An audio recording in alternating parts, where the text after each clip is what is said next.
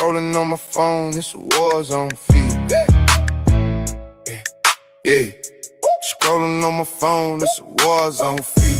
Scrolling on my phone, it's a war zone feed. Yeah, everybody got smoke, ain't nobody read. Let's spoon big in, pull up in the cut, bring that porch talk, flip the whole script up. Timeline full of parrots, they just quote the screen. Heard a podcast once, now they think they dean. Hate on every topic, never touch no scene. Typing like a killer in they mama jeans. YouTube scholars, all cap, all clips. Thumbnail face, same pose, same lips. Cloud chase tragedies, dance on the pain. New outrage every week, same old game. X-post hitting, I just drop, let it burn. Quote, tweet, pressure, make a hater unlearn. Space is full of weirdos, trying to own folks. Couldn't own their rent, but they own fake quotes. Be in on the porch, I'm slicing every tape. The spoon in the cut, bring hate to the gate. I'm slow in the brain, real weak, all fake. Two wings, same bird, just picking at the plate. Post on XB5, 8 screens, all shake. IG full of thirst, all filter, no faith. Talk big online, in real life they break. Big in on the porch, I'm slicing every tape, every tape. Chat talk crazy, never show they face. Argue about lies, they ain't never had to chase. Keyboard thugging, trying to push they brand, still begging for a light from a body count stand. Fake ally dreams, they just farm them clicks.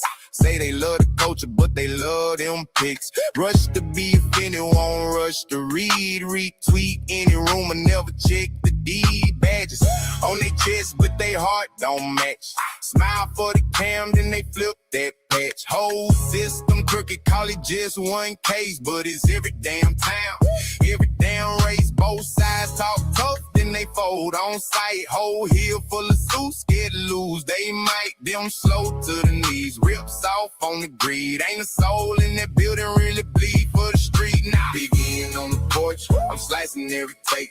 The spoon in the cut, bring hate to the gate. Them slow in the brain, real weak, all fake. Two wings, same bird, just picking at the plate. Post on XB5, 8 screens, all shake. IG full of thirst, all filter, no fake. Talk big online, in real life they break. Big in on the porch, I'm slicing every tape. Scroll, doom in the glow. Scroll that, cap, that's all they know. All that, taught it talk, came back, that show. Big in, cut through, slice that flow. Big in on the porch, I'm slicing every tape. The spoon in the cut, bring hate to the gate. Them slow in the brain, rep weak, all fake. Two wings, same bird, just picking at the plate. Post on XB5, 8 screens, all shake. IG full of thirst, all filter, no faith. Talk big online, in real life they break. Big in on the porch, I'm slicing every tape. Every tape.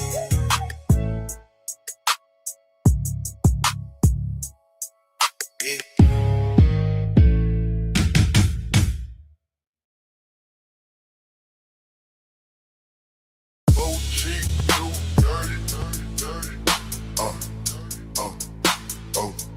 OG do dirty, John the Baptist, Lord ADS, OG do dirty, Lil Spoon with the big end. Yeah, we back on that porch talk. Porch talk, trunk knock, whole block lean. Say anything, everything, nothing in between. Scrolling through the lives on the left blue screen. Everybody gangsta in they phone routine. Porch talk, trunk knock, whole block no. If you hit the panel, just a hoe. You can go from the 2 to the X crooks running that show, but we still press play, let the real unfold. OG do dirty, got the cup, half mud, half flame. Talking about the old heads running up, bang back, when you really had to move it on the low. Not post your little play for the live stream glow. John the Baptist on the rail trying to say these folks. Quote a verse, then he laugh, crack everyday jokes. Call him holier than thou when he kill that vibe. But when trouble really hit, he the first outside. Porch talk, drunk knock, whole block lean. Say anything, everything, nothing in between. Scrolling through the lines on the little blue screen. Everybody gangsta in they phone routine. Porch talk, drunk knock, whole block no. If you hit the panel, just a hoe. You can go from the book to the big, both keep us bold. Either way, when we speak, we don't fold. No, they is in the corner, eyes low, too wild, bragging on his nights like a fool last child, chasing all the poison. Call it love, call it lust. Whole crew shake they head, say he doing too much. The phone with the big end slide up, no cap. Say he killing all lanes, they addicted to the app. He invested in the grind, they invested in the fake. He the reason that the comments say this real, we'll wait. YouTube rumors, express, Facebook fights, rumble rants running long past midnight.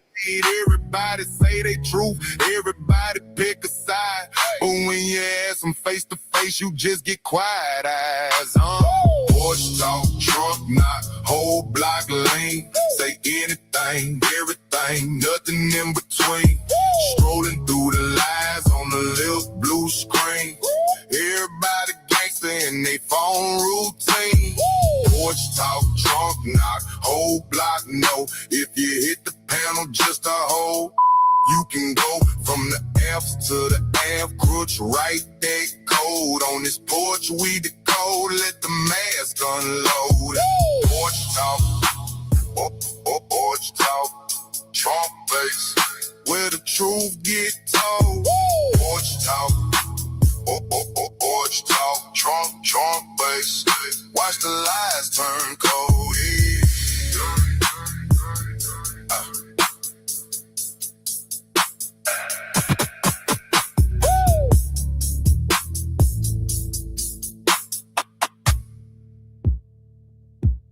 She do dirty, dirty, dirty, dirty, dirty. Slow sit, hot wind, same chair, same grin. Yeah, ice melt in the red cup, whole block know what's up. On the porch with the black sun bleach paint. OG Dirty talking about a scheme that ain't. John the Baptist dropping tape like they can't fail. We all looking like, bro, you gonna hell. Hold up, little spoon, naked leg, Uncle Tom stirring up thoughts, saying wild little things that the church don't talk. He like, free your mind, they gon' hate that part. Crew laugh hard, but it still hit hearts. Ash in the bottle, smoke curl in the dust. We talk trust, talk lust, talk God, talk us. Talk food stamps, trap 9 to 5s in the judge. Talk you still mad, yeah, but I still. Conversations on the porch, where we bless, where we scorch. Every subject get torched, every soul get.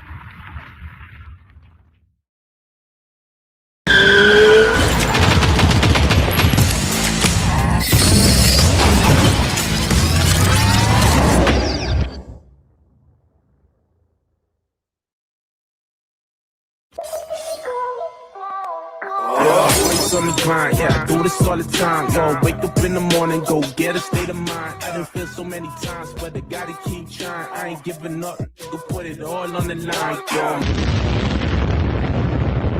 What is the deal?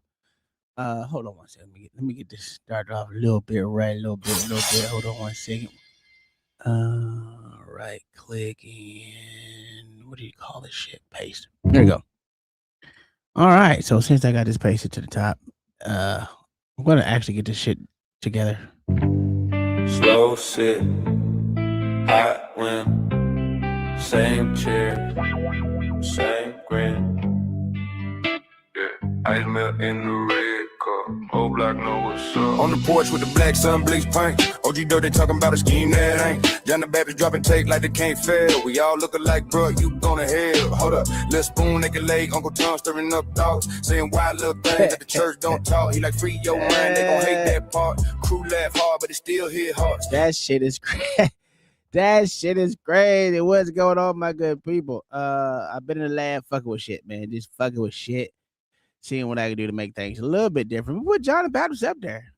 You put John about, you know what? He has been a staple of the show, so you might as well give him some accolades. And he's always coming up here and doing what he got to do. Longest intro ever. It was, listen, what do you mean the longest intro ever? That wasn't, I stopped it. Just stop it. But that will be an actual intro for Thursdays. Instead of going to mine, it'll go to that one. Matter of fact, let me make that screen right now. Let me see to Thursday. How you spell Thursday?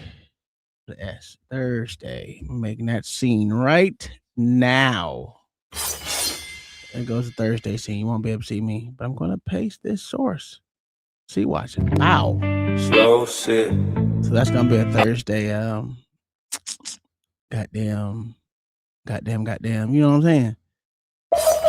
Nope, wrong. Always on the grind. Yeah, I do this all the time. So wake it off and stop playing. Okay, but yeah. That's, oh my God. That's what's going to be on Thursdays. How are y'all doing today? You know, I got a little debauchery before we, we're going to talk about it. And I thought it was going to be something. I heard about it. Me and my wife talked about it, and we didn't give it the whole heave ho, but we thought it was pretty interesting. I don't know about y'all, but did y'all hear about old Gucci Mane getting kidnapped in January by one of his own artists? Walked up in that bitch, said lay down or get down and lay down. You know, I don't think he snitched. Did Gucci Mane snitch? That'd be the question of the day. Did Gucci Mane snitch? Or did they snitch on themselves, consider they had their watches and every damn thing else, and they posted on the goddamn on the damn internet. They pointed on the internet. You know what I'm saying? But yeah, I kind of figured we'll walk into that, talking to that before we get into something else. You know, OG, you hear my good sir? Going once, going twice, sound like he's probably outside smoking or doing whatever he do. He smokes in the room, but hey, maybe rolling up or something. But hey, we are out here and we're gonna talk about this Gucci Mane getting kidnapped by one of his own artists and help him get him unsigned from him at gunpoint. And one of the people got choked out. I was probably his security guard. Almost got choked out unconscious. I thought it was something. So Gucci Mane got arrested, I think. Yeah, Gucci Mane got arrested, dog. Not Gucci Mane. Pooh Shiesty got arrested. Yeah. That shit crazy. But I think it will be something that motherfuckers don't want to listen to. Motherfuckers ain't talk about. I don't know if they talked about it, but they did. We're gonna talk about it today. All right. So let me get started with this one over here today. Start it up. Hey. Oh. I got the retards in the back.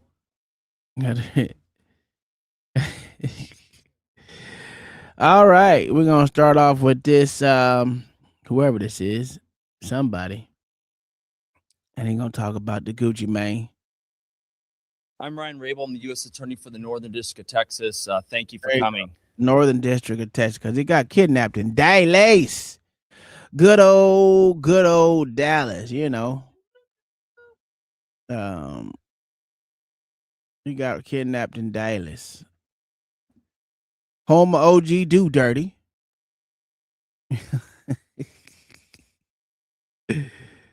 Oh shit! Hold on, I gotta fix this. I am totally wrong right now. What is going on? Let me see the rest of these damn things. And nigga got kidnapped in Oak Cliff. Y'all ain't know that, but I'm just letting y'all know that right now. He got kidnapped in Oak Cliff. This week, 9 individuals, including well-known musical artists, kidnapped and robbed at gunpoint numerous victims at a music studio in Dallas, Texas. 8 of the 9 were arrested yesterday in Dallas, Memphis, and Nashville.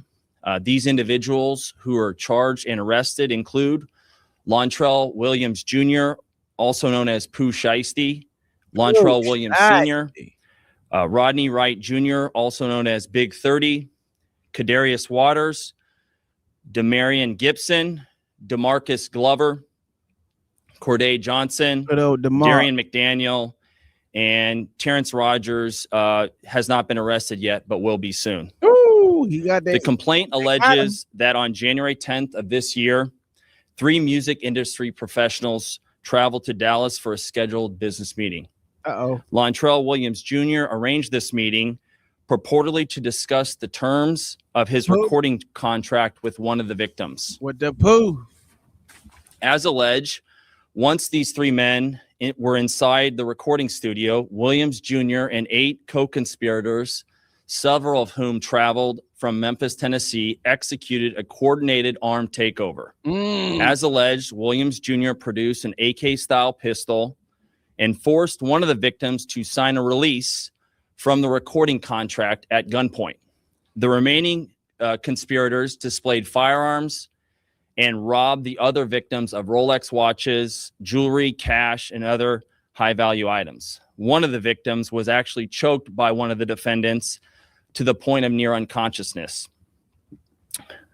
Defendant Wright barricaded the studio door with his body to prevent the victims from escaping.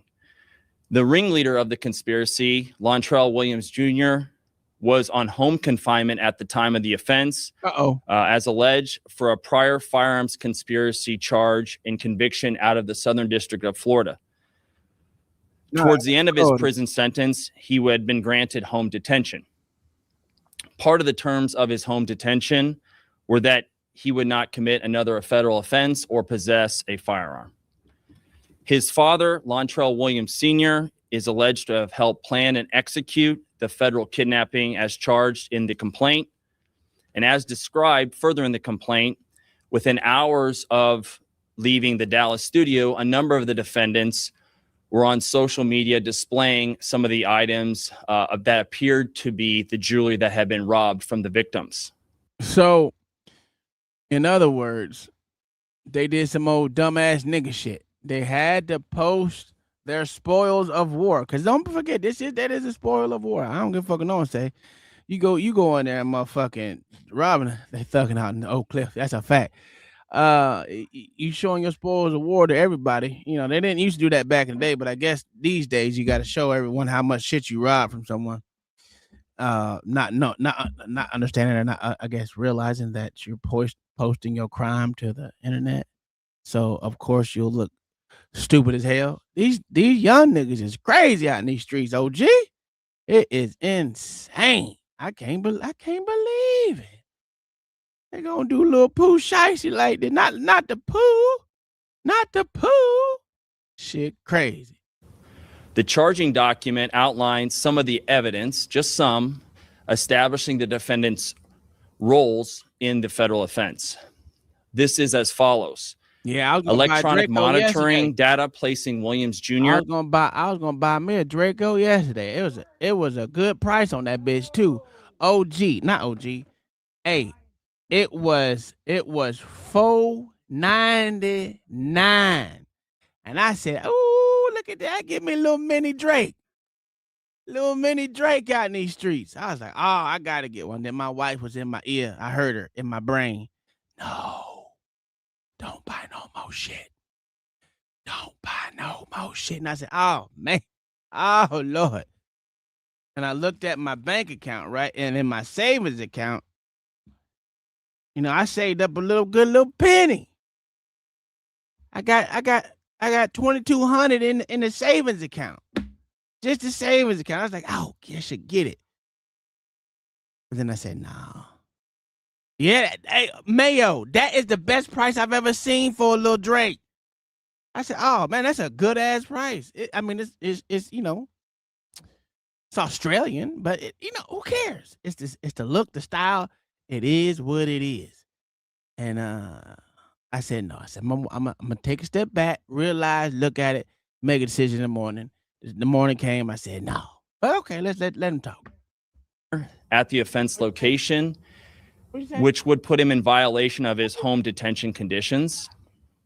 Cell phone records and license plate reader data corroborating the coordinated travel of multiple defendants from Memphis, Tennessee to Dallas. Rental car records confirming Williams Sr. rented a vehicle that was used by the group. Surveillance footage from the offense location, a nearby office supply store, and a hotel where several of the defendants stayed following the offense. Fingerprint evidence as well that was recovered from the crime scene, matching at least two of the defendants. Social media posts by defendants displaying what appears to be stolen property just in the days following the offense. Greyhound bus records confirming the travel of multiple defendants from Dallas to Memphis the day after the offense. In this case, came to Dallas to conduct legitimate business, and they were met with firearms and violence as alleged in the charging document. This case should serve as a warning to others who believe that using violence and intimidation tactics to rob others in our community is a viable way to conduct business. I'm here to say that it is not, and that if you choose to do this, we will, together with our law enforcement partners here and the other ones in the Northern District of Texas, will bring you swiftly to justice. I want to thank the FBI Dallas Violent Crimes Task Force, the FBI's Memphis Resident Agency and Nashville Field Office, the Memphis Safe Task Force, the Dallas Police Department, the United States Attorney for the Western District of Tennessee, Michael Dunovit, and AUSA Greg Wagner, the U.S. Attorney's Office for the Eastern District of Texas, my dear friend and colleague, Jay Combs, and the U.S. Attorney's Office for the Middle District of Tennessee, including my colleague Braden Busek, for their outstanding contributions in this multi-jurisdictional investigation and prosecution. I'd also like to highlight the extraordinary work. None of this happens without the extraordinary work of our AUSAs in this office, and I'm here to say we have the best AUSAs in the entire country. That includes AUSAs Robert Withers, Claire Demers, and my violent crime chief, Jeremy Fugate. This case really underscores the importance of standing up for crime victims, no matter who they are or where they come from, and the incredible collaborative, investigative partnerships that we have, not only in the Northern District of Texas, but across the country. And we are all working together to make our country safer.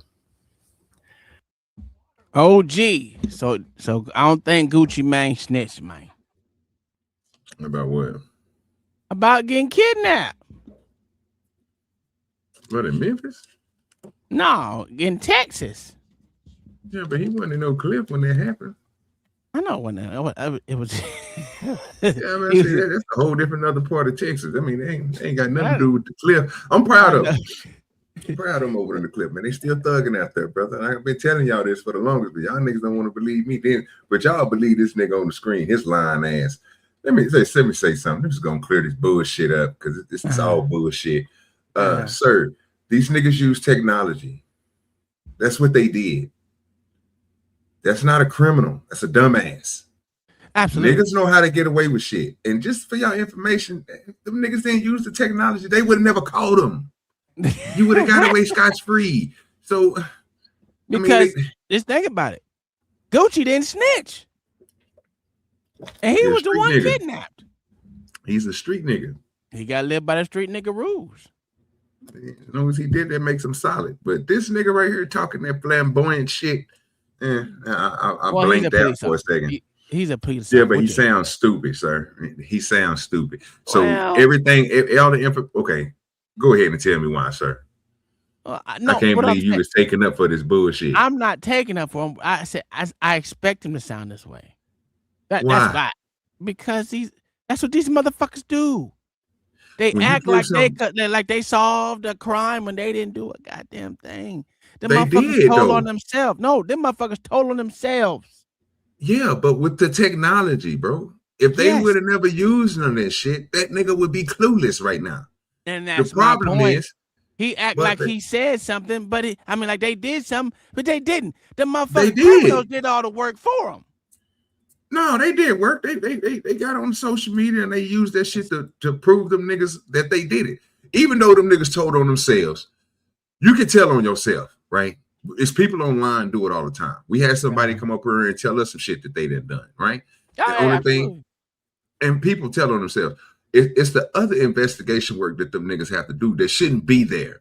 If you don't give out the information, if you don't use this technology that these niggas are so-called using to lock your ass up, they will be in disarray. They won't know. But the stupid people in the United States, yeah, bro, these stupid people up here, bro, they want to use the technology. Why would you do anything why would you not leave Memphis without nobody knowing that you was heading somewhere else? Oh. That's stupid. You probably was calling folks using your cell phone. They use all type of you know what I'm saying? The triangle. Yeah, you know what I'm saying? I don't know about the cracker shit. I don't care too much about that. I said, what is it? Trackers. I said trackers, which is the tracker. I thought you said crackers. I was about to say, I don't care too much about the cracker shit. They ain't got nothing to do with me. But the trackers and shit, I'm gonna be honest with you. They can't use a tracker on you, sir, unless they know you committed a crime or they got somebody looking at you. It's not. So if I go to the police department right now and tell them somebody did something random that's not on no cameras, no footage on no phones, no nothing, it was in a certain area, the first thing they're going to try to do is try to ping who was all in the area. So the first thing you get rid of is your cell phone. So they can't ping you to be in no location. You got to start doing stuff incognito. You don't go to paper because paper don't work. You use your brain. It's called memorization. So that way you can find your way around things and get away with certain things. It's just people are just stupid. I think they did a good job because these niggas literally gave them niggas the information that they needed to lock their ass up. But they just wasn't smart. That's all it is. How did they look, Mayo? How they look on social media for stolen property? They look stupid as fuck. But they had their little 5 minutes of fame. It don't even make sense. First off, the nigga y'all robbed from me, y'all was on a label. It wasn't hard. This is the dumbest crime ever. At least the motherfuckers who did that goddamn what the nigga with the rainbow hair, Tekashi 6ix9ine shit. That I thought that was stupid. But at least. What? I have to disagree with you. You taking it a little bit too. You taking it to a little bit of extreme point. This is not really a dumb crime at all. It was. The only reason why you keep on saying it, no, sir. The only reason why you keep on saying it's dumb, sir, is because the niggas put the information out there. That's what I mean. That doesn't make it a dumb crime. I can name you dumb crimes. Okay, go ahead. Oh, easy dumb crime is sneaking a gun inside of a courtroom. Oh, yeah. Easy dumb crime is selling crack or meth in front of a police officer. Mm-hmm. To make it even better, you sell it in front of a police station where it's cameras and everything. That's stupid. Well, somebody telling on themselves don't make the crime stupid. It's the details and what they did was stupid. But a crime I can agree would be with again it because they did get out of the contract. They did get out of the contract. And Gucci Mane didn't say a motherfucking thing. So I'm not disagreeing with you on that. I just don't believe it was stupid. I believe that they were stupid. Yeah, that's what I mean. I just think the whole thing will be stupid because you're sitting there telling on yourself. You don't have to do that. This nigga had his own daddy out there with him. And again, I don't think motherfucking Gucci Mane snitched.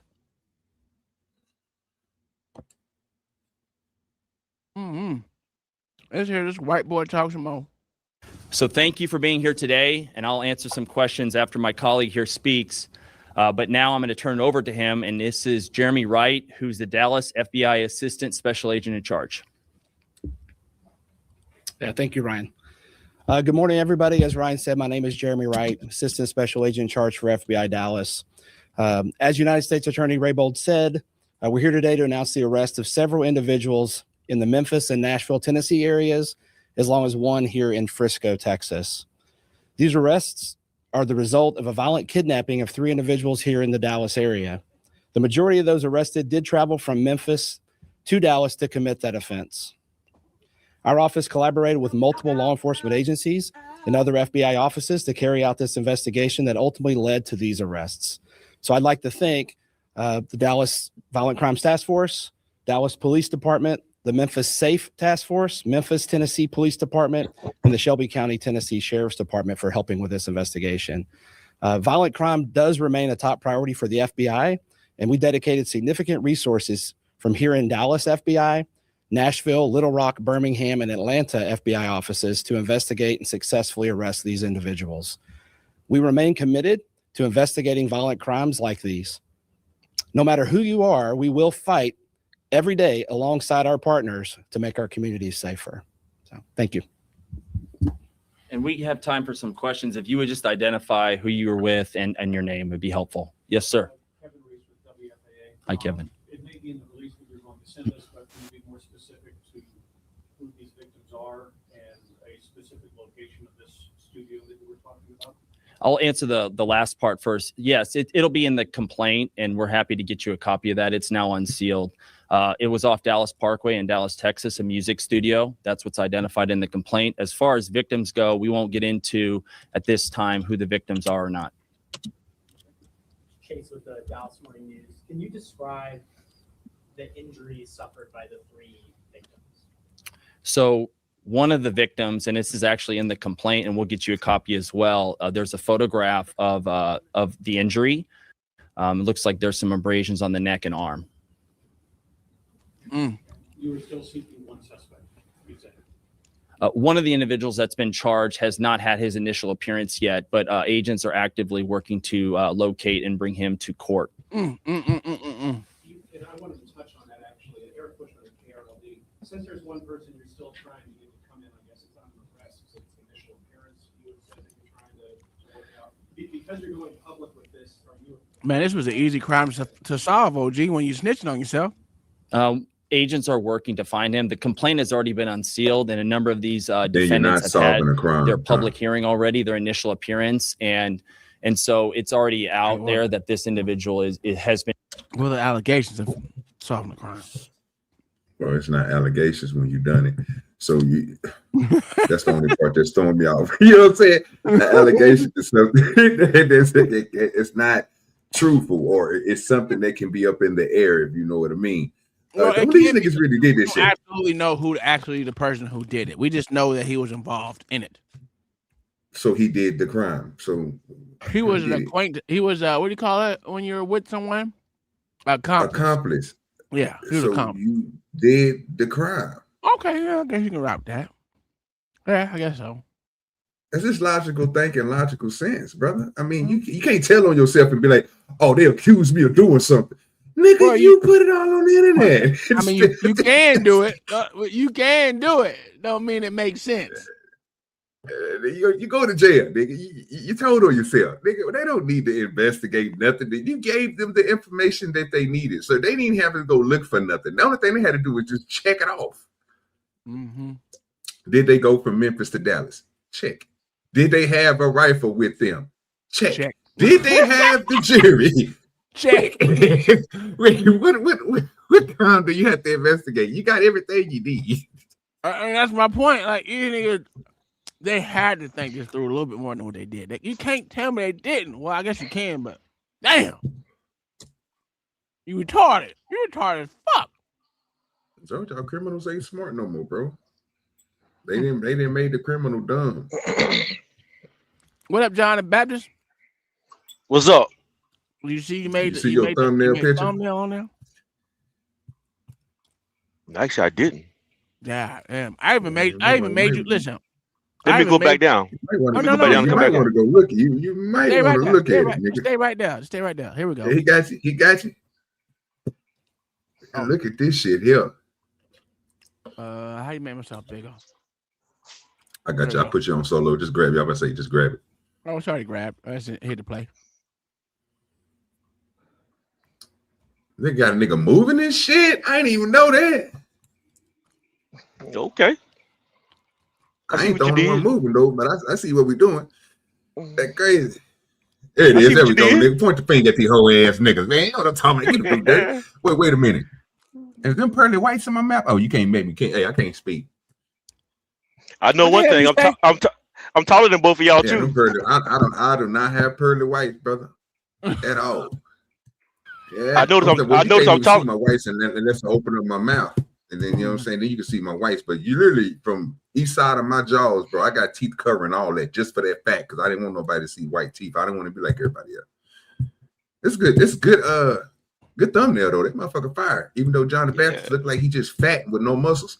That's crazy. I'm taller than everybody too. That's because you're standing up. We're sitting down. Yeah, we're sitting down, sir. You're the same height as us when we sit down. That's crazy. That's crazy. That's crazy that you lying like that. No, for real. I took my picture sitting down. I took mine sitting down too. Yeah, I ain't got my legs showing, bro. I was sitting down when I took that picture. Nah, that's nice though, Tom. You got a nigga mouth moving and shit. I wish they could move on YouTube like that. That'd be fire. Oh, they can. I just gotta put it on YouTube. Oh, so like when you go and you scrolling down and they see us, they'll see us moving. And oh, that's fire. Yeah. You gotta post it as a thing, and then you can grab it and put it up there. Okay, yeah, you might want to do that because I don't see nobody else doing it. Then that way everybody be stealing from you again. Because I ain't seen nobody even think about that. Angry Man ain't did it. Nobody. Anton Daniels ain't did it. I ain't seen nobody ever do that shit. Yep. I can do it. But let's continue. This shit. Where the hell? What the fuck? There we go. Right there. Yeah, but these motherfuckers is dumb, OG. I can't believe. I wasn't even gonna talk about this. I was like, man, let me bring some nigga shit today because this shit is stupid. This shit is dumb. And like you said, they could have got away with it if they just didn't want to, use modern technology to tell themselves in 4K. Okay.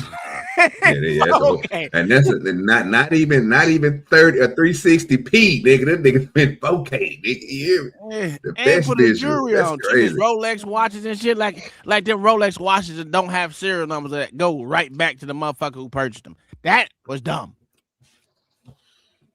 That right there, that can match. Listen, that's one thing that I know about Rolex watches. They go for each person that ordered the motherfucker. It's not it's special to that motherfucking Rolex itself. You know what I'm saying? And that's just dumb to take his shit and do what you want to. Okay, they gonna know. Yeah, they didn't think that shit through, bro. I'm telling you, they didn't. They just did some shit. It's just stupid. Nigga, son and father did the crime together, so they both going to jail at the same time. And they deserve it for being stupid. That is dumb. Oh, gee, you said something earlier. You said they making criminals dumb now. Nah, criminals making themselves dumb. No, they making the criminals dumb. Okay. Let me tell you why they're making the criminals dumb. Okay, so back in the day, bro, when I was growing up, it used to be a lot of criminals that got away with stuff. Mm-hmm.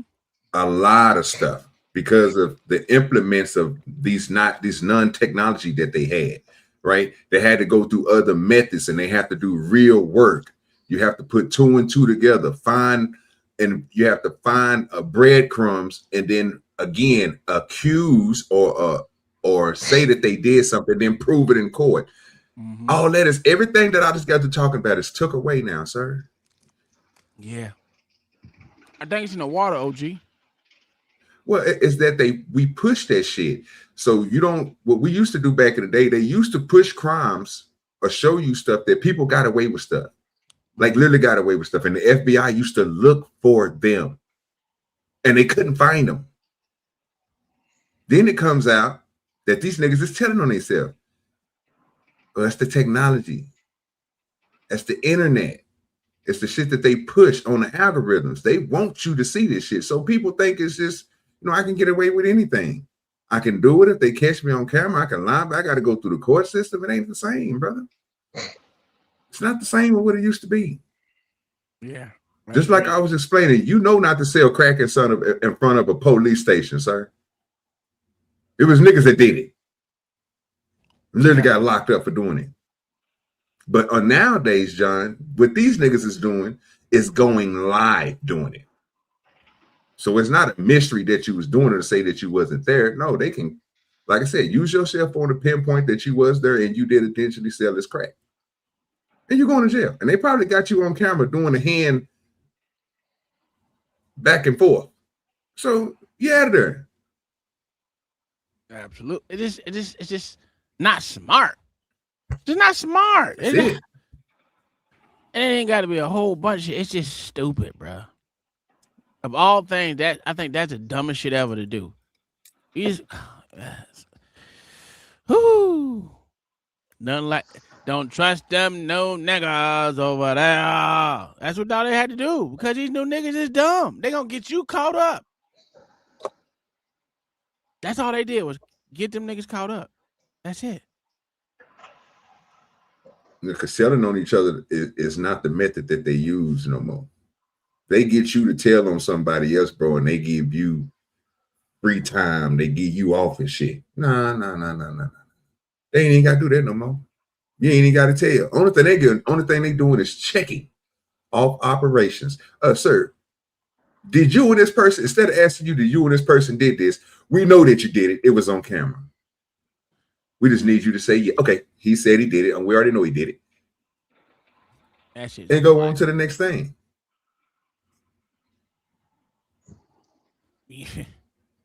Crazy.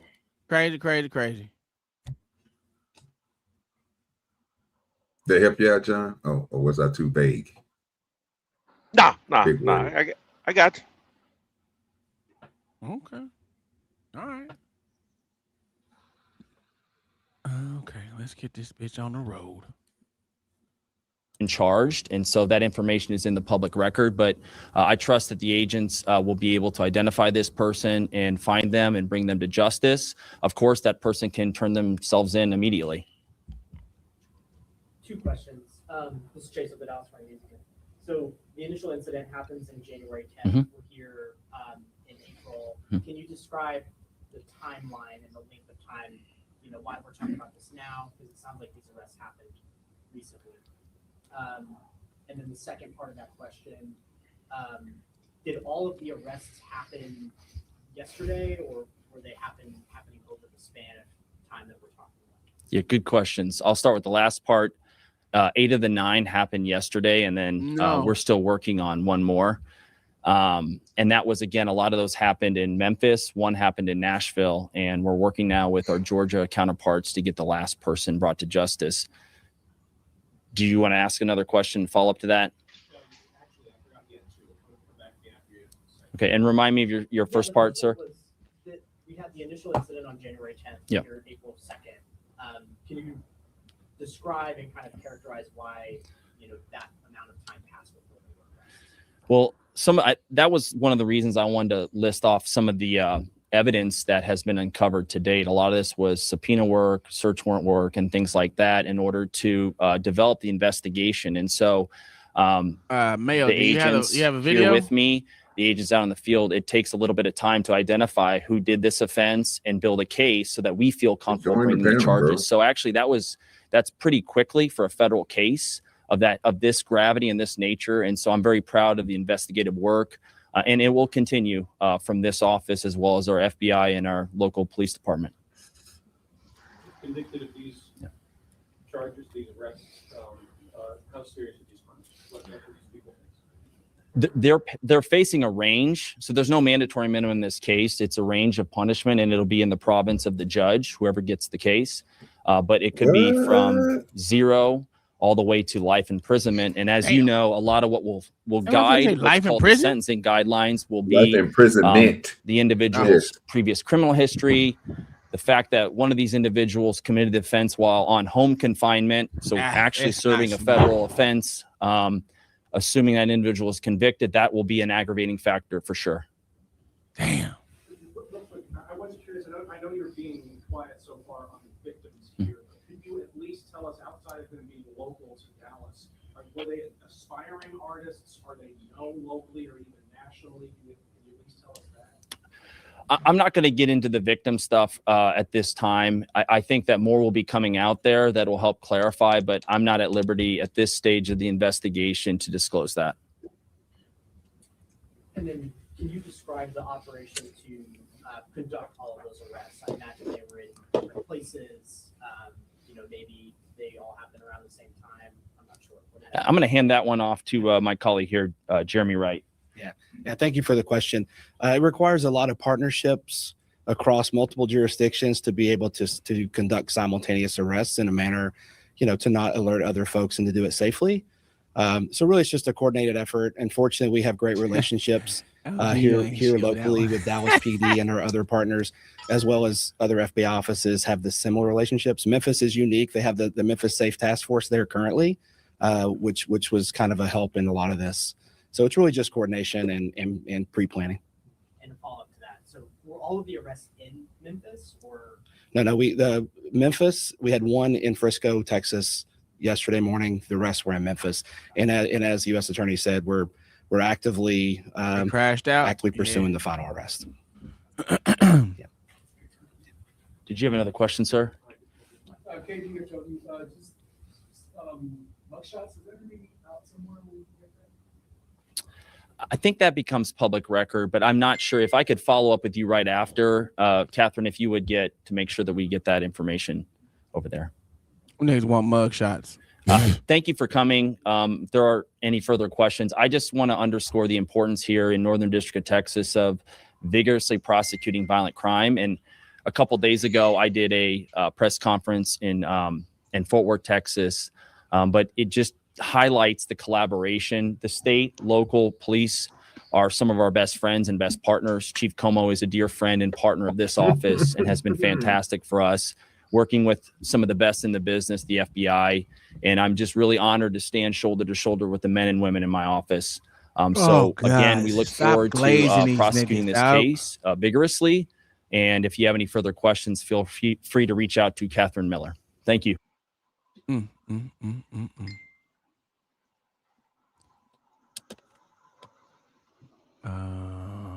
Where's the fucking next button? Oh, there it is.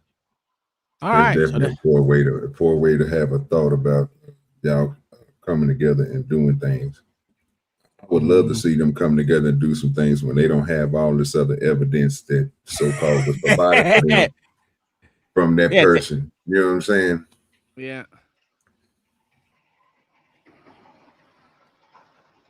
I want to see them really do some work. I don't never see the hate is real. No, like seriously, bro. Like that's exactly what he just got through doing, bro. He just got through taking credit for something somebody else did to themselves. You understand that? Like seriously, that's what that nigga just got through doing. Only thing that he said that they have is after the fact where they did the warrants and stuff. And that stuff is not even the things that they're going to use against them. That's the collaborator story. All the evidence that they need is what I just got through saying, John, that's already been checked out. Them niggas is going to jail. Ain't no zero to no nigga, you gonna be in there for a long time, sir. Why are you talking to me? Because you the one that just said what you just got to. Okay, let me be quiet. Look, I'm on this Obama run. I just want to let y'all, well, not Obama, that Mac run. So you know what I'm saying? It is an indicator. So my mind is like kind of, it ain't like it usually be. So I'm just gonna go on mute and let y'all niggas have it, and then I hop back in when he played that. Shit. I was mentioning. I was talking to you when I said that. I got you, OG. I already got it. I was like, I was gonna take a little quick gander at this shit right here, as it came across it said he responded to this shit. So I wanted to hear what he had to say because everyone now that I'm looking saying that he was a snitch. Not Gucci man snitching out in these streets, though. He told, huh? Savage response. We got to break down how we even got to this point. How did a mentor-student relationship turn into one of the most disrespectful betrayals in recent hip-hop history? Stay locked in because this whole situation is way deeper than y'all think, and Gucci's response just made it even more personal. Let's start with the basics, fam. Gucci Mane been a legend in this game for over 2 decades. This man helped create the whole trap music sound that runs hip-hop today. From his early mixtapes to building 1017 Records into a powerhouse, Gucci's been discovering and developing talent that goes on to dominate the charts. Now, Pooh Shiesty, real name Lontrell Williams, came up in Memphis, a city that's always been known for producing some of the hardest rappers in the game. Before he ever touched the mic professionally, Pooh was already moving different in Memphis streets. His name was ringing bells for all the wrong reasons, but that street credibility would eventually become part of his rap appeal. The young Memphis rapper had that raw, unfiltered energy that reminded people of early Gucci Mane. He wasn't trying to be pretty with his bars, he was telling real stories about real situations, and that authenticity was exactly what caught Gucci's attention. But here's where it gets interesting. Pooh Shiesty wasn't some unknown kid when Gucci found him. He already had a buzz in Memphis, already had people talking about his potential. What he needed was someone with the industry connections and experience to take him to the next level. The story of how Gucci Mane discovered Pooh Shiesty is actually pretty wild. Word is that Gucci first heard about Pooh through street connections. People who knew both the music game and the street game were telling Gucci about this young cat from Memphis who had bars and credibility. When Gucci finally heard Pooh's music, he knew immediately that this was someone special. The raw talent was undeniable, but more than that, Pooh had that authentic street perspective that you can't fake or manufacture. In a game full of industry plants and manufactured personas, Pooh Shiesty was the real deal. The signing process wasn't some long, drawn-out negotiation. When Gucci wants someone on his team, he moves fast. He reached out to Pooh directly, and the conversation was straightforward. Gucci saw the potential, Pooh needed the platform, and 1017 Records needed that Memphis energy. For Pooh, signing with Gucci Mane was like hitting the lottery. He went from being a local Memphis artist to being part of one of the most respected labels in hip-hop. Gucci didn't just sign him. He took him under his wing, gave him access to top producers, and put the full weight of 1017 behind his career. The early days of their relationship seemed perfect. Gucci was the veteran mentor, Pooh was the hungry student, and together they were making music that had the streets and the industry paying attention. Nobody could have predicted how this story would end. But then life happened. Pooh Shiesty caught a federal case and ended up doing time, which put his career on pause right when it was starting to take off. Popular rapper arrested. He's accused of shooting a security guard at a South Florida gentleman's club and will remain behind bars. A judge denied bond for 21-year-old Lontrell Williams. And it lands a rapper in jail. 7 Sheldon Fox with the exclusive. Rhode Island says you're wanted with Mr. Williams. You were arrested for pursuant to an arrest. For most artists, this would have been the end of the story. But Gucci Mane isn't most label owners. Throughout Pooh's incarceration, Gucci kept his name alive. He would mention him in interviews, post about him on social media, and make sure people didn't forget about the young Memphis rapper. This kind of loyalty from a label boss is rare in the industry, and it showed how much Gucci believed in Pooh's potential. While Pooh was locked up, the hip-hop landscape kept evolving. New artists emerged, trends changed, and the game moved on. But Gucci made sure that when Pooh came home, he would still have a place in the industry. The anticipation for Pooh Shiesty's release was real. Fans, industry insiders, and fellow artists were all waiting to see what he would do with his second chance. Gucci had kept the door open, but it was up to Pooh to walk through it. When Pooh finally got released, Gucci was one of the first people to welcome him home publicly. The Instagram post was genuine, Gucci expressing how proud he was of his artist and how excited he was to get back to making music together. But something had changed during Pooh's time away. When he came home, instead of immediately reconnecting with Gucci and 1017, Pooh started gravitating toward Memphis connections, specifically toward Yo Gotti and CMG. Now this is where the story gets complicated, because Yo Gotti and Gucci Mane have serious history. We're talking about a beef that goes back years and involves some very personal issues. The beef between Gucci and Gotti isn't just about music.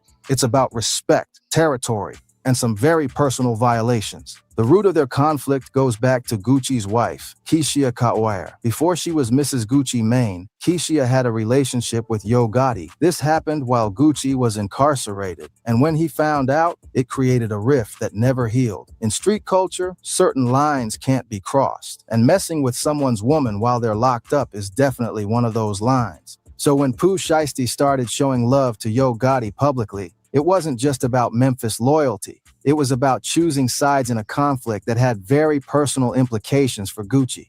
Every time Pooh posted about CMG or showed up at Gotti events, it was like a slap in the face to the man who had kept his career alive. The Memphis connection was strong, though. Pooh was from there, his family was there, and Yo Gotti represented hometown success in a way that Gucci, as an Atlanta artist, never could.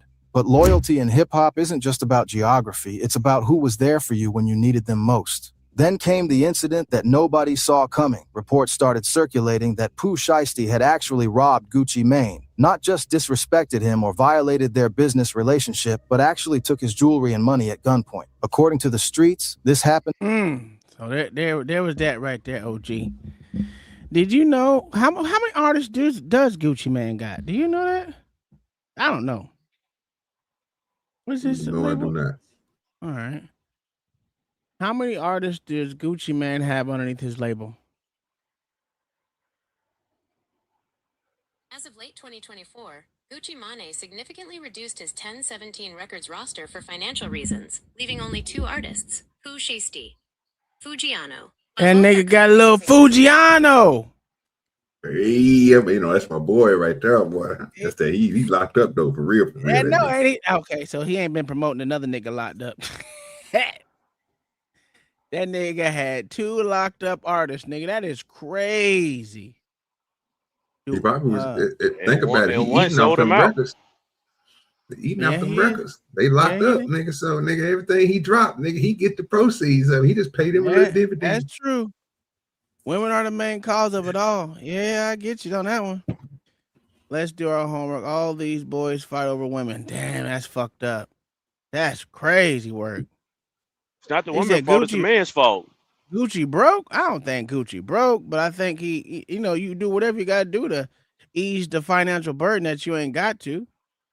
You know what I'm saying? Especially with them niggas being locked up. Why would I promote you like the way you like I did with this nigga? While you locked up, you don't come home and be a bitch ass nigga. Well, I wouldn't call him bitch ass nigga because he just a dumb ass nigga. That's more better than bitch. He dumb ass nigga. It's good with no chasing.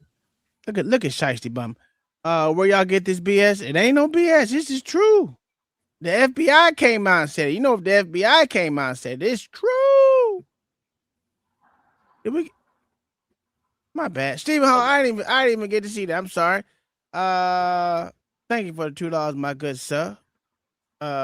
Always giving to the show, my good sir. Where we at? Yes, sir. We can't rest in peace. Rest in peace. Thank you, my good sir, for donating to the show. Yeah, me personally, I just don't understand. I mean, I get it, but I don't think he broke. I know he learned how to not live on a high budget while he was in prison. So I'll give you that.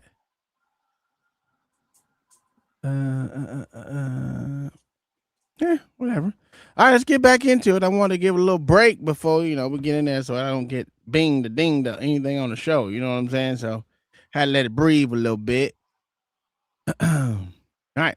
During a studio session in Dallas, the story goes that Pooh and some of his people were in the studio with Gucci when things got heated. Whether it was about money, respect, or the ongoing tension over Pooh's Memphis connections, the situation escalated quickly. The details are still murky, but multiple sources confirmed that Gucci was forced to give up his watch and wedding ring. For someone like Gucci Mane, who's been in the streets and the industry for decades, getting robbed by his own artist is the ultimate disrespect. What made it even worse was that this wasn't some random street robbery. This was a calculated move by someone Gucci had trusted, someone he had invested in, someone he had treated like family. The betrayal cut deeper than just the financial loss. The fact that Pooh's people were involved made it clear that this wasn't a spur-of-the-moment decision. This was planned, which means Pooh had been thinking about violating Gucci for a while before he actually did it. For Gucci, this had to feel like the ultimate betrayal. He had kept Pooh's name alive during his incarceration, welcomed him home with open arms, and this was how he was repaid. Now, here's where Gucci showed why he survived in this game for so long. Instead of responding with immediate violence or going on social media with emotional rants, Gucci made calculated moves that spoke louder than any diss track could.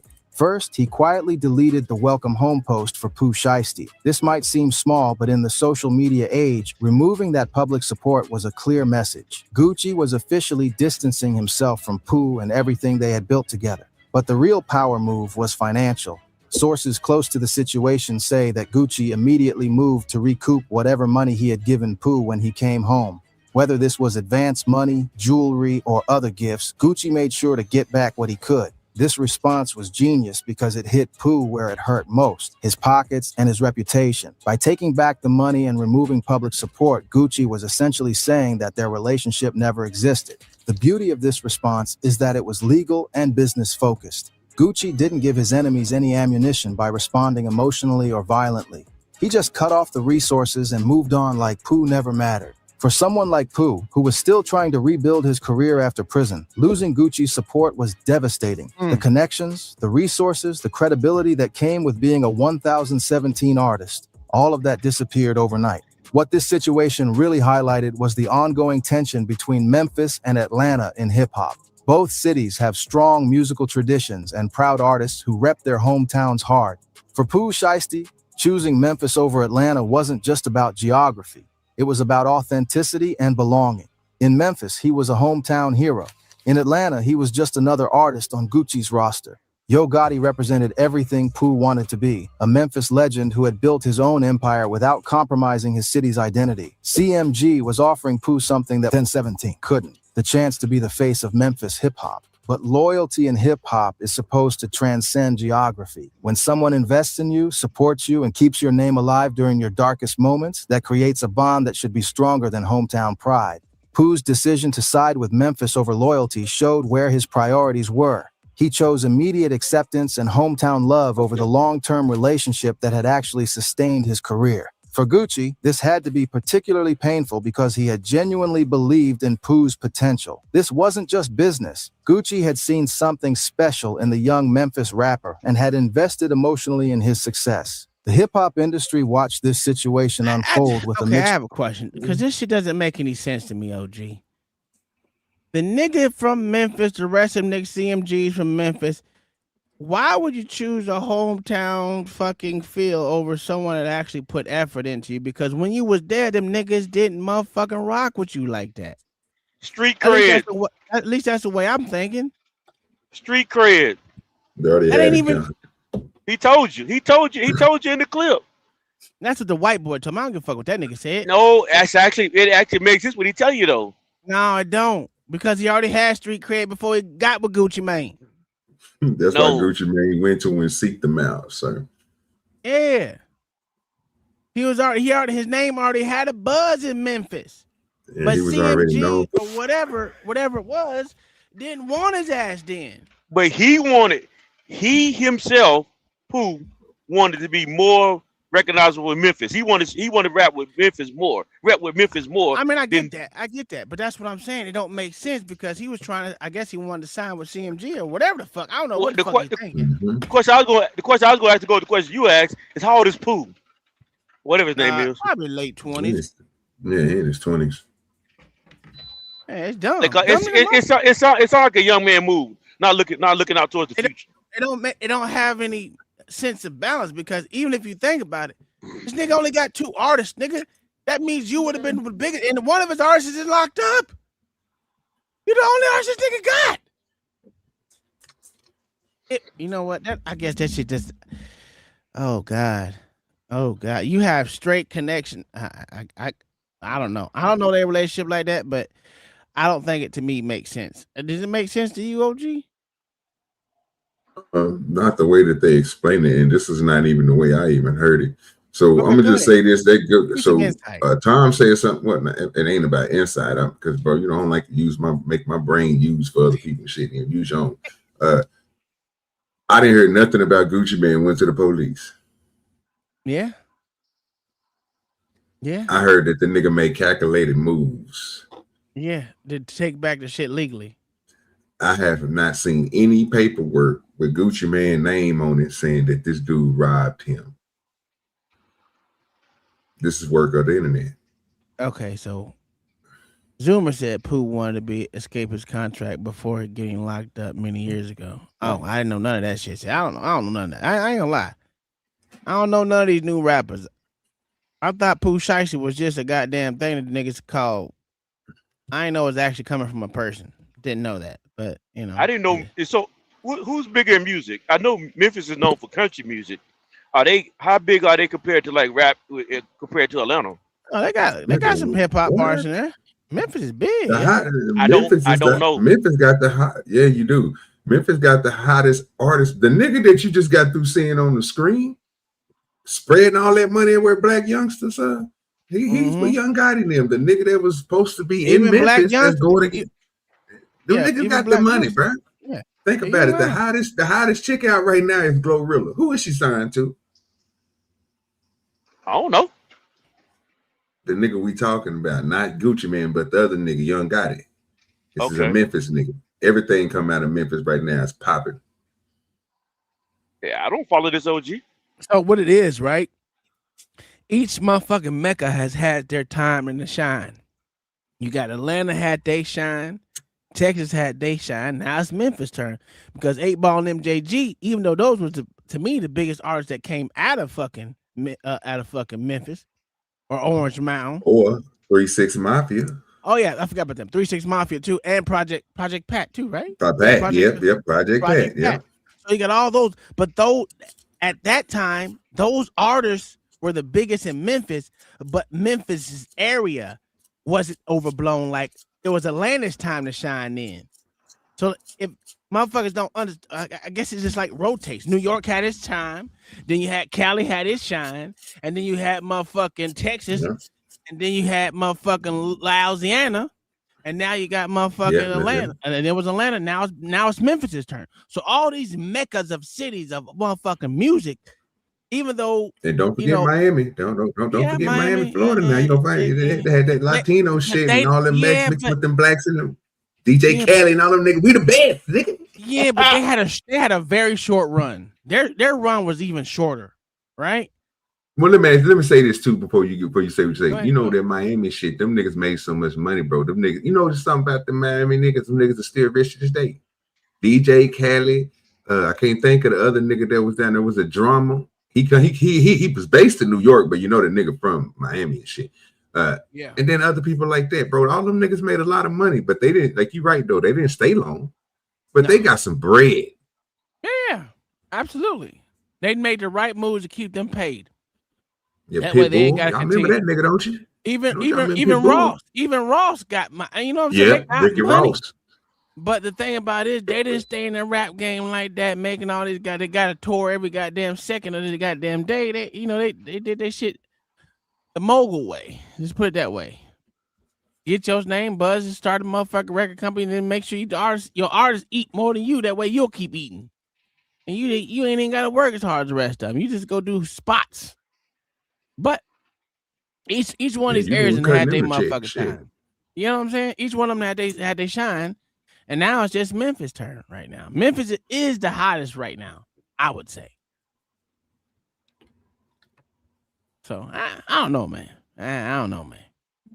This shit's still weird to me though. But that's just to me. I don't do well with disrespect like that. I ain't gonna lie to you. So look at this nigga. Y'all say Memphis is? Oh, go ahead. Y'all fire me and hire John Old Cripple. No, you quit, nigga. Yeah, I'm about to say, nigga, you still supposed to be on payroll, nigga. I don't know where the fuck you at. Matter of fact, why are you not up here, sir? Yeah, you supposed to be on payroll with the nigga. Black, nigga. You black, nigga. Hey, we got this nigga whole face moving. Yeah, your ass ain't even there. Yeah, I could have had your face there moving too. But yeah, I mean, I don't know, man. I just think it's I don't like this loyal motherfucker. He's supposed to be here too with his old ass. Nigga, he sitting in the chat. Yeah. It's just that disloyalty kills me, dog. P. Diddy make money off of Biggie? Yeah, he did. Yeah. All of them make money off the motherfucker. Hey, these motherfuckers can't wait till they artists die because they know they're going to make money. They ain't got to pay these motherfuckers. Think about it. If one of their artists died and they big at the time, ooh, it's money hand over fist. Yeah, because everything that they do is they own. So they can sell your shit, the movies, and everything. Did Diddy take care of Biggie mama and his daughter? They said no.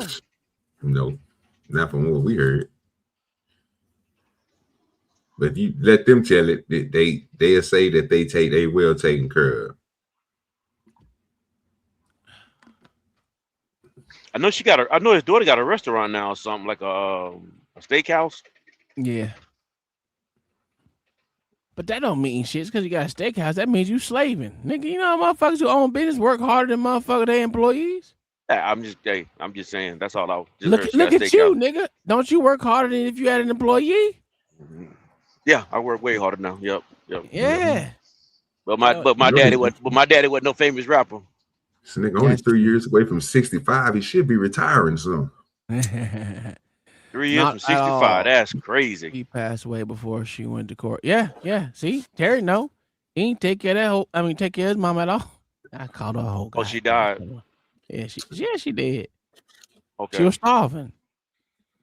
Of shock and understanding. On one hand, Good with robbing your your Lord, mentor yes. is unforgivable. On the other hand, the pull of hometown loyalty is something every artist understands. Other 11017 artists had to be watching this situation closely, wondering if their own loyalty Hold would on. be Let me tested. pause. Gucci's Yeah, there you go. Go ahead.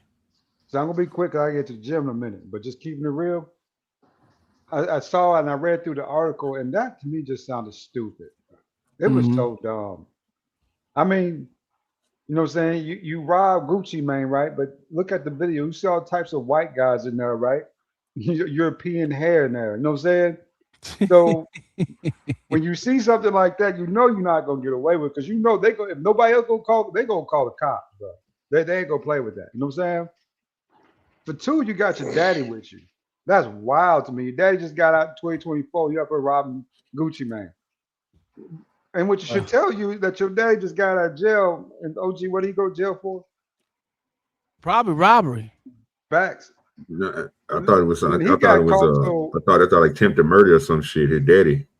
He was in there for a little bit. Yeah, he was in there for a little bit, bro. Yeah, but just the point he got caught with the prisons mean I shouldn't be doing crime with you. Because you a hot spot. That nigga should be sitting down some goddamn where. These niggas is dumb. Your son got money and your son was gonna take care of you regardless. He's supposed to get his hitters, not his damn daddy. That's crazy. Not your daddy. Uncle Tom No, could be the sir. reason why so many rappers go home for life insurance purposes. Yes, that's a fact. Yeah, absolutely. The bodyguards are the police. Yeah. You know, they're the first snitches. Well, they definitely gonna stay out of jail. How many bodyguards have you heard go to jail? Not none. Not even the ones that did that was there for Diddy. You know that's how cold Diddy had. His bodyguards didn't snitch for years, nigga. R. Kelly bodyguards didn't snitch. For years, nigga.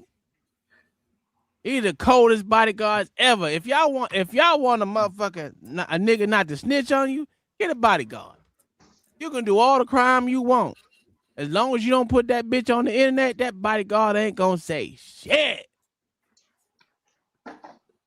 Think about it. Hey, how many bodyguards that went to jail? Why is that? Only one I could think about is, but he left being a bodyguard and became a CEO with Suge Knight. Yeah. That's the only. But he got a different position, so he wasn't a bodyguard. Well, there no is more. one in particular I'm thinking about. I think that was a bodyguard for an actress, though. Yeah, I'll stay out of it because the brother's passed anyway. So Yeah, because remember when they look, I'm gonna tell y'all this. Y'all remember when they was doing that damn Bill Cosby case? Remember when I sat there and said, well, damn, if they gonna get Bill, why didn't get his all the people that was around him? His goddamn bodyguards and all the motherfuckers. Why didn't he get none of them motherfuckers? So you mean to tell me Bill Cosby was able to pick up a bitch that was 200 and something pounds? He ain't do no push-ups. Who you think picked that crazy little bitch up and put in the car? let's just keep it real. I got you, man. I don't. This is back in time. See, a new society. They make groupies into victims. So, but I want to stay away from that, right? You know what I'm saying? I want to stay away from that. But think about this too, Lord. It's to your point, right? The groupies always got fed to who when they didn't get the orders? They got fed all the way down the line, brother. We talking about. There you go. So the security guard was a part of it too, brother. That's what I'm saying. Yeah. That's why Tom is right when he say them niggas don't tell, fam, because they getting some of that monkey too. Look, T.I. had bodyguards, and they snitched on him. They did? Oh, shit. Hey, the thing about it is, they ain't go to jail. OG. You know what I'm saying? You should not be doing dirt around anybody who won't participate. That is bottom line. Oh, he said, OG, who do you think rolled over on Bill? I don't know. At that point, at that point, it wouldn't even matter because they indicated in the crime. Like I said, just think about it, bro. Y'all seen Bill Cosby. That nigga wasn't strong. He wasn't no T.O. You know what I'm saying? He ain't got no muscles. Who was picking these bitches up and moving these hoes around? I don't know, OG. The strong ass niggas. Leonard, remember Leonard 6 when he jumped over that building? Now them niggas might have snitched just to get their ass to what they call that shit, Tom, where they give you leeway for telling on somebody and they indicating themselves in the crime. Informant, yeah. So I can see that, Mayo. I can see them niggas being an informant and not trying to get prosecuted in the shit they was doing. But I know them niggas, man. Come on, man. I know them niggas done passed some bitches down to them niggas and them niggas hitting them hoes. And whatever they doing, the security guard is getting a piece of it. They see everything. Yeah. Have you ever been backstage, OG, when it comes to some of these entertainers and how they work? Yes. Yeah. They only select 2 or 3 of them girls out of 50, 60 of them girls. The rest of them go back out. And then that's when you got the mic guy, the drummer. That's when you got the security guy. All them get pickings too. Out the rest of that little group. That's why all y'all niggas share STDs. Nigga, y'all niggas crazy. This nigga retarded. Fornicators get burnt. Oh. That's a thing. Hold on. You ain't lying. Let me ask this nigga. John. Hey, John. Hey, John. How many times you fornicate before you got married, sir?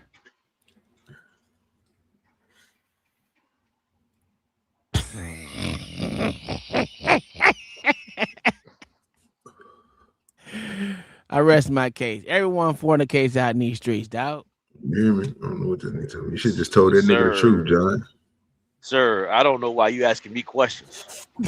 Because you try to be holier than thou, nigga.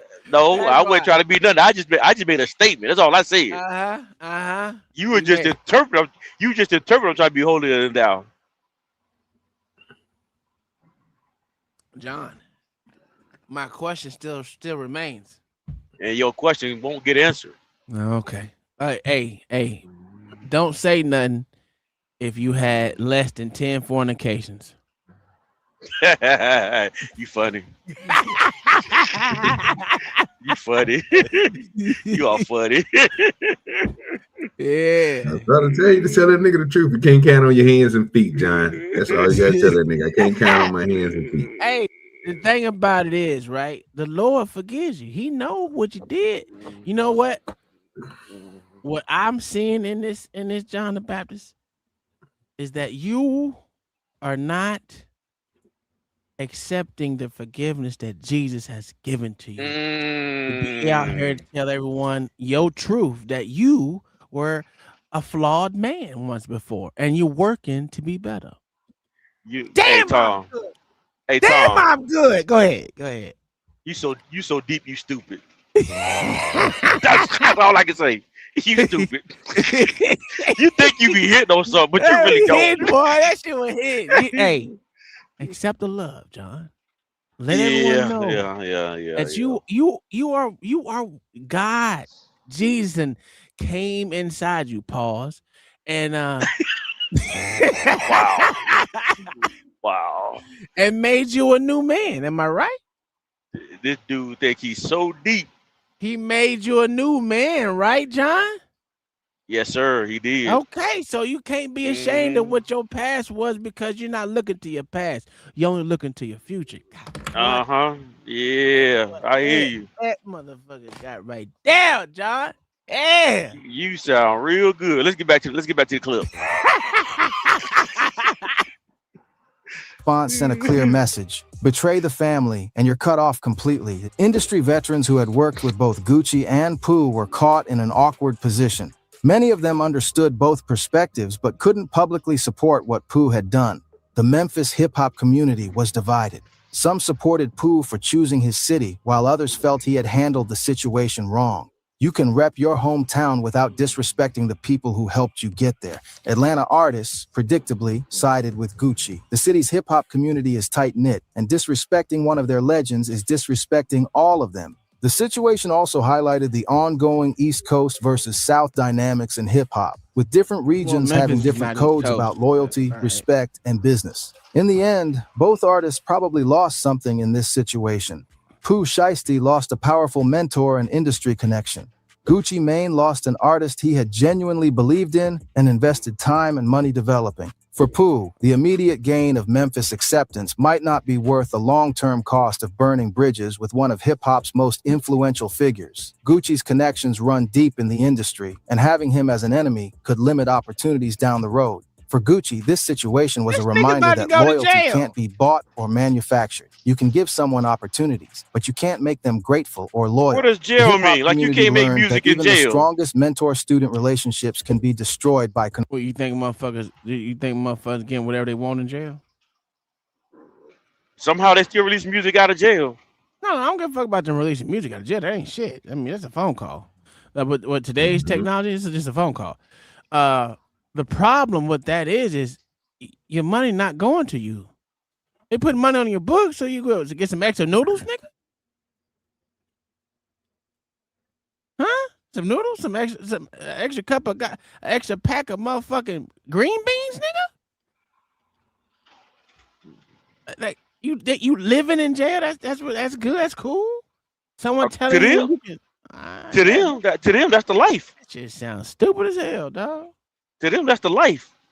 That's They dumb, love it. man. They love being locked up. That shit retarded, bro. I mean, to me, I don't like motherfuckers telling me what to do right now, let alone have a lot of motherfuckers that I can't stand tell me what to do. That's why I got out the army. You just gotta know how to make better decisions. You can't talk about the army like that, John. You're gonna get somebody gonna drop you. No, I mean, some things are true about the military. If you don't like it, you don't like being told what to do. Yeah, the best thing for you was to get out. I would be the first one to tell you the military is not for everybody. It's not. Military was good until I got married and had kids. Man, when they told me I got to go to Korea, I was out.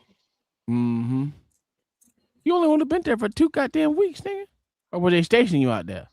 It was for the year.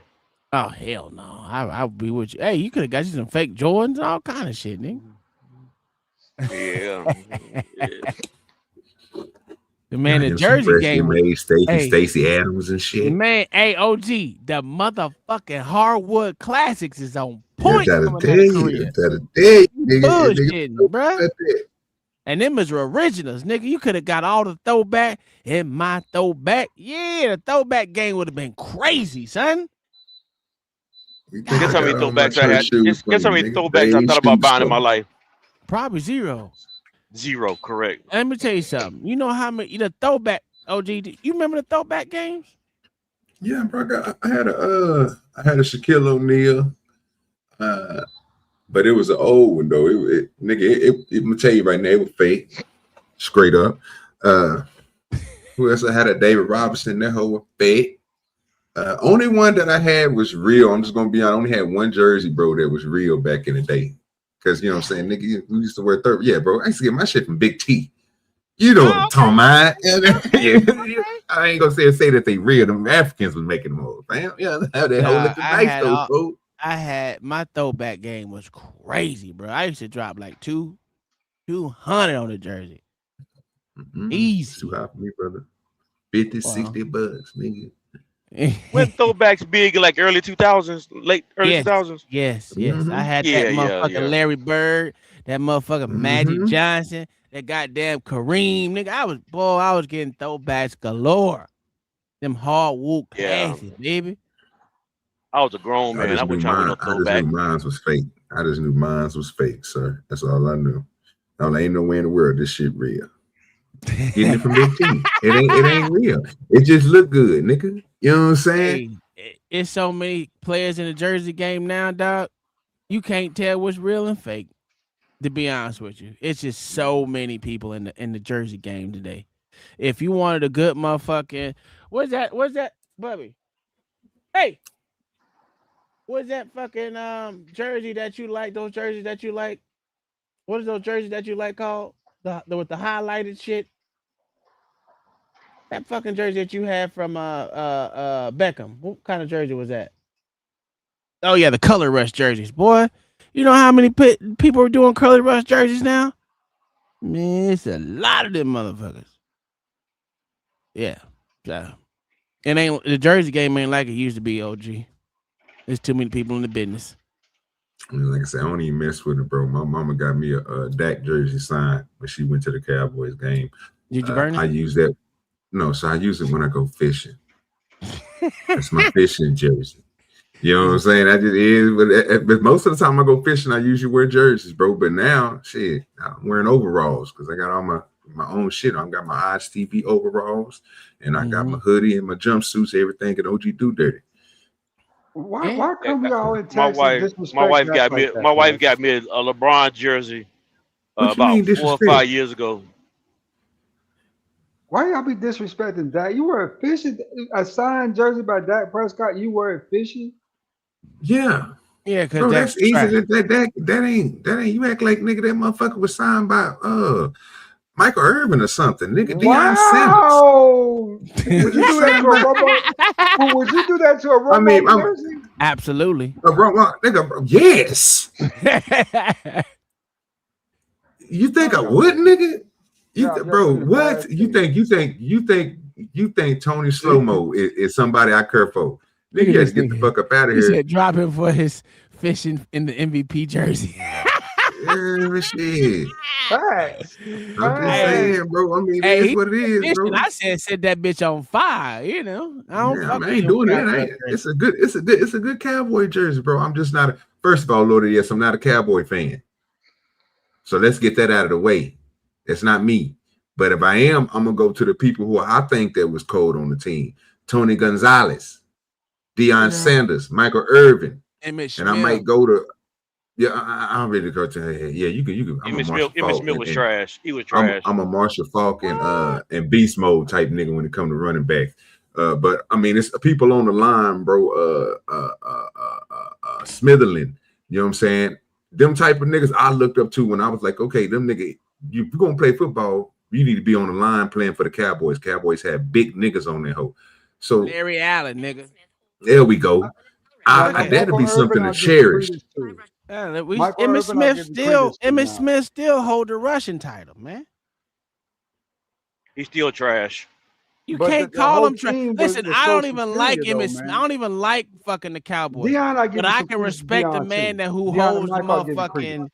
the motherfucking rushing title. He only got the rushing title because Barry Sanders retired. I That's don't the give only a reason fuck. why. He has 3,000 motherfucking more yards than Barry Sanders. I don't give a fuck. Barry Sanders shouldn't have motherfucking retired if he wanted to hold that goddamn title.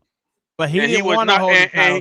So you can't say it was only because no. You can't say it was only because he retired. No, you can't say that. We don't know that. And he wasn't as good as Walter Payton, the true title holder, rushing title holder. Walter Payton don't have the title. He got 2,000 more yards than Walter Payton. Come on, stop it. Stop it. Walter Payton is way better running back. That's all I can tell you. He the only motherfucking running back that ain't got a motherfucking score in the motherfucking goddamn Super Bowl. Yeah, but I wasn't trying to be disrespectful or this. I just look at it as the fishing jersey, bro. I mean, I use them jerseys, bro, to go fishing in because they was giving me good luck back in the day, and they worked. I burned a LeBron James jersey on the bed. Damn. I wouldn't do that. I'm keeping it. I got LeBron jersey quick. I got a LeBron James jersey. I ain't never wore. I think I wore it one time on Christmas Day when I got it. What it was, OG, was that them fish was like, he got on a signed Dak Prescott jersey, that be jumping his ball. Hey, that's cool too. I take that. But like I said, I did used to wear jerseys a lot, bro. Tip can tell you that, bro, because I used to. That was my like, you know what I'm saying, my little luck when I went fishing. But now, bro, I like, you know what I'm saying, my skill just cold. I'm like, I can catch fish anywhere. So I got my own thing. Now you're a master. Well, same thing. But yeah, I see myself as a semi-pro. You know what I'm saying? If they let me onto the FFL or the Walmart League, I go and kill their ass. But they ain't gonna do it. I ain't got enough sponsorship. Never would have enough sponsorship. But I love to do it. Thank you, Mayo. Mayo dropped all the information on these niggas. They got pictures. Oh, hold on. Let's finish this and we're gonna show this shit real quick. This shit is crazy. Conflicting loyalties and poor decisions. Success in this industry requires more than just talent. It requires wisdom, loyalty, and the ability to navigate complex relationships. This situation also showed how personal relationships and business relationships intersect in hip-hop. The beef between Gucci and Yo Gotti over Keishia Kawar created a situation where Pooh had to choose sides, and he chose poorly. At the end of the day, this whole situation comes down to respect and loyalty. Gucci Mane had every right to feel betrayed, and his response was measured and appropriate. He didn't escalate the situation into violence, but he made sure Pooh understood the consequences of his actions. Pooh Shiesty's decision to rob his mentor will follow him for the rest of his career. In an industry built on relationships and reputation, this kind of betrayal doesn't get forgotten or forgiven easily.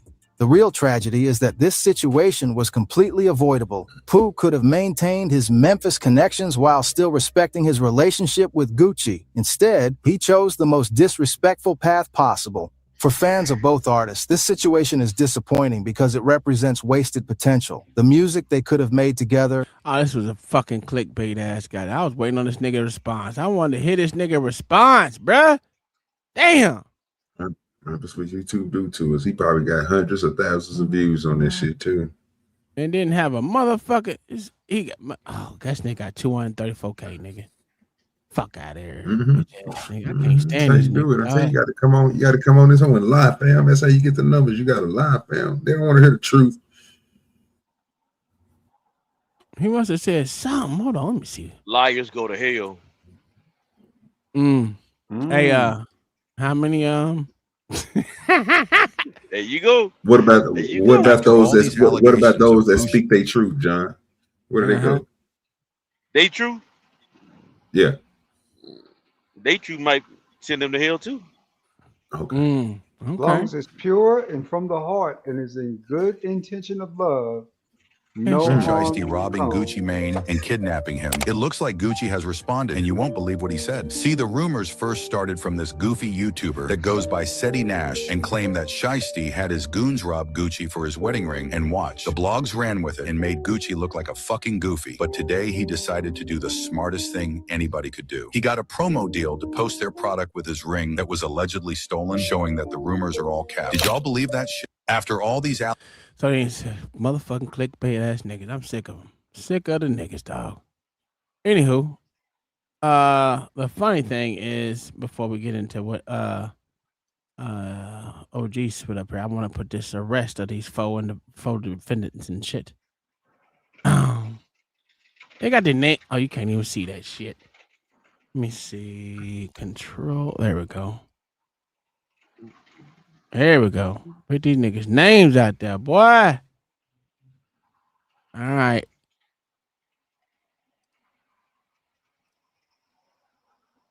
Kidnapped and robbed at gunpoint in the music studio located in Dallas Parkway, Dallas, Texas. All right. Approximately 1 p.m. Victims flew into Dallas. Head of security here for CW. Blah, blah, blah, blah, blah, blah. Bullshit. Don't care. I just want to see these niggas. Okay, there we go. Watch a nigga walking in. Got pictures.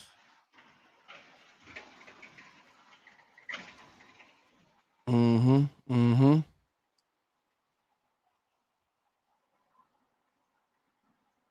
thought they were going to give me a video of this shit. I want to see these niggas. Oh, they scratched the white boy up. Yeah, that's where they went wrong. Because you know Eminem was choked from behind at the point of nearly losing consciousness. Nigga say Eminem. That's what it says, Eminem, motherfucker. M-N-M? Are you saying Eminem? Eminem. Okay. M-and-M. Yeah. They choked that nigga with a gun, nigga. That's what did happen. Hey, they had to choke the white boy out to try to put that nigga to sleep for real. They didn't put his ass down. Oh, that's a cheap ass truck. To be honest with you. Dodge. He had a Hellcat Challenger. He ain't had no demon. He got all that money, couldn't get a demon. That's crazy work. So he actually drove his car out there. Man, this dude right here, bro. You could tell he amateur, man. He amateur hour all day. No, they got it from Hertz, nigga. Oh, okay. Oh no, associated with the Enclave. So whatever they had, well, he must have drove himself and had an Enclave that he rented. Oh, that was his daddy who rented the Enclave. Dumb niggas, man. Crazy. Are you sure he went to prison for real? That nigga ain't got no prison smarts. He ain't got no criminal smarts at all. You never rent shit in your own name. Come on, You man. you never drive your own car out there. That too. All these niggas got all these bitches. You couldn't get these bitches to motherfucking rent the car in their name? Rent The a car? smart robbers. Yeah. Why would you rent a car? Why would you rent a car? Period. That's just creating a trail no matter who rents it. Rent it. That's a trail. The smart robbers, what they do is they go boost something. They find something old they can break into, turn that thing up, and go with it. Find a Buick or something out there, they can, you know what I'm saying? Rip that sternum out of, turn that thing on, go with it. That's what real robbers do, because they know, you know what I'm saying, stolen car ain't traceable back to them in any way, shape, or form. Oh, they was being straight niggas, man. They took shoes and shit. Why you taking niggas' shoes? They ain't got no mosquito, do they? No. Mm. Well, one of them had a post shiesty on. Does it make a difference if you rent a car in your name? Why you need a mask? I'm just waiting to see 2 or 3 things. I think all this information is, like I say, it's just don't make no sense, bro. We do this every fucking time. Oh, that's his Rolex they took. Oh, this nigga's stupid, cuz. So let's get it straight by what we just got while we seeing this on the screen. Well, who was robbed again? Gucci Mane got robbed. His people. Okay, They so we know Gucci. Well, we got Gucci Rolex. Man. They took someone Rolex. Okay, so we got Gucci Man being robbed, right? A couple more questions so we can make sure we're on the same page. Why they keep on showing us stuff, bro, where it's not Gucci in none of these videos, not none of these videos, but none of these pictures, and it's not showcasing nothing. But the stuff that they claim. This is that investigation work I was telling y'all about when we first went over this, which was stupid. Yeah. You see what I'm saying? You see one, this is why I said it was stupid. Okay, there you go. They gave up on the ones that didn't know what's coming. Man, nigga, shut up, nigga. So they stole it from the white boy. I told you they stole it from the white boy. So they stole the white boy's money, Eminem. Yeah. The nigga they choked out. Come on, bro. With no mask on, driving their own vehicles in the studio. So that's who snitched on the white boy. Snitched on him. Yeah, of course he did. He's supposed to. I would be shocked. I put it this way. I wouldn't think he much of a, you know, say if he didn't, bro. Told y'all niggas it had nothing to do with that. That Gucci kept it solid, bro. They stole that. Oh man, they even took that little nigga pen. That little bitty pen they took from that little cracker, man. Why we ain't seen nothing worth some money yet? What happened? So that ring we just got through seeing on Gucci Man hand, how much do you think that money? Gucci said it didn't steal his ring, nigga. He posted the bitch. So let me understand this. They're about to get life for less than $100,000 for jail. Yes, sir. Yes. And they got everybody thinking that the niggas was out here stealing millions. These niggas is fucking retarded. Yeah, because that Rolex itself is probably worth 20. I mean, another thing that keep on going through my mind, bro. This nigga signed you for over 100 some. What was close to 200 some $1,000, and then all the money you was making. Why would you go steal something from the nigga that's not gonna be worth more than what the hell you was signed for? I keep on getting lost in shit. Sure. Go back up real quick, please. Go back. Did they show shoes and shit in the nigga's hands? Yes. They showed shoes. They took a nigga shoes, man. They didn't even. It don't even show that they stole from this nigga Gucci Mane. On top of that, OG, used shoes. That's the worst part. Used shoes. The shit that they got of these niggas, bro, is just ridiculous. They stole a nigga little bitty ass chain. I give you 4K for that. A little fucking watch. I give you less than 10,000. Less than 10,000. Nigga, it don't look at the band on it. I don't think that's a Presidente, so it ain't. No, it's not. Look at the band on it, bro. It's bro. That thing, that $2,000, $3,000 watch. I ain't, I can't talk about what I wear and shit. What that is? That's probably about a good $5K right there. 10, maybe 10, 15K, depending on what Nah, it look like. that's about $5K right there. Easy. Think about 8. Think about 8. Yeah, I mean, it could be about 8. I'm Yeah, it could be about 8. I put it on this scale over. I can tell you exactly how much it is. I could too. Oh shit, these niggas over here. Well, I don't know why they showed this motherfucking hand. They stole another. This is a different Rolex they stole. These niggas stealing cheap shit. This ain't even. That look like it ain't got no bells and whistles on it, nigga. Okay, the bag is about what? The bag is between 8 and 12,000. I can see that. I can see the bag. Tom. That last one was like Omega, brother. It looked like a mega. Yeah, that was Sterling Steel. That was Sterling Silver, nigga. Yeah. I got a Rolex in the middle of it, right there. It's in there. You got the Rolex on it, yeah. That bag worth more than that goddamn Rolexes. Probably is for sure. These niggas is retarded, bruh. Mm-hmm. And that's an old picture. Mm-hmm. Old picture. Oh, that's him. Mm-hmm. That's him right there. Oh, okay, I got you. Look at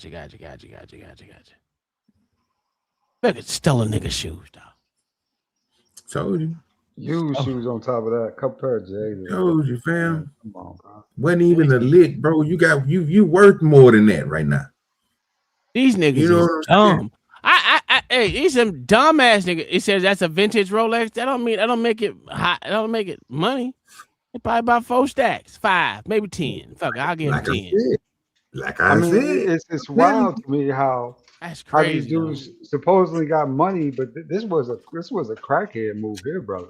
Damn, that was a dumb move. That shit See, dumb. when you fencing stuff like that, people gotta understand. You're just because you know people that they can get the high dollar for it, don't mean that the person that's stealing it gonna know that same person.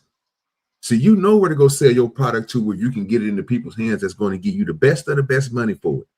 Most of these people don't know this. Plus, they already getting game ran on them. It's like a pawn shop. So they're going to try to peel you for a percentage of whatever they're going to sell that shit for. It don't work like that. I can guarantee you nobody on YouTube that we know of her who's criminal, sir, don't have no good fence. I don't even have one, nigga. I'm from the streets, nigga. Mayo, we know they ain't stealing it for the value of it, but that's not the point. Listen, well, I'm saying the value is not as up there as you think it is. That wasn't even the Presidente one. That one that runs 60K. That's what I said. I already said that. I said that already, Mayo. Motherfucking. You know, just to be fair, I'll give you 25, 30K for the watches, right?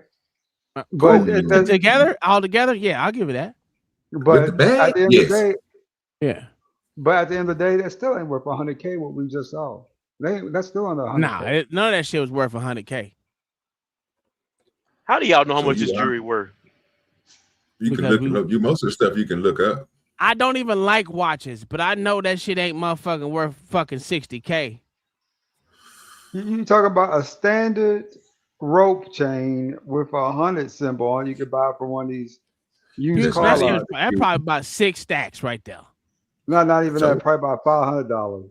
No, it's more than that. So I'm assuming y'all buy a lot of jewelry. Who? Y'all. I actually used to. I don't need more, but I used to buy white, gold, and platinum all the time, man. I don't buy any jewelry. Only jewelry I buy is tongue ring. That's like $10. Yeah, the cheapest jewelry I get, nigga, is gunmetal because I like the way it look. But everything else is solid gold. So I have a whole assortment of black rings, necklaces that match my glasses because my glasses even got the gunmetal on them. I bought glasses with gunmetal so I can match everything when I'm still. The only thing is still gold is because I haven't found nobody, bro, that can do the teeth. That's what I said. That can do gunmetal teeth. If they can find somebody that can do gunmetal teeth, then nigga, I'm gonna holler at them. I want another set. We already know you know how much motherfucking gold is right now. I don't know. I ain't checked. I ain't even been on my motherfucking. It's been depressing, Mayo. I ain't gonna lie. I haven't checked in on my motherfucking stocks in probably a week and a half, 2 weeks, because it's been depressing out here, nigga. Gentlemen. I'm getting ready to get ready Wait a minute. to go to the gym. Hey, I'm gonna holler back at y'all when I get back, all right? It's not nothing Mayo. significant enough to make you rich, bro. Nigga, Mayo. Right. All my shit is green right now. That's what I'm talking about. All my shit green. Well, not all of them, but majority of them shit's green. Ooh, that gas one went up. That my two gas. Oh yeah, they up there, boy.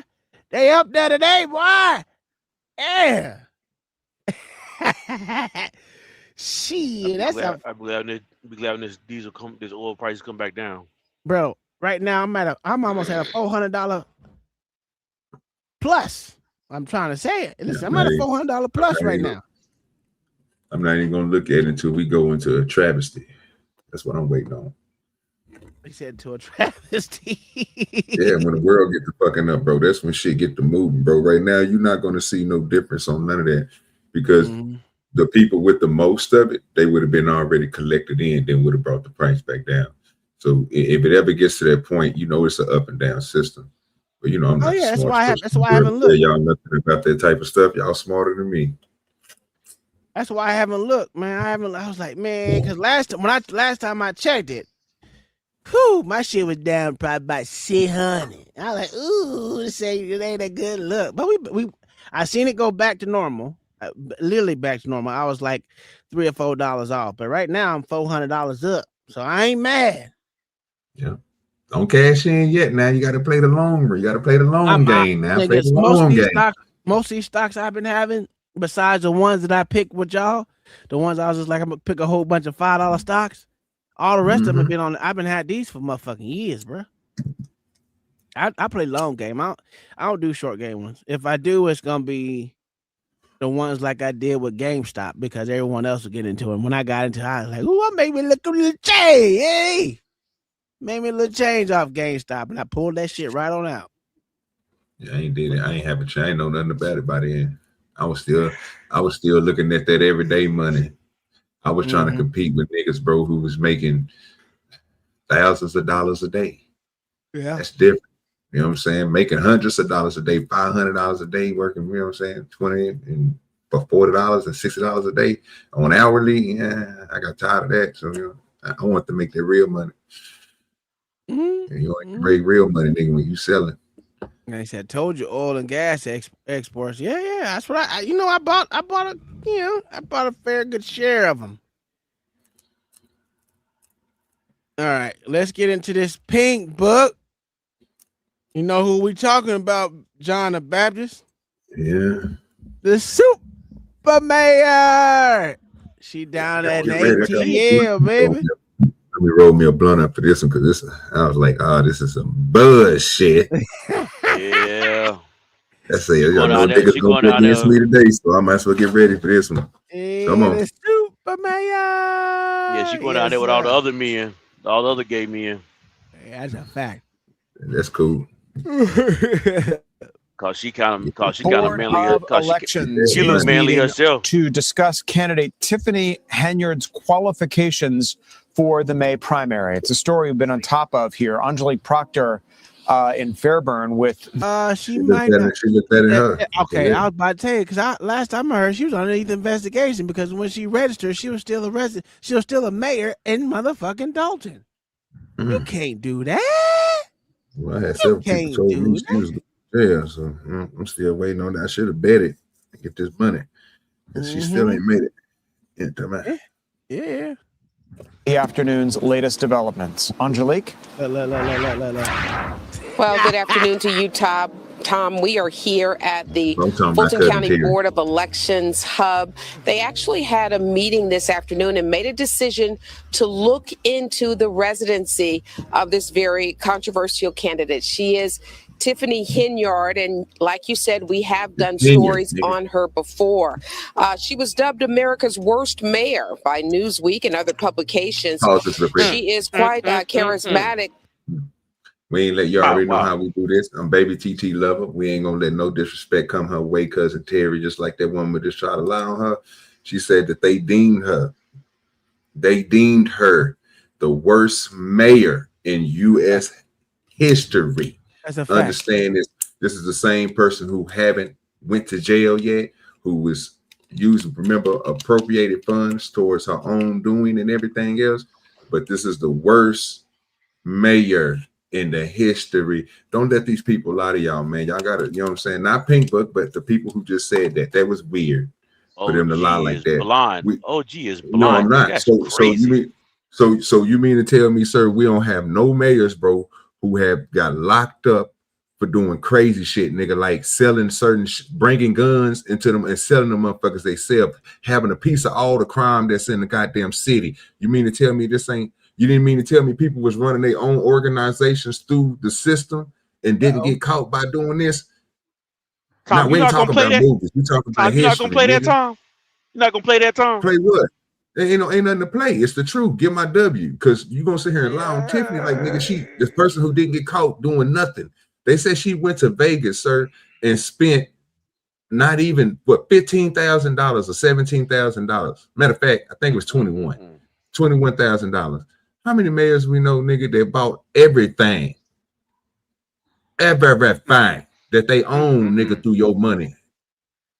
They got caught doing it. That funny money, nigga. What you want me to play, John Baptist? He's saving her right now. That's all I can tell you. He's trying to save her. Oh yeah, for sure. That nigga's always saving her. Ain't no saving. This is the truth, sir. There you go. There you go. There you go. Yeah, you know what time it is, nigga. Baby TT in the house, nigga. And I ain't gonna let no smoking sturdy. He's trying to save her right now. He's going. Yeah. Now, if they want to sit here and say, nigga, that she got bodies, she got drugs, she got counterfeit money and documents, we already know, mayors. You can look it up. We can ask Gemini if you want to, or you can just go look it up yourself. There's other people in this world that's been way worse than her, bro. She ain't even touched the Mecca of being bad mayor, bro. No, that little bit of money she took. It's crazy. It's crazy how it's crazy how this nigga OG be holding for the Superman. It's almost as bad as it's whole places in the United States, nigga, that's been built on corruption, nigga. And we're gonna sit here and say, nigga, this motherfucker is the most corrupted and the worst. Come on, bro. We gotta stop. No, we gotta do better than this, bro. They just lying on their feet. What are they showing on the screen? And what are they showing on the screen?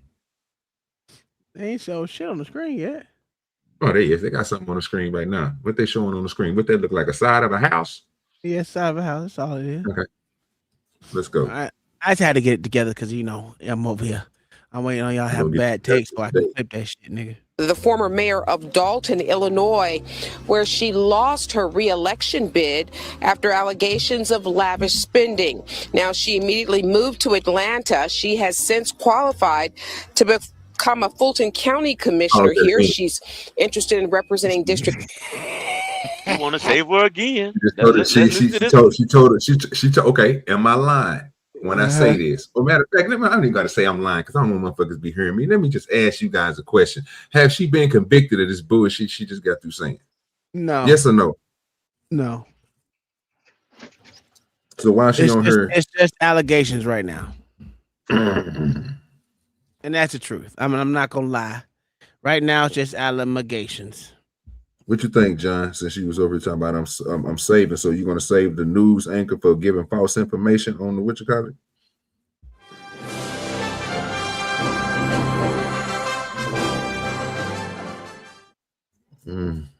Nah, she's not charged with nothing right now.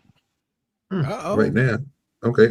How long ago was this? When this about almost a year and a half, 2 years ago when this all was going down, sir? About a year and a half. About a year right now. Yeah. So we need another 3 years for the investigation to spike up, and in the process of doing that, she can be able to move around and continue to do the same thing y'all accuse her of doing. Well, technically, right now, she has. I ain't accuse her of shit. To be honest, I ain't accuse her of motherfucker. What I'm gonna say is, the FBI had two of her people, her head honchos, turn snitch. That's all I'm gonna say. all That's what the all FBI said.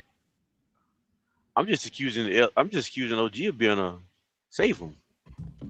Oh, ain't no saver, bro. I just tell the truth. But if you want to say I'm small villain for Tiffany, you damn right. I give you answer for it right now. You damn right, and we're gonna keep on getting these questions.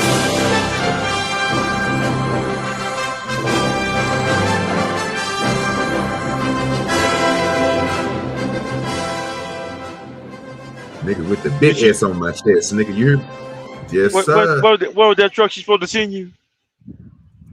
No, I told her she ain't got to do all that. So I told her to get it together. I need you to post up in another city and do your thing, and I can take care of that myself. I'm a self-made person, sir. No need, you know what I'm saying? She was just gonna bless me, sir. You know what I'm saying, for my contributions to her side. You know Well, she moving further away from you though. That's cool, brother. That's cool. I ain't tripping on that. They about the same distance. So I ain't never went nowhere. Yeah, but it's it okay. actually is about the same distance. Oh, is it? Yeah. No. You the truck driver, John. You know. Going to Illinois from Chicago. I just know to go down, John. You got to go down to get to where she's going now. You know what I'm saying? You can't. It's about a 600 mile drive difference. Yeah, you got to go down on the map, John. You can't go. And which way is that? You got to go south. Now for her, leaving Chicago, she got to go south. Yeah. Oh shit! Let me play this goddamn thing. 5 that Marvin Arrington held for so long, but the chair of the Fulton County Board of Elections says 2 electors and members of the public have raised questions about her residency. Hey, mama. Now, Henyard told Fulton County officials she has rented a house in the Chattering Springs subdivision in the southern part of the county. All that money she couldn't In buy. my last video, I told you Tiffany Tahoe was back, not running the south end of Chicago anymore. Remember, once before, she was boasting that she was the most powerful woman in the area. This time, she's attempting to take over Atlanta as she placed in her bid to run for Fulton County Commissioner of District 5, covering parts of Atlanta and southern parts of Fulton County, Georgia. And she's not facing anybody in the primary. She's ducking competition because she decided to switch parties. The city girl mayor is no longer a Democrat. She turned into a MAGA Donald Trump supporter and Republican, which automatically gave her the fast track in that election because she would automatically win the Republican primary, guaranteeing her the nomination and solidifying herself as a candidate in the general election later this year. Well, 2 other candidates running for office, 2 other Democrats, they reported Tiffany. About to make me a Trump People are wondering how can she be qualified to run for office after she destroyed the village of Dalton as well as the township of Thornton. She destroyed everything. She just moved to Georgia last year, running from her failure in Illinois. So a lot of people, they're wondering, how can this even happen? Well, that was a win. 2 candidates reported her to the Fulton County Board of Elections. And now that board, they had a meeting. And in that meeting, they voted to investigate Tiffany Teflon Tahoe. The investigation will reportedly involve her residency. Tiffany Tahoe claims she's eligible because she's renting a house in the county.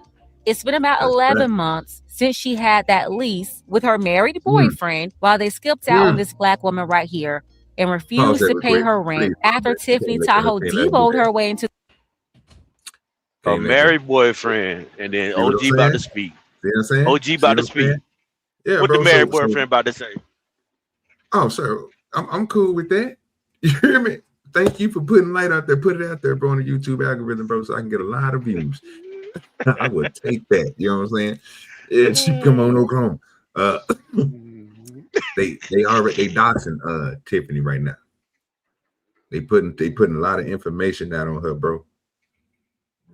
Saying a good look for the system, but you know what I'm saying, when she get in there, she'll fix all that, just like she did over there in Dalton. You know what I'm talking about? Let's go. It's just terrible. this lady's rental house. The property taxes went up, so the woman had to increase rent. And although Tiffany and her married boyfriend, Kamal, although they made hundreds of thousands in salary between Dalton and Thornton Township and was scamming millions of dollars that would magically disappear, they made all this money, but couldn't afford the $100, $200 rental increase. We're talking about like an extra $200 to cover those taxes. A lot of those tax increases happening in the area due to the deficit Tiffany Tahoe created alone. They refused to pay the rent to this woman when she made that $200 increase. And instead of moving out, just like the bird she is, this flamingo stayed in this woman's property for months, racking up like $11,000, $13,000 in unpaid rent. Eventually, she and her married boyfriend, they moved out after securing a lease in the Atlanta metro. And last month, she was ordered to pay that landlord in Cook County. She ended up losing that battle in court, all while planning another hostile takeover in Fulton County, Georgia.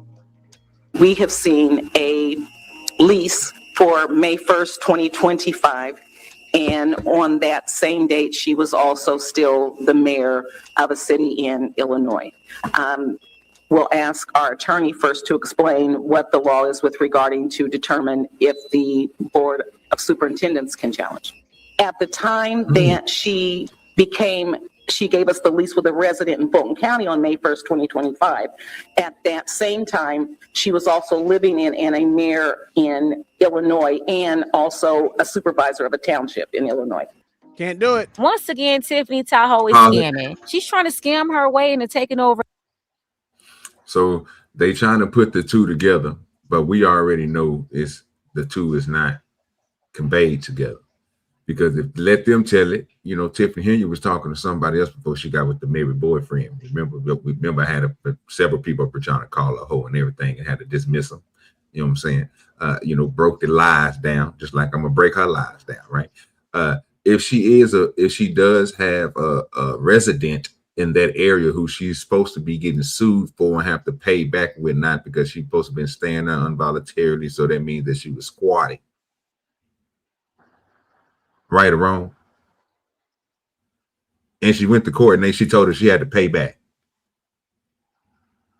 But at the same time, you did mention that she laundered and scammed people for millions and couldn't pay $200 extra. Yeah, $200, nigga. You see what I'm saying? Racked up a whole thousands out there. So she see what I'm saying? See what I'm saying? She's scamming. Out of a house that was, did you see it? Oh, you forgot you driving, so you couldn't see nothing.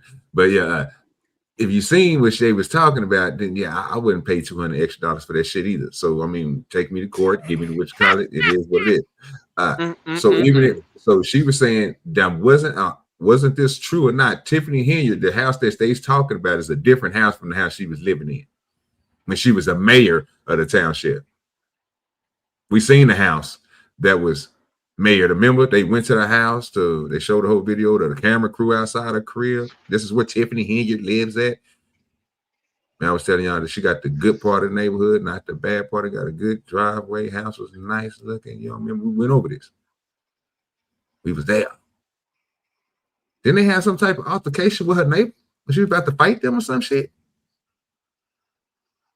Houses look different, don't they? So this is after Tiffany Henry was even the mayor and wasn't none of that. Let's just use our brains. If you think I'm lying, go back and look at it.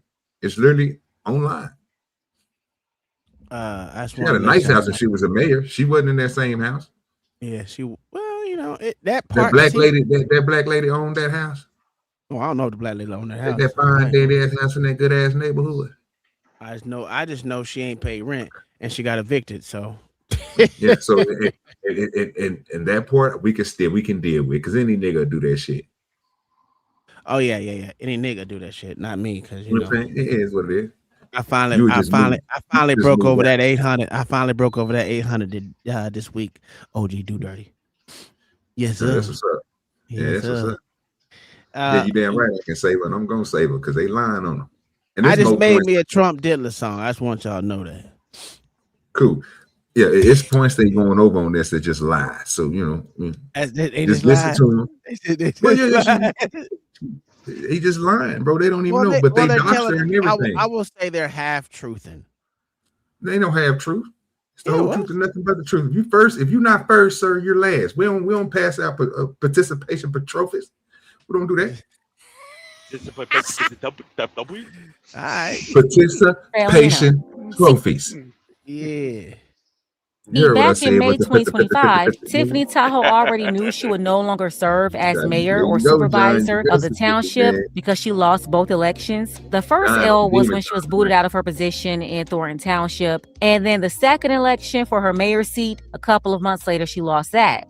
So her terms were officially up for both positions in May.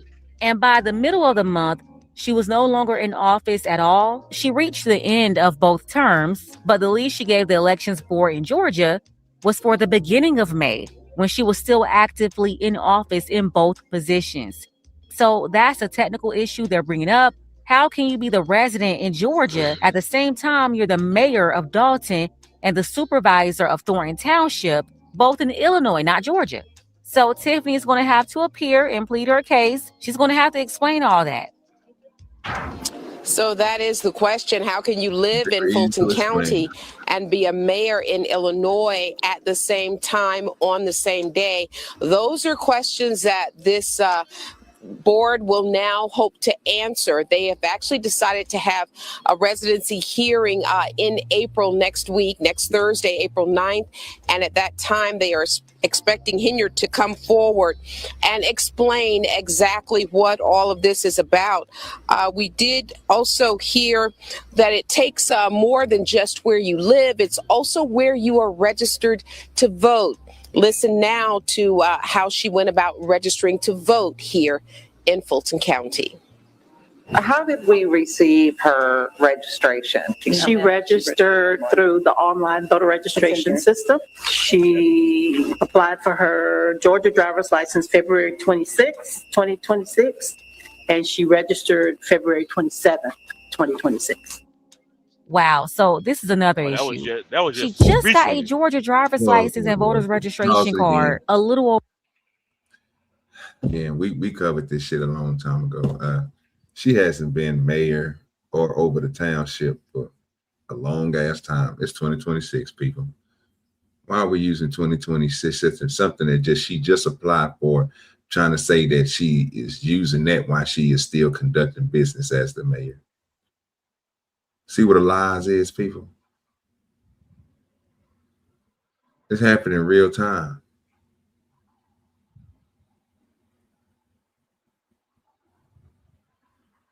Okay, continue, sir. How does her bathwater taste, OG? It must be excellent because you skip right over the point with bubbles and everything in that thing. She got candles out there, nigga, with good wine. I mean, $500,000 to $600,000 bottles or something. Because you can't explain how they logic work. I don't think she's guilty. I mean, I don't know if she's guilty or not. But for the fact you're right, she hasn't been charged with anything, and she's still free. She probably not gonna do the time. Probably got nothing on her. Why send an investigation for the points of John that accusing you of registering yourself in another state while in a capacity of a position in another state? Why even tell a group of folks that y'all gonna do an investigation on it when you understand that this motherfucker ain't been in power? They took her out of power and lied on her because she fought people at the goddamn remember the black nigga we was watching that got into it with Tiffany?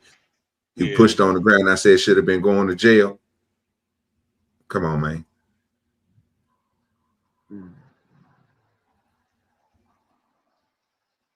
W's for me and Tiffany, man. Let's go. I like to tell y'all, man. If y'all want to dispute OG Do Dirty, man, come up here and make a chance, bro. But I'm telling you, you're gonna lose, bro, because they ain't got nothing on her. She ain't did nothing yet. No, wait till she get in position, bro, and she start taking y'all money down there. Then we can talk. The only thing that she can, I don't think it's not gonna be no jail. It's not gonna be no jail time. She probably gonna have to pay a fine. Is being a mayor in a different city and registering to vote and saying that this is your gonna be your home of residence in a different state. That's gonna be a fine worthy right there. That's the only thing I can say she did wrong. It won't even be fine. It won't even be fine worthy. Well, it could be. I'm saying it's a possibility. That's all. It wouldn't even be. And it will make her ineligible. It'll still make her ineligible to run too. So that's that. So basically, you telling me they got evidence that's saying Tiffany Henyard, why being in position over the township and the mayor, right, Because we haven't heard this, that she was living in Georgia at the same time. Yes, we have, but you haven't heard No, we it. didn't. But I have. You lying. You want to put some money on it? Yep. How much you want to put on it? We can put the hot 2 on it. Hot 2. Good. You want to win this bet now or later? I mean, you want to lose this bet now or later? We can do it right now. Okay, give me 1 second. I knew you were gonna say that. That's why. Yeah, you know me, bro. I ain't gonna. That's why. That's smoke, why man. you might. Man, you know, I'm gonna listen to it attentively too. Now, remember, like Beans used to say, remember what you just said. Oh, I know. She lived. So I just need. No. She was still the mayor. And over the township, and registered to be vote and be. I'm not registered to vote, but registered to as a resident in Georgia. In Georgia, that's the only thing we need to know. 100%. It's the only thing we need. Let me get to my little niglet. Hold on. You know what? Let me go to my history because I watched it. I want to say yesterday. So I be watching. You know, listen, man. You shouldn't have to doubt me. It's me, baby. It's me. No, I ain't too much worried about it, sir. I'm just gonna wait to hear. It's only certain things that'll let me know if you're telling the truth. Not hearing it from somebody else ain't gonna get me there. But you can show me whatever you're gonna show me. But I just need to see where she did it. I know people gonna have this shit. So you mean to tell me that most people didn't know that she was operating while stealing and using funds in one state, talking about she lived in another state? It's me, son. You know what I mean? It's me. It's me. Let me find this shit real quick. God damn, I've been watching too much shit. And they was talking about little Fanny ass Williams. That's not her. What the nigga? Nate the lawyer. That's what that nigga is. Nate the motherfucking lawyer. That's his Not name. this nigga. This is gonna be good. Come on now. Not Nate. Nate. Motherfucking lawyer. Not Nate. Yeah. I thought you was gonna go to the attorney nigga. What turn? No. The attorney, you know what I'm talking about? The one that's active but inactive. You know what I'm talking about? I ain't got it. Hey John, I'm gonna show you how to get these W's. Okay, so there's 2 of them, right? But I'm gonna go with the most important, the one I just watched a couple of days ago. Let's go. Go ahead. Oh shit! I fucked up. I made my shit screen too big. I can't see. All right, where's my screen? Where's my other screen at? All right, we'll stop that. Bring that. Share that. And let's bring up the motherfucking Nate the lawyer, voter fraud up in there. Bitch. Yeah, you see this ugly nigga. You see him. You see him? I know exactly who this nigga is, lying ass nigga. Yeah, we about to get this. Let me do my investigation work real quick. Just slide down just for a little bit and take that, what you call it, just make it bigger and slide down before you make it bigger. Just like, God damn, I was about to tell you to slide down. I just need to see what date this was printed. Oh, this is like 13 days. That's exactly what I thought. Let's go. Yeah, I like it. Hey, nigga, listen, bro. Oh, this is investigation work because again, this is something that I would expect we should have picked up on because as much stuff as I was going over with her, stuff that you did, but this is what I'm saying. From what you've been going over on Tiffany, and especially what I went over on Tiffany, I grew my page off of Tiffany. You got to remember that. That's one of the only video I got up there. So, but now I don't, but I used to. So you got to think about that. I ride for Tiffany, bro. So we ain't never heard of her being anywhere else besides Dalton, especially when they looked up what her residence was and everything like that with all the drama she was having. So nobody ever pointed to Atlanta. But if this nigga gonna show us some information on it, I will be gladly see it. I want to cite his source. But go ahead. If he just talking about it, then I'll be willing to give my $2. Okay, all right. Yeah, it's $2. It ain't like it ain't like 10 or something. You know what I mean? Let's see that. Want to see that evidence. All right, before we dive into the video, here's a message from this video sponsor, Raycon. Now, with spring on the way, it's the damn sure I ain't gonna watch no Raycon. Off. As a lawyer and content creator, I'm constantly listening to things like Case Audio and news clips. And I've been using Raycon pretty much every day since I got them, whether I'm at the for Raycon for sponsoring this video. Now, if you don't remember, the Fed started building their case. They issued subpoenas to the village of Dalton for the spending that the mayor was doing. They also started indicting some of the people who were working closely with Tiffany Look at the Henyard. snitches And when right the there. charges started coming down, people started flipping like fish. Now, the two most important people to flip are the enforcer and the money guy. So first, let's start with the enforcer. His name is Louis Lacey, and he was the acting police chief of Dalton. Now, the feds indicted the acting police chief on 9 counts of bankruptcy fraud. And the attorney went on local news and basically explained what the federal government was trying to do: flip him like a fish. I spoke this Like a afternoon with motherfucking Lacey's fish, attorney. Nick. He called today's charges a witch hunt designed to get another Henyard ally to turn on her in this ongoing investigation into her spending. That's exactly what the U.S. attorney does every single time. They start with people that they believe that they can flip.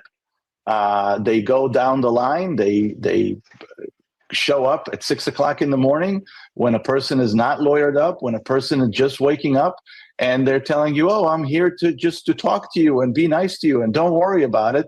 And you're not under arrest. And then we're going to leave and we're not going to arrest you today. But here are some questions that we have for you. So immediately a person puts his foot in the mouth and from there, the fish is caught. Is that what they did with Lacey? To a certain degree, yes. So as you heard the attorney said, he put his foot in his mouth, i.e. he flipped. And now he is state's evidence against, guess who? Tiffany Henyard. A guilty plea and cooperation from a top ally of former South Suburban politician Tiffany Henyard. WGN Investigates has learned former Dalton Police Chief Louis Lacey is pleading guilty in a personal bankruptcy case. His plea deal includes the promise of cooperation with unspecified current and future federal investigations. So Tiffany Henyard's enforcer has flipped and now is cooperating with the federal government in their investigation. So now that Lacey's tucked away, the feds now started working on the money guy, which was Keith Freeman. And Keith Freeman was under the same type of situation where the feds had indicted him for, guess what? Bankruptcy fraud. And Keith Freeman had to cut a deal with the feds to stay out of jail. As WGN Investigates was first to report today, a top aide to Dalton Mayor Tiffany Henyard has been indicted for bankruptcy fraud. It comes amid ongoing questions about Henyard's spending and leadership. And legal experts say it could be the first sign that the feds are trying to get people to share what they know about potential government corruption in the South suburbs. Senior administrator for Dalton and Thornton Township, Keith Freeman, pleading not guilty to bankruptcy fraud. His attorney speaking with reporters after the arraignment. We've had a couple of questions directed to me about whether or not this indictment means that the government is effectively trying to squeeze Mr. Freeman into cooperation. And I think that question is a question better put to the government. Now, the government, along with Keith Freeman, has answered that question. Former top Tiffany Henyard aide pleads guilty. Dalton, Illinois, a former top aide to South Suburban politician Tiffany Henyard pled guilty in a personal bankruptcy case. The plea indicates he is cooperating with other federal investigations. Now, Keith Freeman served as the manager in Dalton and administrator in Thornton Township. He and Henyard had a falling out, and Henyard started blaming Freeman for the mismanagement of the money. Now, Freeman pleaded guilty to lying about his income and a conspiracy to commit bankruptcy fraud. And Freeman's deal calls for his sentence to be determined only after he cooperates on other cases, which I think is a safe bet to believe the Henyard case is one of those cases. So with the walls closing in and indictments coming down, what does a super mayor do? Well, she packs her bags and leaves Illinois and moves down to Georgia to run for Fulton County Commissioner. A controversial politician from up north has relocated to. Get ready. Ain't gonna be none of this. We're cutting that off. Okay, stop, bro. Please stop.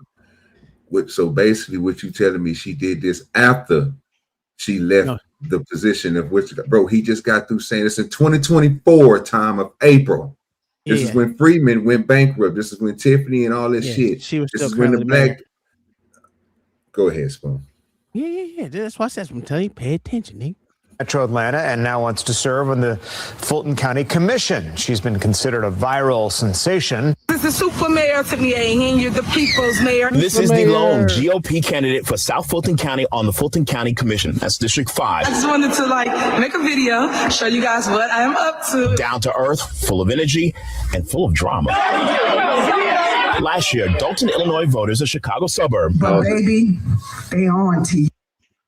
Before we keep on going, this is exactly what I was just talking about, right? So if they saying after all of this stuff for her happened, and again, she lost her positions, you got to remember, she tried to apply back for them. They told her no. So she went to another county and tried to go move there and say that she want to apply for something. I just need you to send my $2. But if they saying that, again, she was still sitting up here conducting this stuff and living in in Georgia while doing this stuff in Dalton, right? So she flying back every day or coming back every, you know what I'm saying? To whatever, come back to the township. Because remember, she locked people out of the motherfucking Wichita and everything. She was doing a lot of shit. So if they saying all this was happening, then I send you $2. But I never heard of this. So let's go. Let me explain something else to you, sir. Oh Lord Jesus. She was still the mayor. She may have not have been. She lost her mayorship because they had to vote. She was still mayor until the end of her session. So that's what I'm telling you. She was still currently the mayor when she did it. But just listen to what the man got to say. Voted Henyard out after several years of controversy focused on behavior and spending of taxpayer dollars, including a 2024 FBI corruption probe. The BMWs, the Range Rovers, you guys are following the fiction.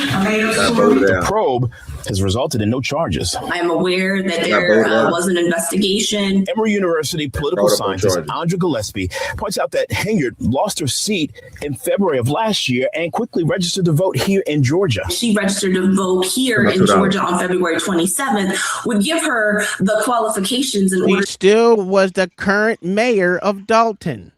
She had lost her position. So even it if she doesn't was matter. there, she was still currently the mayor of Dalton. Just pay attention. It ain't over with yet. To meet the letter of the law in terms of what the standard is. So far, the Fulton County GOP isn't talking about Henyard's candidacy. So now Tiffany Henyard is running as a Republican. Yes, lifelong Democrat. She voted Democrat. She's been a Democrat. She is now voting under the Republican banner in Fulton County in a very heavily Democratic district, as you just heard. But now here's where things get complicated. Now, you guys got to follow this timeline. February 25th, she loses the election. 2 days later, February 27th, she registers to vote in Fulton County, Georgia. And now stop right here, Tom. John, what was we talking about, sir? That she was not the mayor at the time. When all the, okay. When she went out. So she just got voted. She just got voted out. So she ain't the mayor no more. She's still the mayor till her term ends. Until her term ends, right? Until they put somebody else in position. I get you and all that, right? So 2 days later, she just went in to go and apply for another position because she was going to beat down her opponent. After she lost her the fucking election. After she lost 2 days later, she went down to Georgia. Before we continue, I just want to get everybody consistent on this, right? She lost being the mayor. They kicked her fuck out. They told her, we don't want you to be there no more. Your shit is done with. This is your. She lost election. Yeah, she lost election. So she's not going to be mayor no more. So we're not looking at that. That don't matter. We only worried about her inside of participating as the mayor, like the mayor duties, because she's technically there until a certain date until they bring somebody else in. Yes. So 2 days later, after this had happened, she made a decision. Not while she was a mayor, not like while she's sitting there before the voting and all this. She's still performing her duties as a mayor.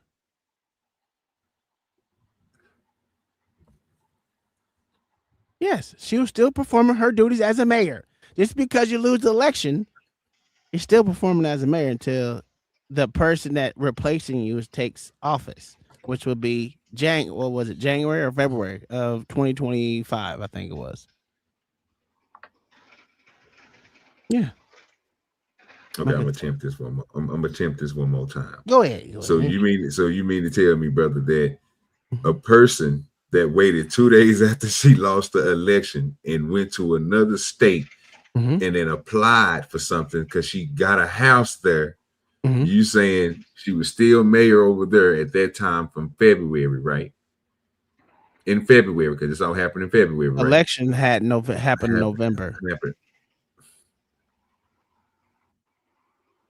Election happened in November. So 2 days later, after having an election in November, after that election, 2 days later, she went to Fulton County or wherever else it was in Georgia and registered to vote.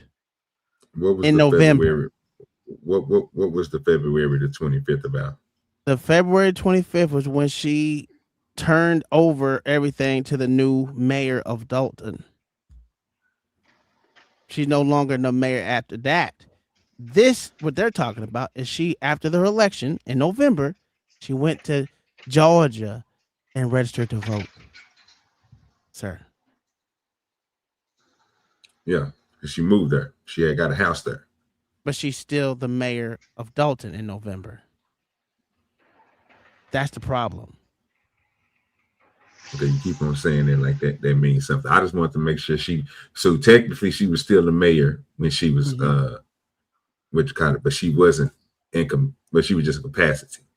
Yeah, she was still in capacity. She just wasn't out of that yet until January. Like when Trump won his election in November, he was the not incumbent. He was the next fucking president, but he wasn't taking office until January 20th. January. But he won the presidency in November, but he didn't take office until January. That's the only thing I'm saying. But Joe Biden was still the motherfucking president until January. You talking about shit that we don't even care about. Well, I definitely don't even care about the damn president and all them niggas. Well, technically, bro, that's the only thing you saying is, bro, she was there, bro, because she was still had to complete her time. But technically, she's not the mayor no more. She got voted the fuck out. She's technically still the mayor until January or February. She still got mayoral duties.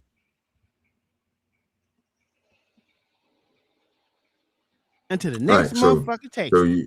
So again, once these people voted you out, you tell them. I was thinking my position was coming from. I thought we was going on. She was a mayor, like she was still in position before this November shit and everything. When she got elected out, when they voted her ass out, then she was doing this shit simultaneously, like literally in her capacity as a mayor.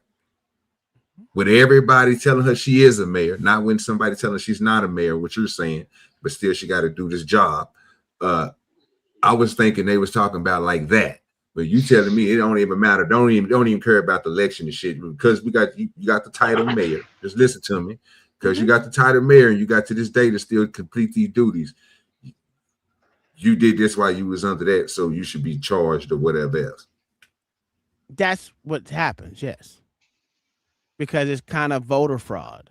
Because you're still voter fraud. Voter fraud would be, again, you being in one state saying that you registered her, and then you being a mayor in a township over the township, and then you in Georgia with another house talking about, hey, I need to be registered here. Then you have one registry where you will have her in Atlanta, and then you have one over there in Dalton, Illinois. It's called dereliction of duty. It's called dereliction of duty.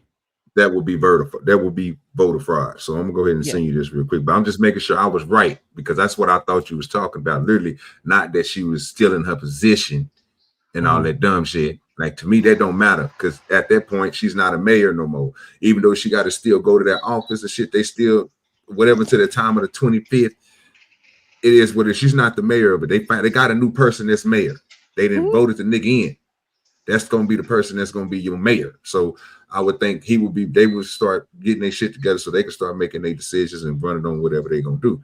But like I say, if you want to put it that way, I just looked at it different than what you were saying. Because from what I heard, they were saying she was still in capacity. Comes to find out that she wasn't even in capacity. But you saying that she is. Technically, she still is, because she still got to do her duties. So I'm not gonna argue with you. I know I'm right, but I'm gonna send you this $2. Listen, if you don't I know I'm right, but I'm gonna send you these $2 because I can't because he's going to keep on adding on that. He already told me, bro. After they told her, bro, she wasn't gonna be a mayor. He keep on saying after that point, John, that she still have duties to do as a mayor. Yes. I can't argue with him if they telling me that she didn't get up out of there until February and this happened in November. I can't argue with him on that. I thought we was literally going on the premise that she was in capacity, like she was still the mayor in the of the township. Well, the video's not even over with. In November. 3 more minutes. Let the 3 more minutes play. You register to vote, you swear under penalty of perjury that you are a resident of the county, but okay, hold on. You missing parts. You missing parts. You got to miss this part. Lying, bro.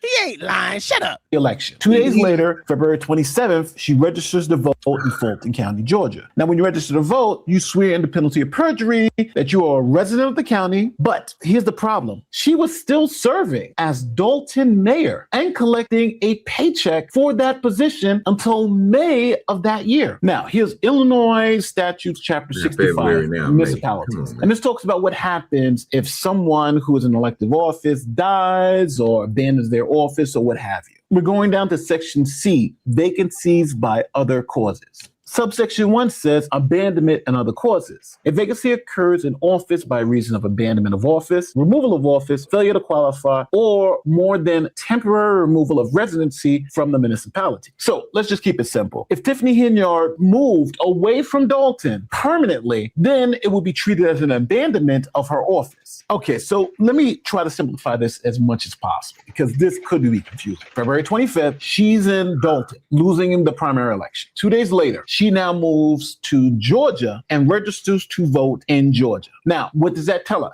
That tells us that her permanent residency has moved from Illinois to Georgia. Now, to be mayor in Illinois, from February till May, you have to be a permanent resident in Illinois. That just makes sense. If you move, they consider that to be abandoning your position in Illinois, and proof that you moved would be you registering to vote in another county in another state. And remember, when you register to vote, you swear under penalty of perjury that you are a resident of that county. Let's just keep it simple. You can't be a permanent sworn resident of the state of Georgia and the active mayor of a town in Illinois at the exact same time. Either it's voter fraud against the people of Fulton County or it's payroll fraud against the taxpayers of Dalton. Now, I'm assuming I ain't know they make dumb criminals are going to argue that this move. What'd you say? I ain't know they make dumb criminals still. Just oh Lord, this nigga here, bro. See what I be saying, bro? You be letting this nigga just no. So let me ask you. So I gotta ask you this question. Now I gotta ask you this question again, sir. When these just 2 questions I want to know. When was the goddamn election? Okay, like I said, the election was in February, and she didn't leave office until May. November. Okay. Well, that's when the elections usually are, is November. But that's usually the federal one. So all this happened in February. So let me make sure I'm correct. She did this 2 days after she lost. 2 days after she, well, yeah, sure. 27th, 25th. Yeah. They just said the 25th was the day that she got kicked up out that motherfucker. That she ain't gonna be mayor no more. They found somebody else who's gonna be mayor. And 2 days later, she went over there. And this nigga on the screen, not you, but this nigga on the screen, this black ass nigga with these fucked up ass dreads, these Ninja Turtle ass face. He trying to tell a nigga that she was. See, this is what I'm saying, bro. Some bullshit. It ain't bullshit. She did it. She's she not did mayor it. no more, nigga. She's still the mayor. OG, she's still the mayor. She's still the mayor, OG. Because she lost the election. Yeah, so she's not mayor no more, John. It's a whole new mayor. She just OG, no, Hey, stop. Hey, this is what happened. This is how you explain it. This is how you explain it to she's still shitting on the pot. She just ain't got up and left the seat yet. I know, nigga. I know what you said. I just fucking with you. I just stupid.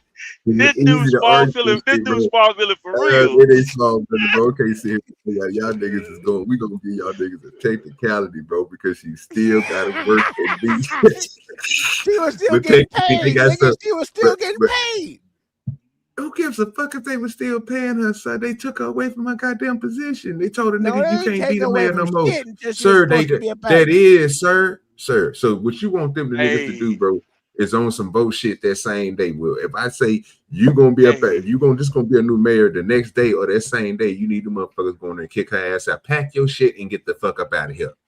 That's what you're looking for, but I guess it don't work like that, bro. So what they do is they let these people sit in their position for a little bit longer until a day comes to where they can just swap everything. But technically, it's a somebody that they didn't vote in who's going to be the new mayor. Sure. Yeah, I know that because that's how it go.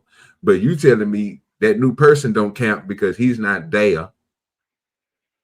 And since Tiffany Henyard is still there, she's still the mayor.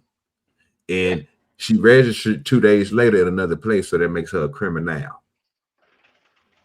Yes, she was. I'm not saying she was a criminal because it has to be proven. You saying right? she doing? But sir, you letting this man lie on her with these accusations? He ain't lying on her. She literally did that shit. Well, sir, if he's just going to say what she did, I have no problem with that. I don't see no problem with somebody telling me, you know what, Do Dirty, you ain't gonna be the mayor. They voted you out, Do Dirty. I'm like, oh, okay, man, who they voted in? Well, they voted in Tom. Well, shit, Tom about to take this some bitch over. I'm about to go to Georgia 2 days later, and I'm about to apply to be over there so I can be like, well, Tom got Dalton now. I'm about to be over here in Fulton, you know what I'm saying? But they be like, you know what, Do Dirty, that's against the law. You can't do that. Well, that's what you call it. You say some type of fraud, fraud. Either So payroll I'm like, fraud or voter fraud, one or two. man, I got time for that payroll. You already took my goddamn money. You didn't froze my goddamn money. I'm not getting paid from you, some bitches. You niggas say I just stole from you. Still, y'all niggas be losing it, bro. This is sad, dog. But I let everybody know I sent Tom the $2 on the technicality. I was still right. But he right too. But you're wrong. You're wrong, sir. You're wrong. OG, you wrong. You wrong. Okay. Stop. Stop. John, I can't hate when you try to backhand for this nigga, bro. Check this out, John. Wow. Try to backhand for this nigga, man. You try to put the strong hand down on me, John. Check this out, man. November 25th. Boy, I had to go. It was a new mayor. It's a new mayor, dog. November 25th. That person has a name, and it ain't Tiffany Henyard. November 27th, Tiffany Henyard is not the mayor no more. Tom, say what you're going to say, and make sure you put the technically in front of it, sir. Listen, please. Because I want him to understand what's going on here. This is what I'm saying, John. February. What's going on. So if you understand what's going on, we are going by technicality. Because I'm not bringing that point up that nigga, she's still in her capacity until May. I'm bringing up the fact that nigga, she ain't voted in as mayor no more. They have somebody else who is mayor of Dalton. From that point on. So what you're saying, I get what you're saying though. I ain't got time seriously. Yeah, you go with that technicality shit. That's why I sent you. Technicality. But this is the thing though. About this is the thing about that though, right? There's still legal obligations that's attached to this. Yes. Her technical obligation is to the city of Fulton. Or Dalton, that's it. Yes. Dalton. Until May. So until May, she's still technically the mayor. And there's things she got to sign over to the new mayor. Yes, because you just can't abandon the position because you lost. You now have to transfer power over to the mayor elect or whoever that would be. Whoever I don't know. Well, I think it was the black dude, the little black dude. This all happened in 2024. You mean to tell me it happened in 2025? But all right. He said 20, yeah, whatever. It started in 2024. It started in 2024. I'm not about to let Tom mess up me, man, because I know what I said and I was right. All this happened in 2024 after they so-called got their motherfucking do 2024. Stop cutting me off, brother. It's 2024 when the bankruptcy had, bro. April. Yeah. That's true. Yeah. But you keep on telling me 2025, bro. See, that's what I'm saying. That's when she lost her mayoral race. That's what I'm saying. But go ahead, you win. Because she was a part of the bankruptcy. So by the time February came around, that's what they just got through saying. That's what your homeboy with these siren glasses and this Ninja Turtle face said. She was just a minion He was just a minion at first, Man, but she wasn't that involved nigga, in his bankruptcy. She wasn't involved in man, his bankruptcy. I don't want to have to play this dumbass nigga back, but nigga, this nigga said that she got caught up on charges, fam. Yes, but it wasn't for the bankruptcy. She was on charges for stealing. He was on charges for bankruptcy. And she never got what? Charged, actually. She never been charged. Okay. Yes. He's been charged. She hasn't. So again, then She's it under comes to investigation. She's underneath investigation. They've been saying that forever. They've been saying that. They've been saying that forever. And that's and I can't put that against her. I can't put that against her. All I'm saying is she wasn't part of the bankruptcy. She has her own investigation against her, and he was her. That ain't what. So and you're right, but that ain't what your boy just got through saying. Just let me finish, and we can just move on because I'm just getting these W's for Tiffany. So wow. I know that in February February 25th. She was no longer mayor. They had a new mayor of Dalton. It's on paperwork. It is what it is. This motherfucker was vote. They did the vote. It came out. It is what it is. The 27th, she went and voted to register in Georgia, which is a stupid thing to do. I can give her that because, technically you still had duties to do when you're supposed to be in commission of power or whatever else. So when you still got, but obviously they ain't looking at arresting them there because they would have did that a long time ago. But if they want to just keep on stacking up charges, which is going to be stupid, they're going to be dropping them anyway. So it's still a W for us. Let's just keep it moving. That's a fact. Was just temporary. She didn't plan to move to Georgia full time. This was just a temporary relocation until things calmed down in Dalton. Now, whether her registering to vote in Fulton County would be more persuasive to the legal system that this was a permanent move, not a temporary one, would be up to a jury and the local prosecutor's office to decide. So the feds have flipped her two guys, the finance guy and her enforcer. Indictments are circling around everyone. And now she's walked right into a brand new mess in Georgia. So I'm going to pass it off to you guys. What do you think? Do you think the federal indictments are going to drop before the Georgia election even happens?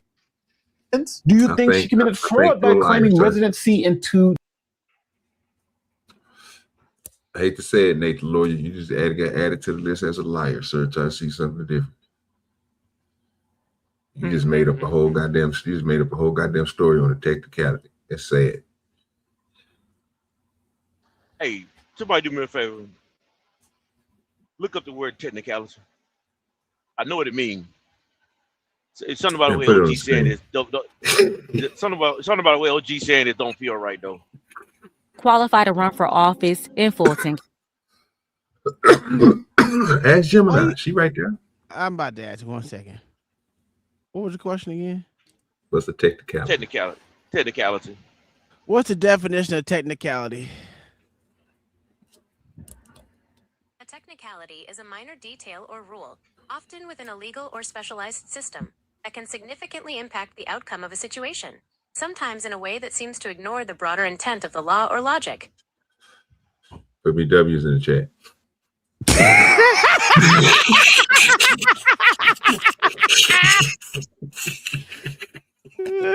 Shit is crazy. Hell or water, bro. Hey, this bag of runs, bro, is on fire, though. It's pretty nice. All right, let's County. She didn't register a year ago. She literally just did it a couple of weeks ago, right before she submitted her information to run for Fulton County Commissioner. So yeah, the city girl mayor is still scamming. Stop lying, people. So the attorney says you have to have residency for 1 year before you take office. If she were to win this race, she would not take office until January of 2027. But there are a lot of questions before we get to that. And there are questions that hopefully will be answered next week when they have this residency hearing. Another thing that they talked about today is that they want to use their subpoena power to get lots of documents. I just heard something that was weird. So not the residency for a year before you vote, but you have to be there because she said the 20. So that's the revolving year of that. So if it's 2026, then the person who, even if they win it now, or when do they do theirs? They took over May 2025. Okay, so from And May if you really to want to get technical, the money's still been funny since that motherfucker came the motherfucking mayor of Dalton. The money been funny. okay. Well, like I say, that makes sense. I was just thinking because that'd be 2 years. In 2026, if she did that in 2025, it's 2026 now, and it's already past February 27th. Am I correct? It'll been a whole year right now that they've Okay. been in office. Okay, so and then she won't, and if she do win, like she said, which I don't think they allow her to get in there because they're doing an investigation now. That means if they some way she could slide in, she won't even be able to touch office until 2027th of May. So that's still a whole year, right? Because it's not even They April, haven't it's had not their even May elections right yet. now. They haven't had their elections yet. So So if she wins, she'll be winning in 2026. So if they had the elections and she went in, she was somehow allowed to be in the elections this year, 2026. And we ain't May yet, we're in April. So if you're talking about, and she'll still have to wait a year before she get in there. So that means what you were saying earlier was kind of at the end of it. She's starting in the beginning. Well, the thing about what was becoming a problem for her is because the time for her to register to be a city commissioner would been I think within that week or a couple of days of registering to vote. If she would have missed that deadline, she wouldn't even be able to be a candidate. So that's the problem what she's having right now, because right now she's running unabated as a Republican in that county. So the problem would be if they wanted to say she's not eligible to run is because she was still actively a mayor in a different state. So that's the problem she will have but right there. that would have been 2025 though. It doesn't matter because she would have missed the deadline to be a candidate in 2025. Yeah, so it's all about dates. It's all about dates. Okay, so that's what my mind went to. So just tell me this: are they sticking to the point that she was only the mayor in 2025 when this stuff happened? Because think about it like I'm about to say it. Just think about this: in 2025, when this stuff had happened, and she went to a residency, right, in Georgia on the 27th of February, right?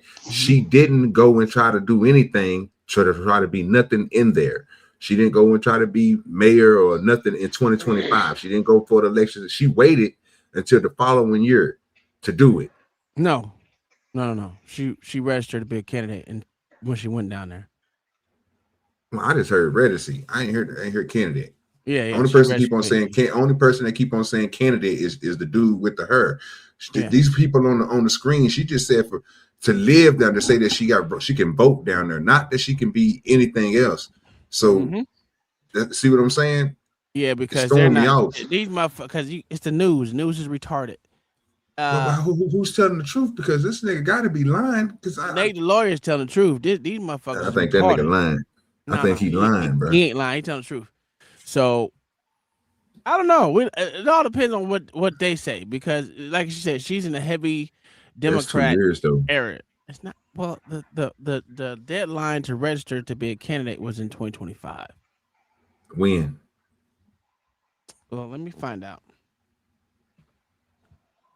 And I need to know when she did it. Deadline to be a candidate in the Fulton County Commission's election? The deadline to qualify as a candidate for the 2026 Fulton County Commission election was Friday, March 6th, 2026 Oh, well, she made it. at 12 p.m. You see what I'm saying? Commission District 4, held in November. Nomination petitions for independent candidates are due by July 14th, 2026. I don't know. I don't know now. So I don't know now. So she skipped a year. So the part that they stuck on is that when she lost the election 2 days later, she went and got a house and said that she moved there and registered to vote. But she did the candidacy in 2026. And so they saying if she wins this, then what's going to end up happening is she won't be able to get into that position if she wins until 2027 of May. So that person who's already in position right now will have to go through that whole cycle, a year, the summer and the winter, and come back around, and then they'll leave and then she'll come in. As a technicality. No, that is how the process works. The technicality is still. No, I'm only saying because he lost the election, so he got to stay there on a technicality. Well, she's so the election itself is held in November for District 4. But they had to be registered by March 6th, which she didn't miss. So she right now, it doesn't really matter because she's eligible. Oh, god damn! I don't even know. I don't know. I don't know. But that's still a whole year. That'll be a whole year. It's still a whole year that she's been a resident of Georgia. Yes. Yes. So I don't know what the deadline would be for all that. So I don't know. So technically, it's up to the board. Well, you know what? Let me ask this. How long do you have to be a resident of Fulton County to qualify to be a candidate for the Fulton County Commission of District 4?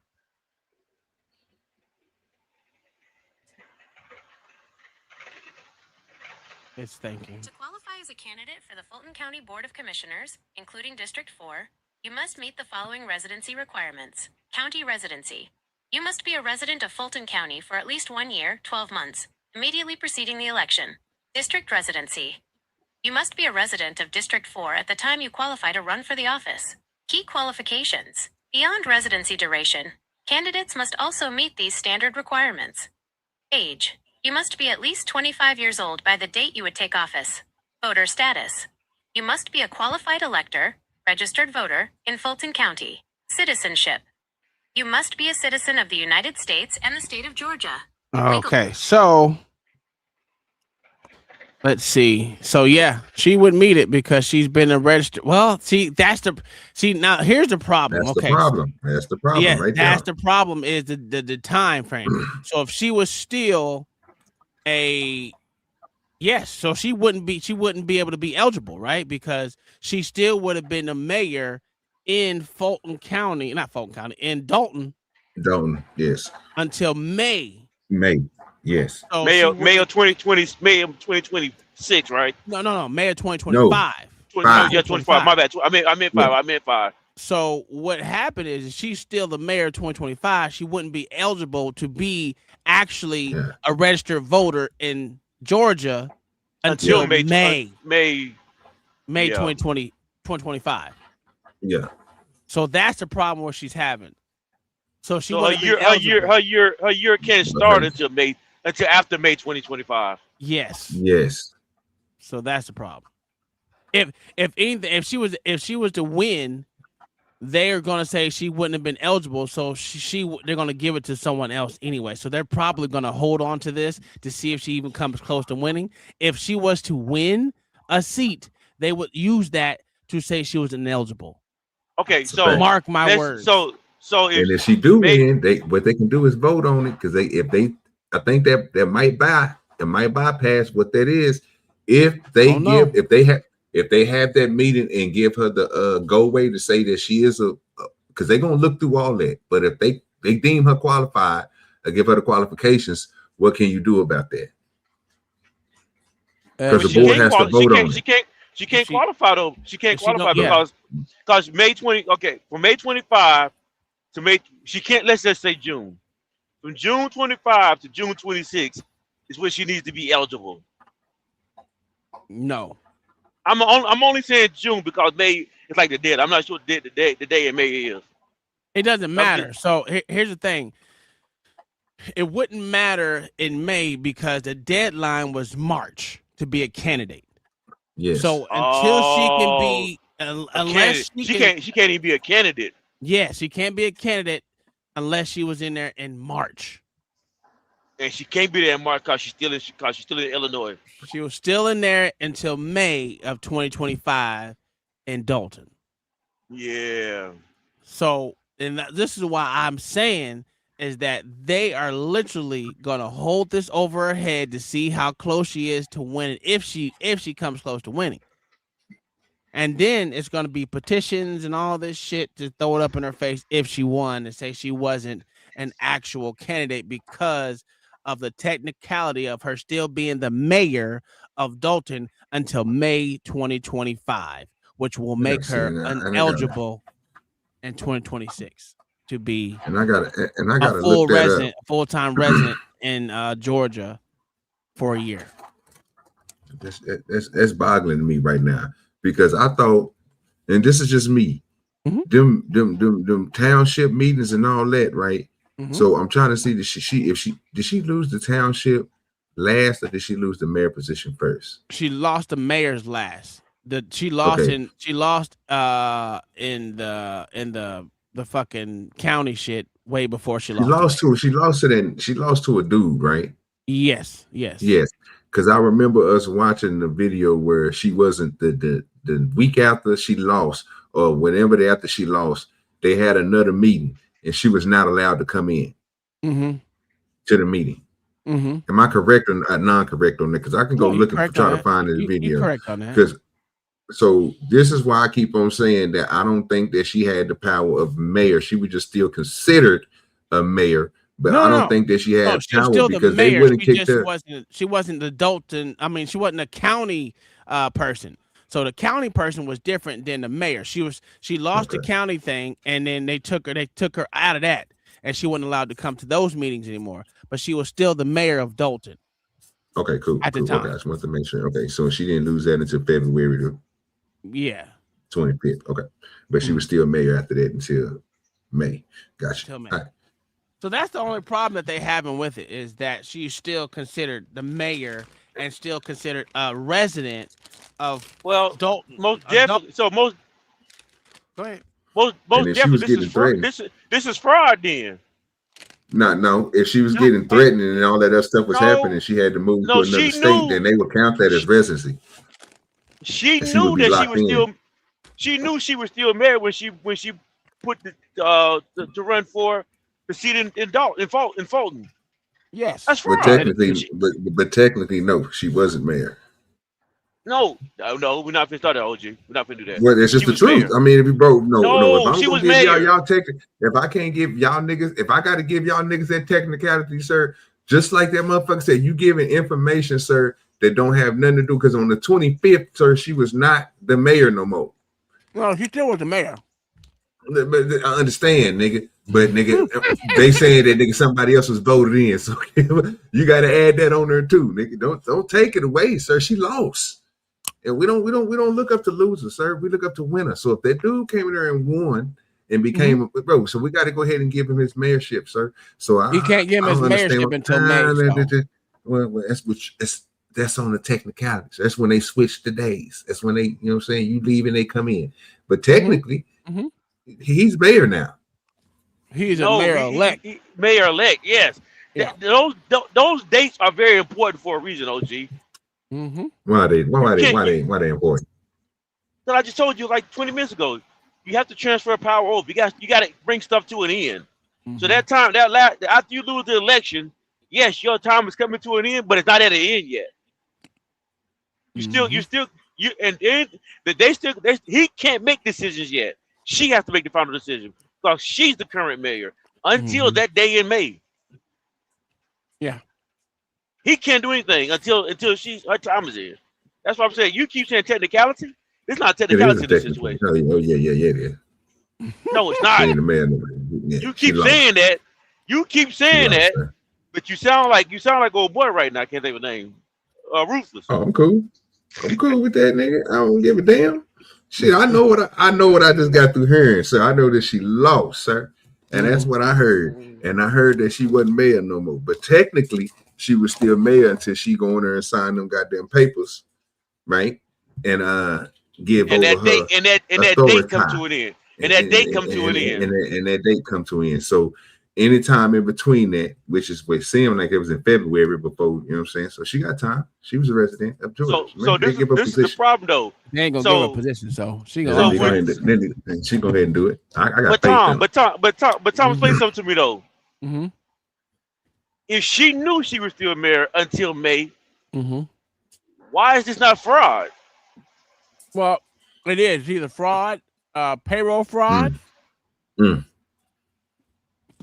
It's either payroll fraud because she could have relinquished her duties as a mayor, but she didn't come out and say that.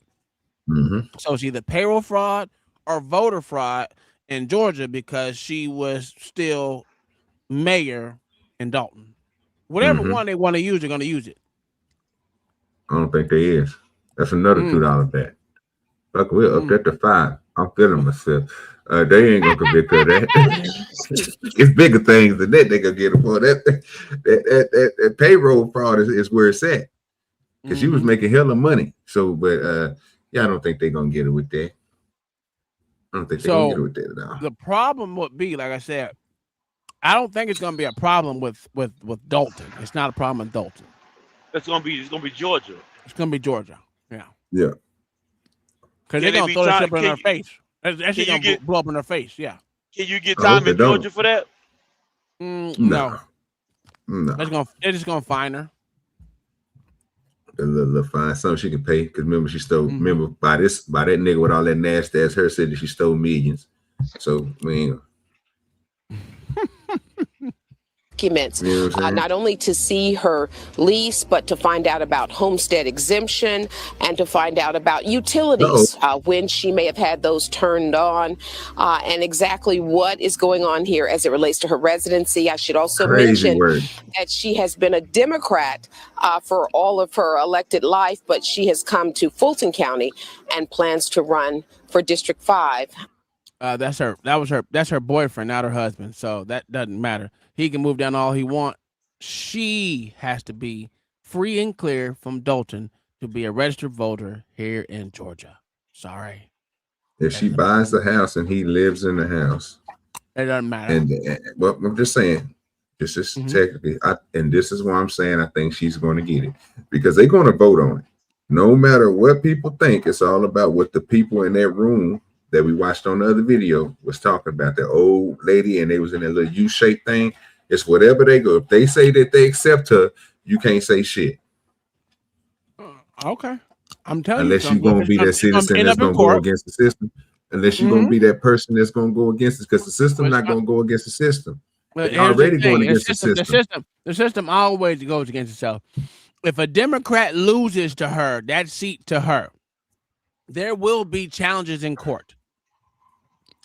Well, that's cool. She'll mega head now. So let's go again.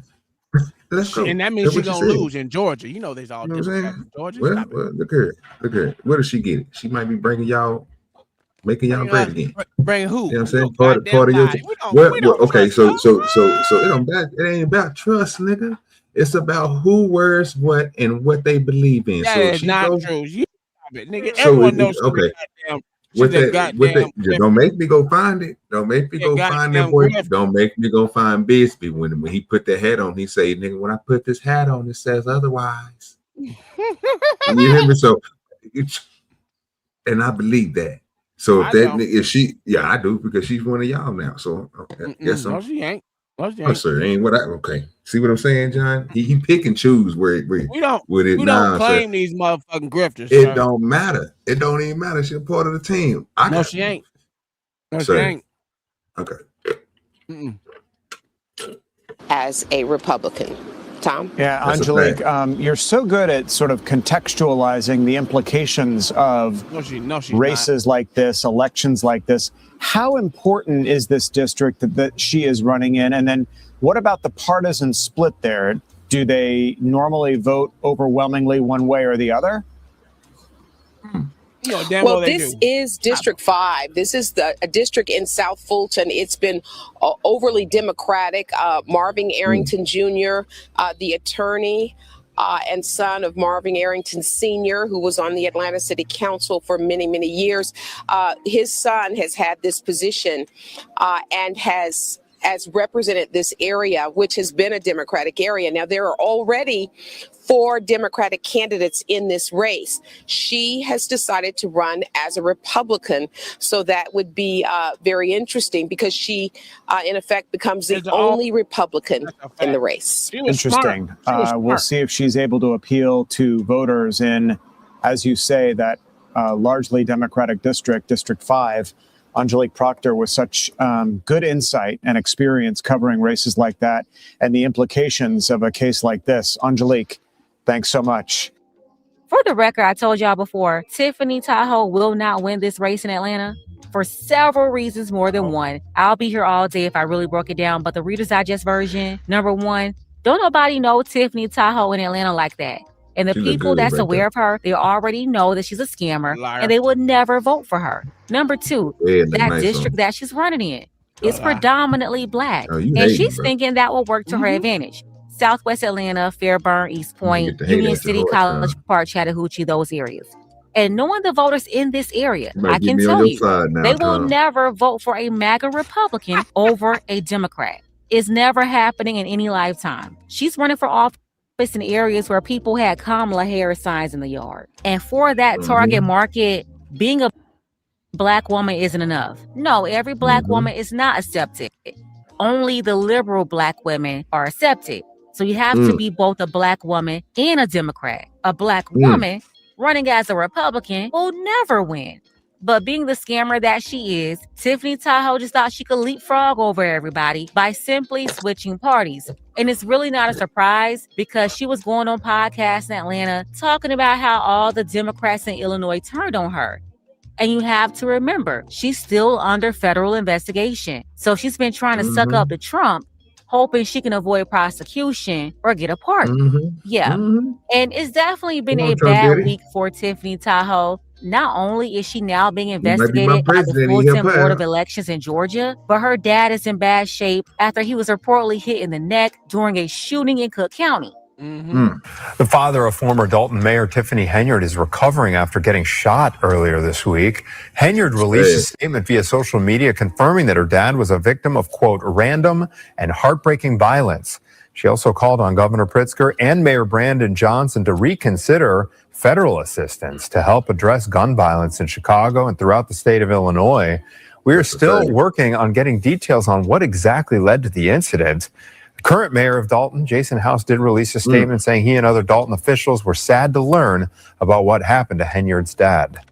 No, you won. Yeah, that shooting took place in Chicago. The bullet reportedly went in his neck, but he is alive at the time of this video. Hopefully there's a recovery there. Word is there is an investigation, and the police have an idea what happened, but there's not much information being released yet. So after that happened with her father in Chicago, days later, Tiffany Tahoe is being hit with more bad news. This investigation in Fulton County. She will have to appear in front of the board and testify in a week.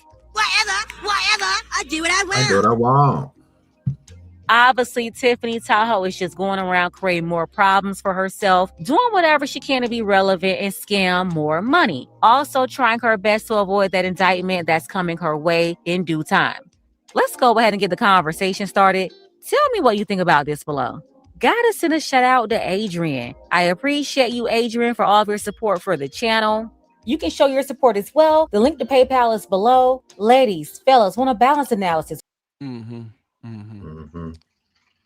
lot of lies at the end. But Whole lot of lies. Still love you, Pink Book.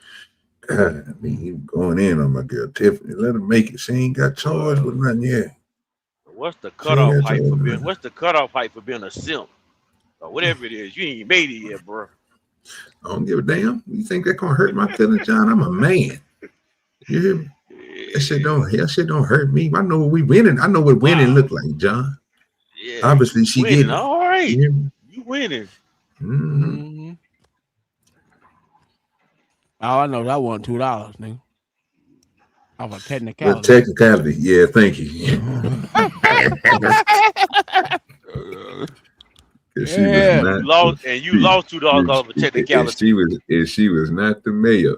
She had got voted out that time. So I did. Hey, yo, I kept it real. I sent the man his $2 straight up. You know I'm real about mine. I ain't gonna lie. You sent $2 because you lost.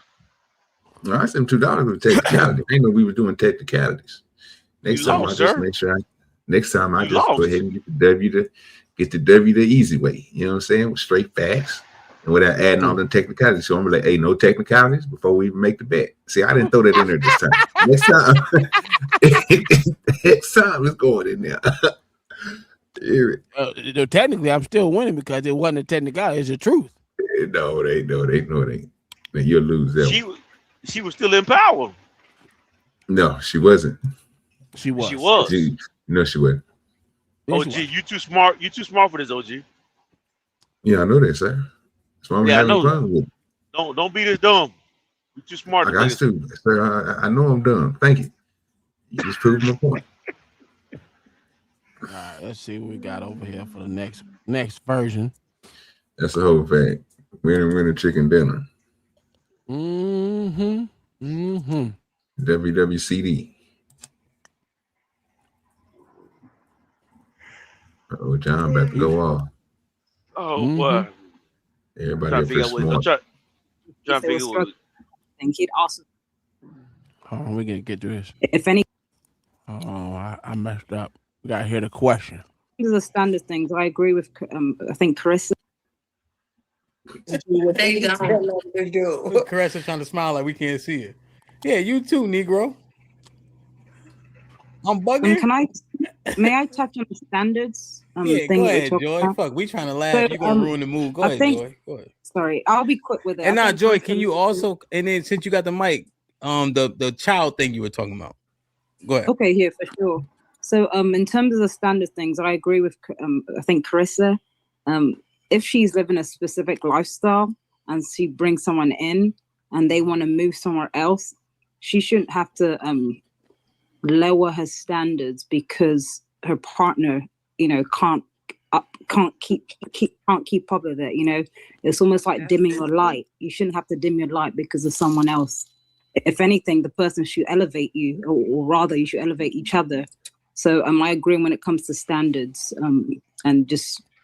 Yeah, so I agree on that. So in terms of the men have harder lives than women, I come from a lineage of powerful women, and they done been through some struggles. I'm not going to go through the details, but to say men have harder lives, from my personal experience, it's the women that have had harder lives. So that's probably my personal experience.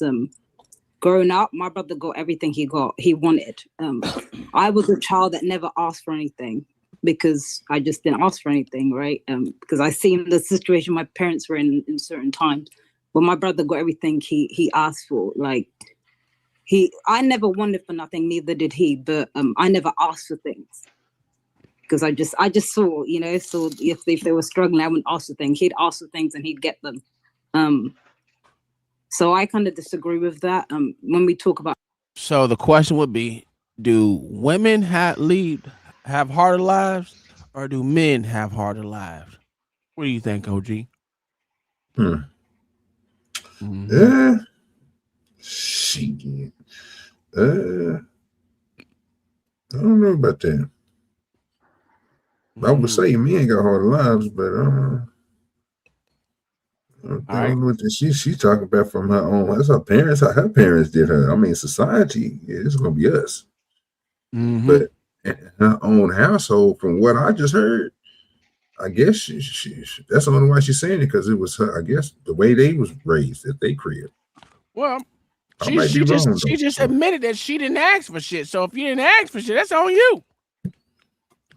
Now, John the Baptist. Yes, sir. Do men have harder lives or do women have harder lives? I don't want to answer that question. I want to talk about what she said. Oh my God. Just answer the question and then talk about what she said. I don't know. I can't answer that question. That's what I'm trying to tell you. I can't answer. Why not? Because I guess it's a one-to-one answer. Or it's not going to be a one for all answer. Okay, go ahead. Let's hear what you got to say. I'm looking at what she said. An example that she gave was a poor example because it's a matter of perception, right? She says her brother had to ask for her brother asked for everything. Well, did he ask for everything because they wasn't going to give it to him unless he asked for it, and you'd have to ask for them because they gave it to you automatically? It's perception. It's what she saw, but it doesn't tell the other side of the story. I don't see what she's. I don't think she sees. She just sees from her point of view and think that's what it is.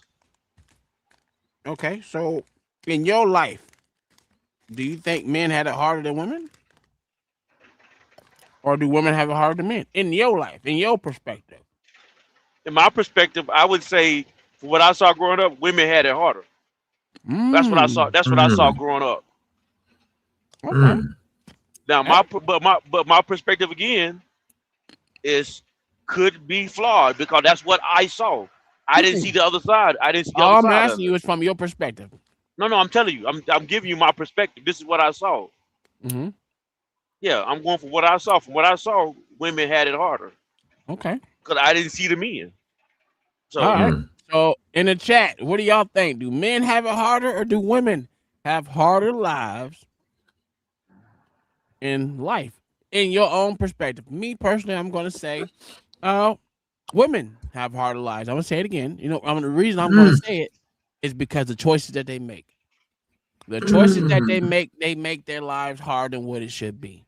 I would agree with that too. Yeah, y'all niggas killing me today. I said men. That's crazy. Mayo said men. I said men. I thought it was men. Shit. I'm not going for perspective. I thought women gave. I thought women gave everything. No, I think men have harder lives until they about. I think men have harder lives until they about 24, 25. No. And then once their life become yep, their lives become easier, especially because a man has to go out and cut his way out in the world, and so therefore when he starts figuring it out, he's so less that will make likely. it harder. It would make it easier for him once he gets older. I think women suffer. I think women have it easier when they're younger and suffer when they get older.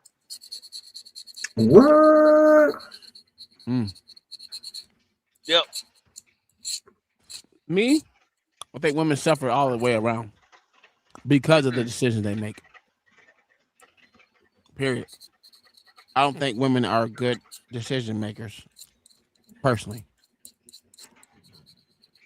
I think men, depending on the way they make, the way their logic will run, will make it easier on them. At least to me. Because men have a knack of getting into a routine and completing that routine day in and day out, no matter what. Yeah, you talking about single men, or single people or married people though. I'm just talking about men in general. And that's why I gave it to the men, bro. Because if you doing that cycle every day, that's harder, bro, than somebody, bro, who don't even gotta do that. Right? Only thing they gotta do is just find them a mate. The same thing that you're gonna be doing, you're gonna be giving them provision, all that you know what I'm saying, the taking care of, all that's gonna be coming. Even if you're doing 50-50, that means that your person that you're messing with is, you know what I'm saying, liable to take care of themselves. So you still gonna be doing it. And then for those opposite way, you just want to take care of everything. It's rarely, bro, that you have women that you find these men out here finding a woman, bro, who's a doctor and all this shit right here taking care of bum nigga. Usually he got something. You know what I'm saying? It's That's rare. A lot of women take care of bums. To me personally, when I look at them, I get what you're saying, but you know what I mean. Like, come on, bro. Like, motherfuckers ain't picking them up off the street. True. I guess you know what I'm saying. The handyman ass nigga or something. You know what I'm saying? That's cool. But I'm saying, just out of there. So that's the only reason why I said them. I mean, okay, I hear you. But there's no right or wrong answer to this. Hey. Like my perspective, when I look at it, I can look at it y'all's way, and I sure enough see it. Right, women do have a lot of ways to get out of trouble. Let's just put it this way, meaning, well, you know what? I'll agree. I'll go with they. Still, so to me, it's a harder life, right? Because you got to go beg a motherfucker for everything. No matter if you're begging a man for what the hell is it called? Preventative maintenance, if you want to call it that. I guess what it would be. I still think women have to go out there and put their not just body, but mind and every damn thing else to beg a motherfucker for shit. Me, if I'm single, I only got to take care of me. And getting a job is easy for me. And just doing the everyday hustle is easy to me. Women, they got to go out there and pretty much, beg for every goddamn thing. That's why I think it would be harder. They don't have to beg till they get old. They don't have to beg till they get older. If it depends. Okay, this is what I've noticed. Like, come from my perspective, growing up. The women in my family, they had it easier when they were younger. Mm-hmm. And then, but the easier led to poor decision making, as you were saying earlier. Mm-hmm. And so as long as they was young, vibrant, cute looking, Mm-hmm. they didn't really have to act so much. Do you, okay, okay. They could just bat their eyes and get what they wanted. But now as they start getting to their 40s and 50s, that began to change for them. The 30s, 40s, that began to change for them. Let me ask you a question. Asking for provision. Do a woman have to ask for provision to get it? No. Nope. Okay. Nope. They don't. Well, I'm saying I should say that so. Mm-hmm. Not they don't have to. You have to ask for it. All women don't have to ask for it. No, all women don't have to ask for it. Okay. So, do they have to put up with things to get it? The younger they are, the younger, the more attractive are they? No, they don't.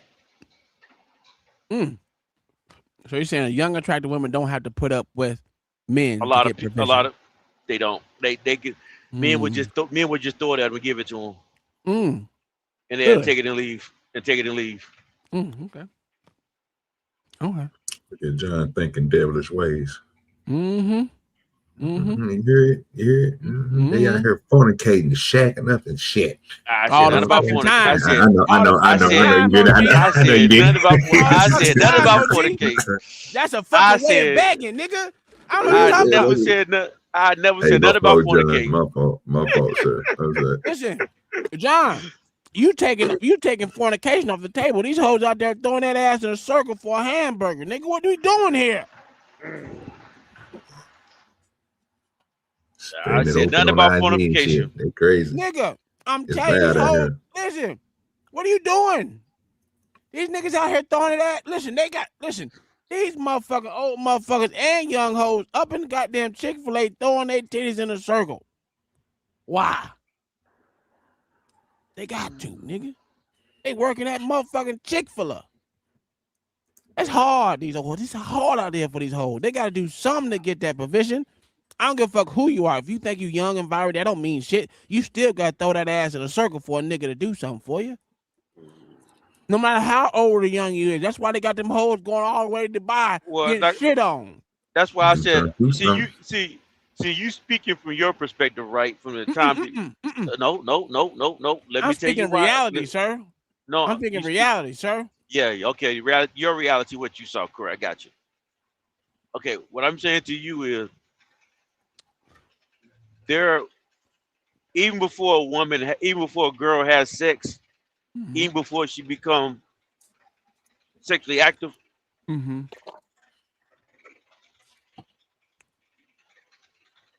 people will give her stuff. Okay. I'm listening. I've noticed even when we were kids, my sister was given a lot of stuff because she was the girl. I assume because she was the girl. But me and my brother started getting stuff until we actually started going to work for stuff. Okay. So I'm saying even before sex is even involved in this situation, that's what I saw coming up. So I'm going to take families out of it. I'm gonna take families out of it because we all know families gonna take care of families. I was talking about from my perspective though. That's why I said that. That's why I said what I said. And that's why I don't understand why you still see females as that. If she was getting all the stuff that you had to work hard for, so that means it was harder for you and easier for it. But okay. But again, that's why I was stuck on. Okay, so I would give you that. I see what I just did. I would give you that part, okay. But then that's why I say when women get older, I was speaking to the older women in my family. The older women in my family, I saw them suffer because the poor decisions they made when they was younger. See, when they were my sister age, when they were younger, things were given to them. But as they got older, what I saw out of them, my aunt, my mom, other females in my family, they were struggling. I saw them struggle. Why? Because the poor decisions they made after they became teenagers. Hey, how's a motherfucker know you need something? Gotta ask. How do you know John? you need something? Well, you can ask for it, or they can observe and see, or sometimes people just give you stuff. Several ways. It's several ways. Go ahead, name them for me. I'm sorry. I just want to know. I'm just inquiring. I just need to know. I just named a couple of them already. Oh, your mic went in and out. I didn't hear it. Yeah, I thought I was tripping. I thought it was my internet. Yeah. Sometimes people ask. Sometimes they ask for it. Sometimes people just see it and give it to you. And sometimes people just give. Sometimes people just give because they felt the need to give. Okay. No. All right. Okay. That's crazy. Talk your shit. That's all I can tell you. Talk your shit. All right. So my question would be to you, John. Since people just sometimes just give stuff, right? Observe these people. Is that a majority or minority people? I would say minority. Minority, okay. So the most time, we're going to say the most people usually just got to ask for it, including women. Majority of women have to ask for something, even if it's asking for to go out to eat somewhere. McDonald's, they got to ask for, or be in a position in someone's car to, I ain't gonna let you not eat. You know what I'm saying? We in here together. I'm gonna feed you. You gonna do something strange for this hamburger. You think that happens? I think there are different stages depending on how often a woman is going to ask versus when she don't have to ask. Again, when a female is younger, there's there's way less asking. Men are volunteer. Question for you. This is my. Hold on. Let me finish my thought. Okay, go ahead. Finish. I'm sorry. Go finish it. Finish. My bad. When a woman is younger, men are asking her, giving her. They're asking her to buy her a meal. Now, as a woman gets older, she's doing more to asking. I got you. Now I'm gonna say this for the asking part when they're younger for a meal.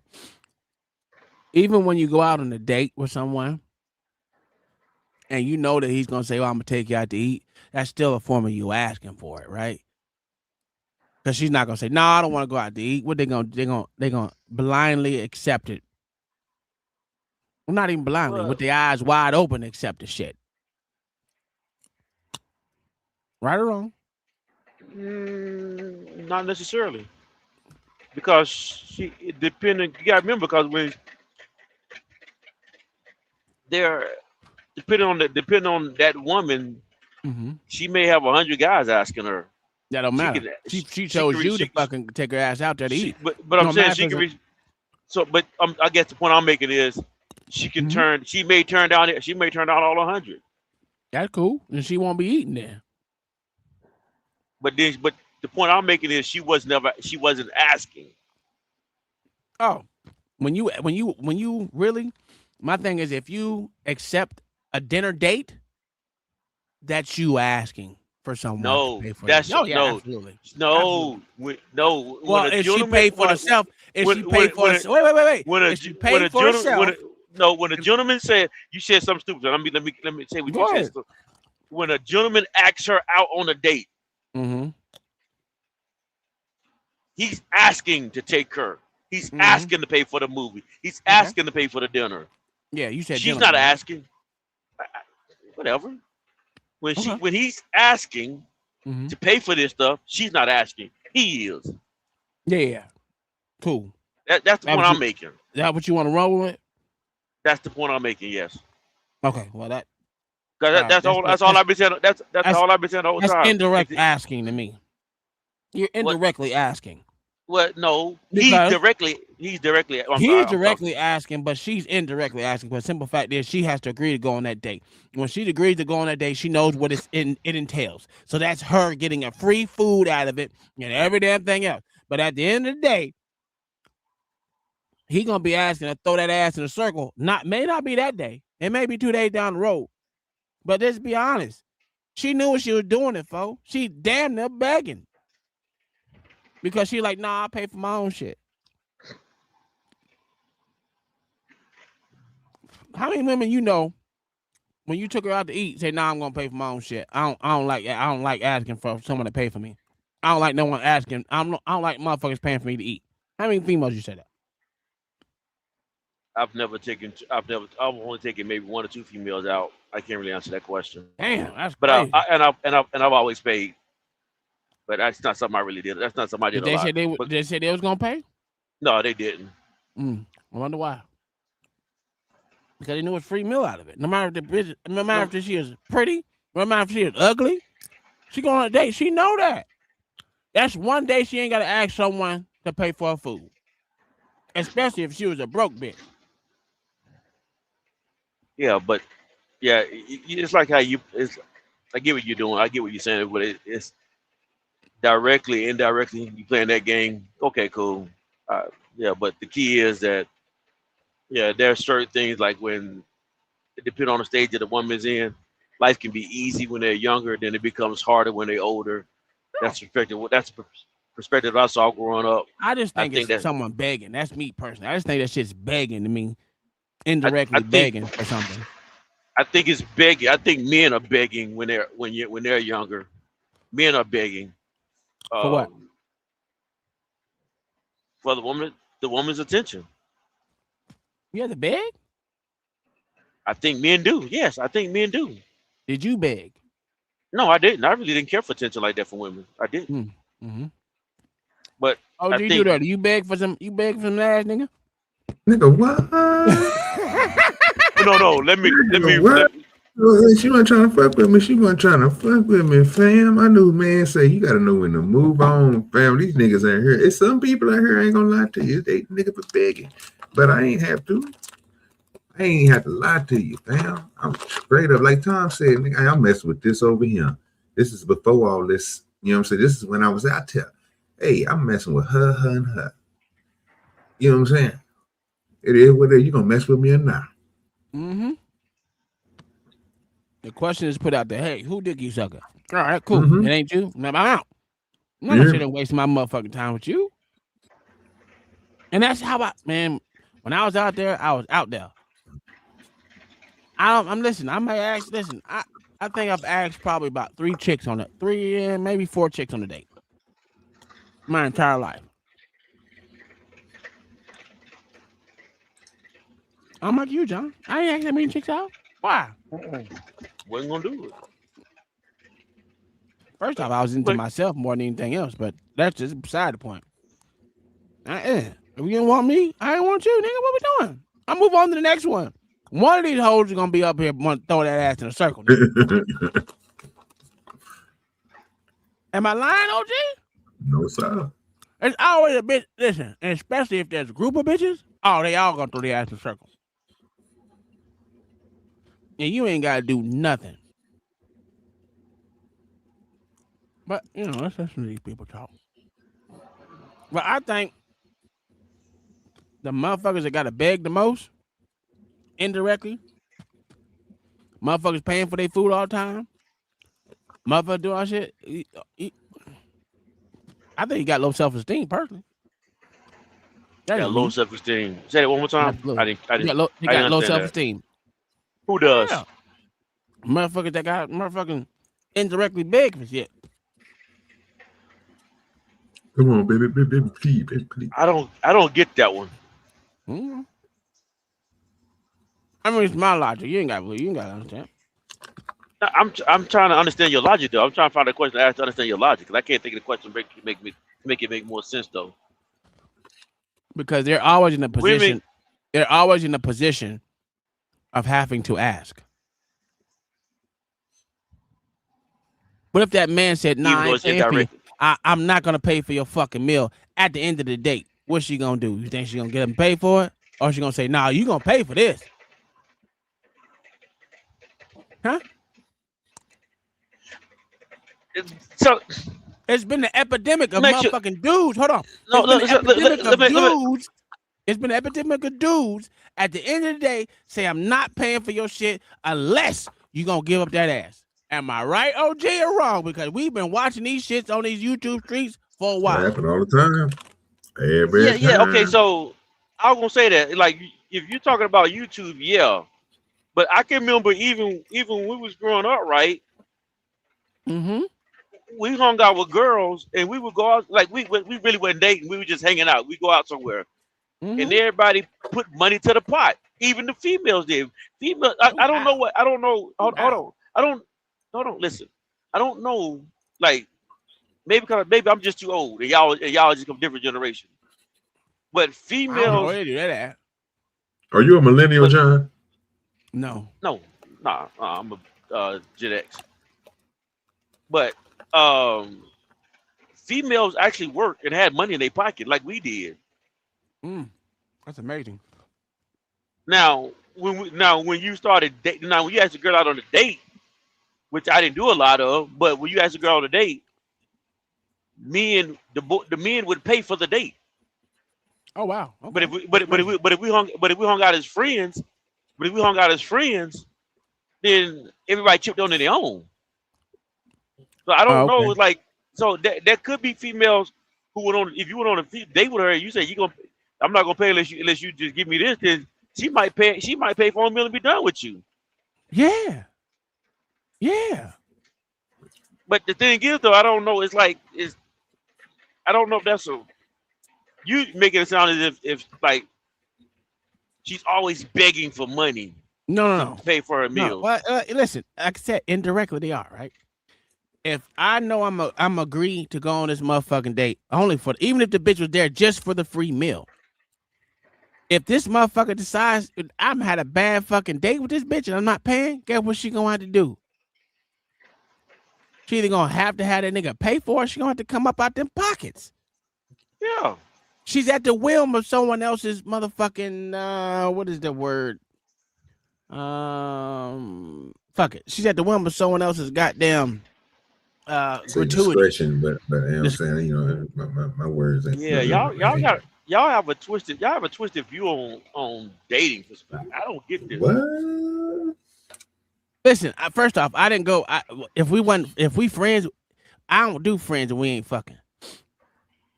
Said it before. I don't know. Well, I don't do this. Oh, it's my friend. I don't know what the fuck that is. I really don't know what that is. I would never. Oh, this is my girlfriend. This is my homegirl. No. I mean, I didn't do a lot of that. I didn't do a lot of that either. But there may be times when you had a school function, and a group of kids just go out to McDonald's or something. No. After the football game. No. And people just sit around talking. I mean, it's just how it went now. Who the fuck sits around and talks with bitches, man?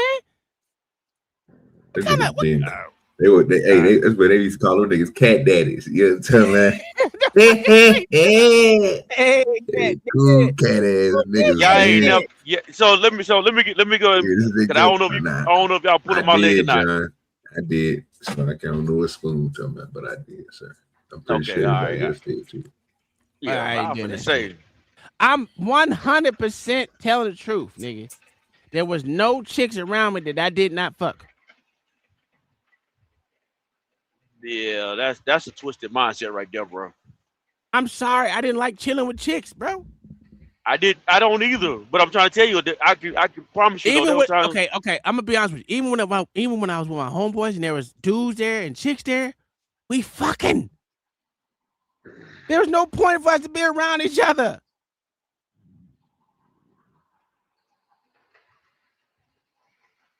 Yeah, that's twisted. That's very twisted right there. What was it? Okay? That's twisted. That's all I can tell you. That's twisted. How is that twisted? There's been times we hung out in middle school and in high school, and girls may be around.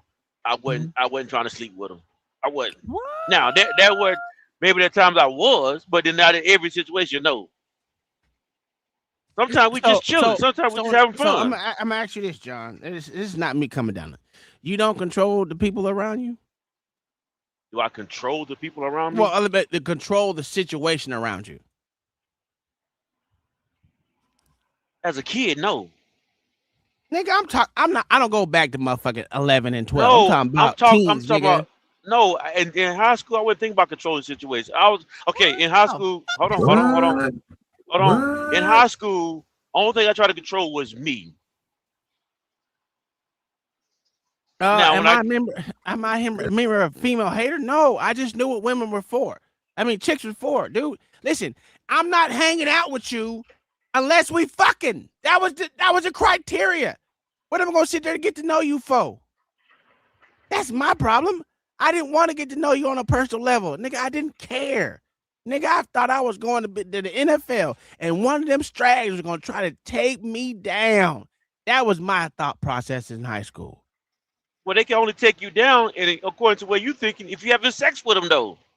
No, they couldn't because I fucked for fun. I don't fuck for relationships. That's what I'm trying to tell you. They can only take you down if you having sex with them. How? Because you saying you're not trying to hang out with them because they may take you down. Well, you thinking that way because you're trying to knock all of them off. Relationships take you down. If you fucking for fun, they knew what it is before they came in to even got in the car, nigga. And they still can take you down that way too. You looking at it, you see women as a threat because you trying to knock all of them down. And that's a fact. I sure was, boy. And you try to knock all of them down, and you try not to get too close because you think they throw a baby on you. Well, if you ain't trying to put a baby on them, I wasn't worried about babies. I wasn't worried about babies. Don't worry about babies. How else they gonna take you down then? Get me to marry the hoe when I was trying to go to league, nigga. And then do it about babies. If I thought motherfuckers in relationships didn't do shit. Look, man, all my homeboys was in relationships. You know what happened when motherfuckers got a relationship? Oh, I can't hang out, dog. I gotta go with my girl, dog. I can be in the girl, dog. That shit crazy. Yeah, you got a twisted view. Okay. And I know why it's twisted though, because times really, I mean, not that it was ever perfect, but it does get worse.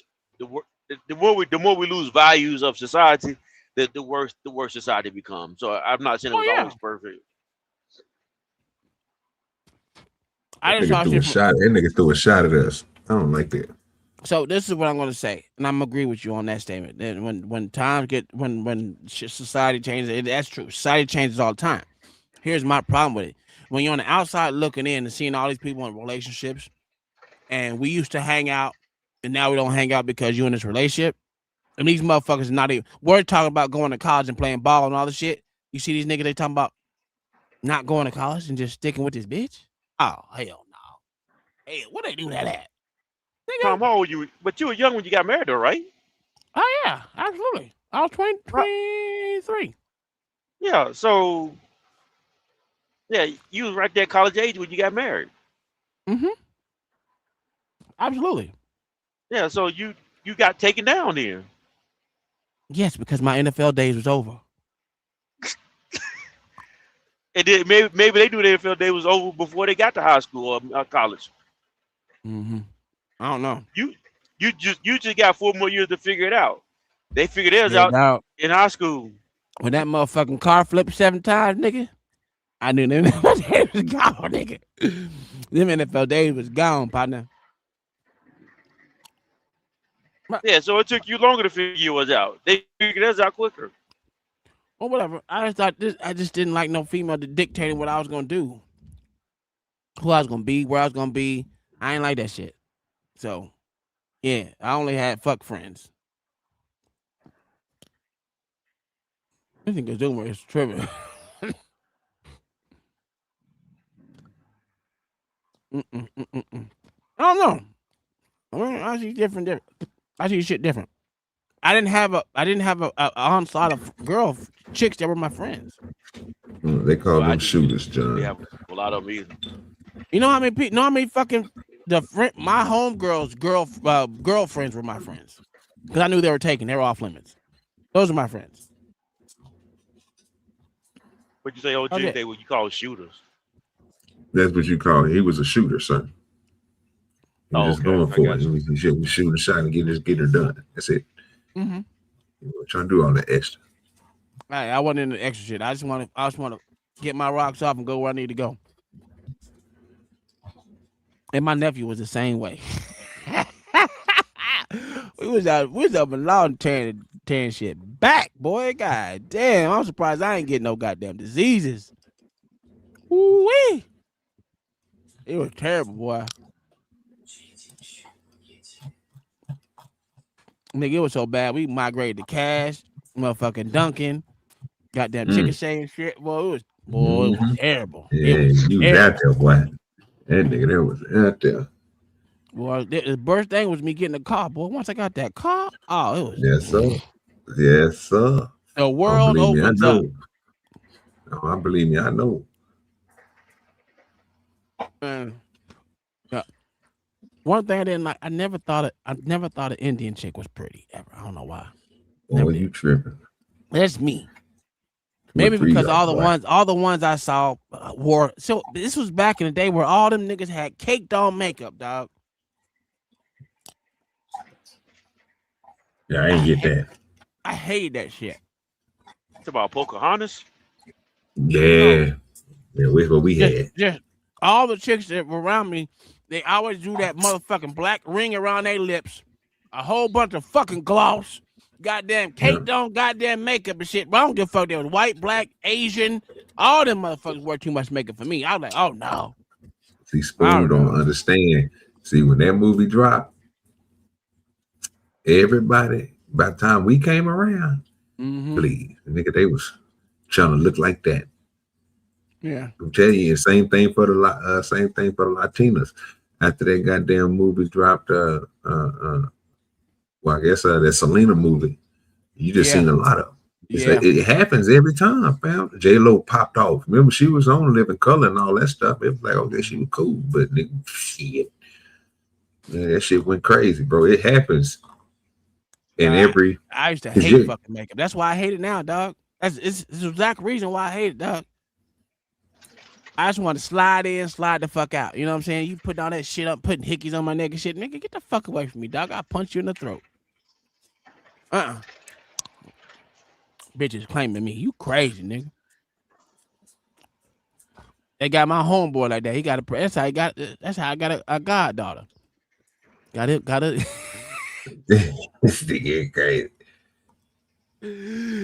That's why I got a goddaughter right now. Love her to death, boy.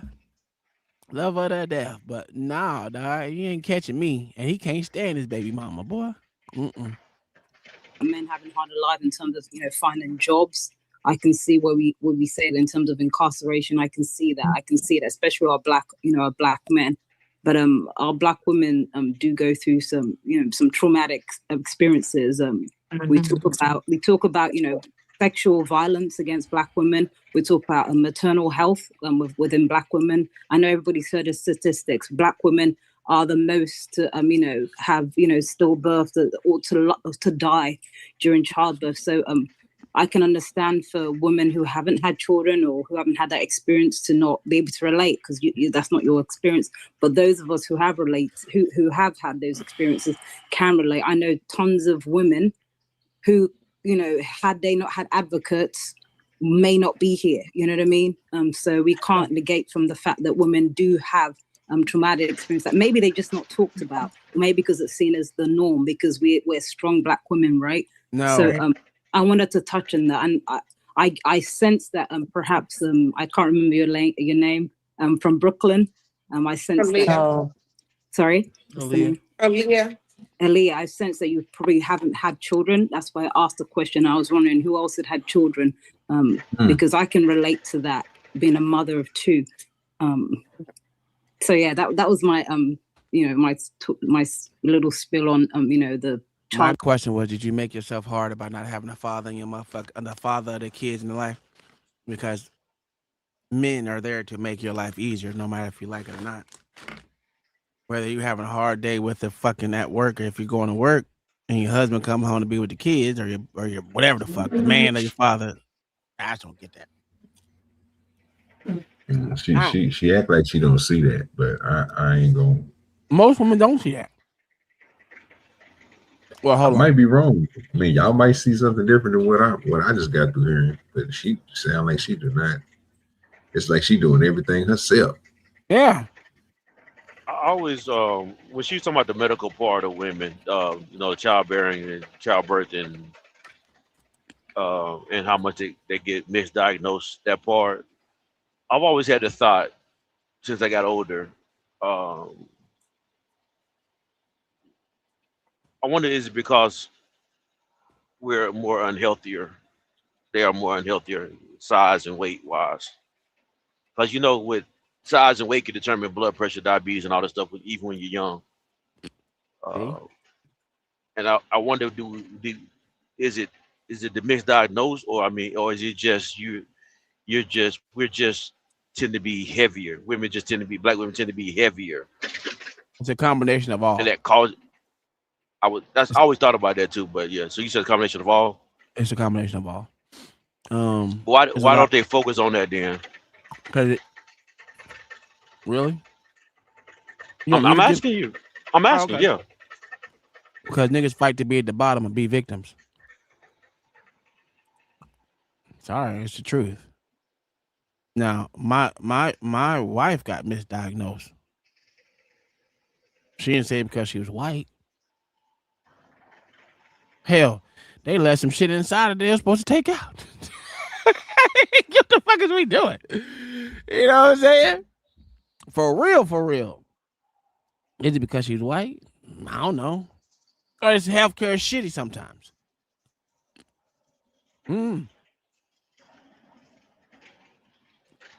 Bigger people, look, mom said, a lack of good medical care. It's a fact. Now, I'm gonna be honest with you.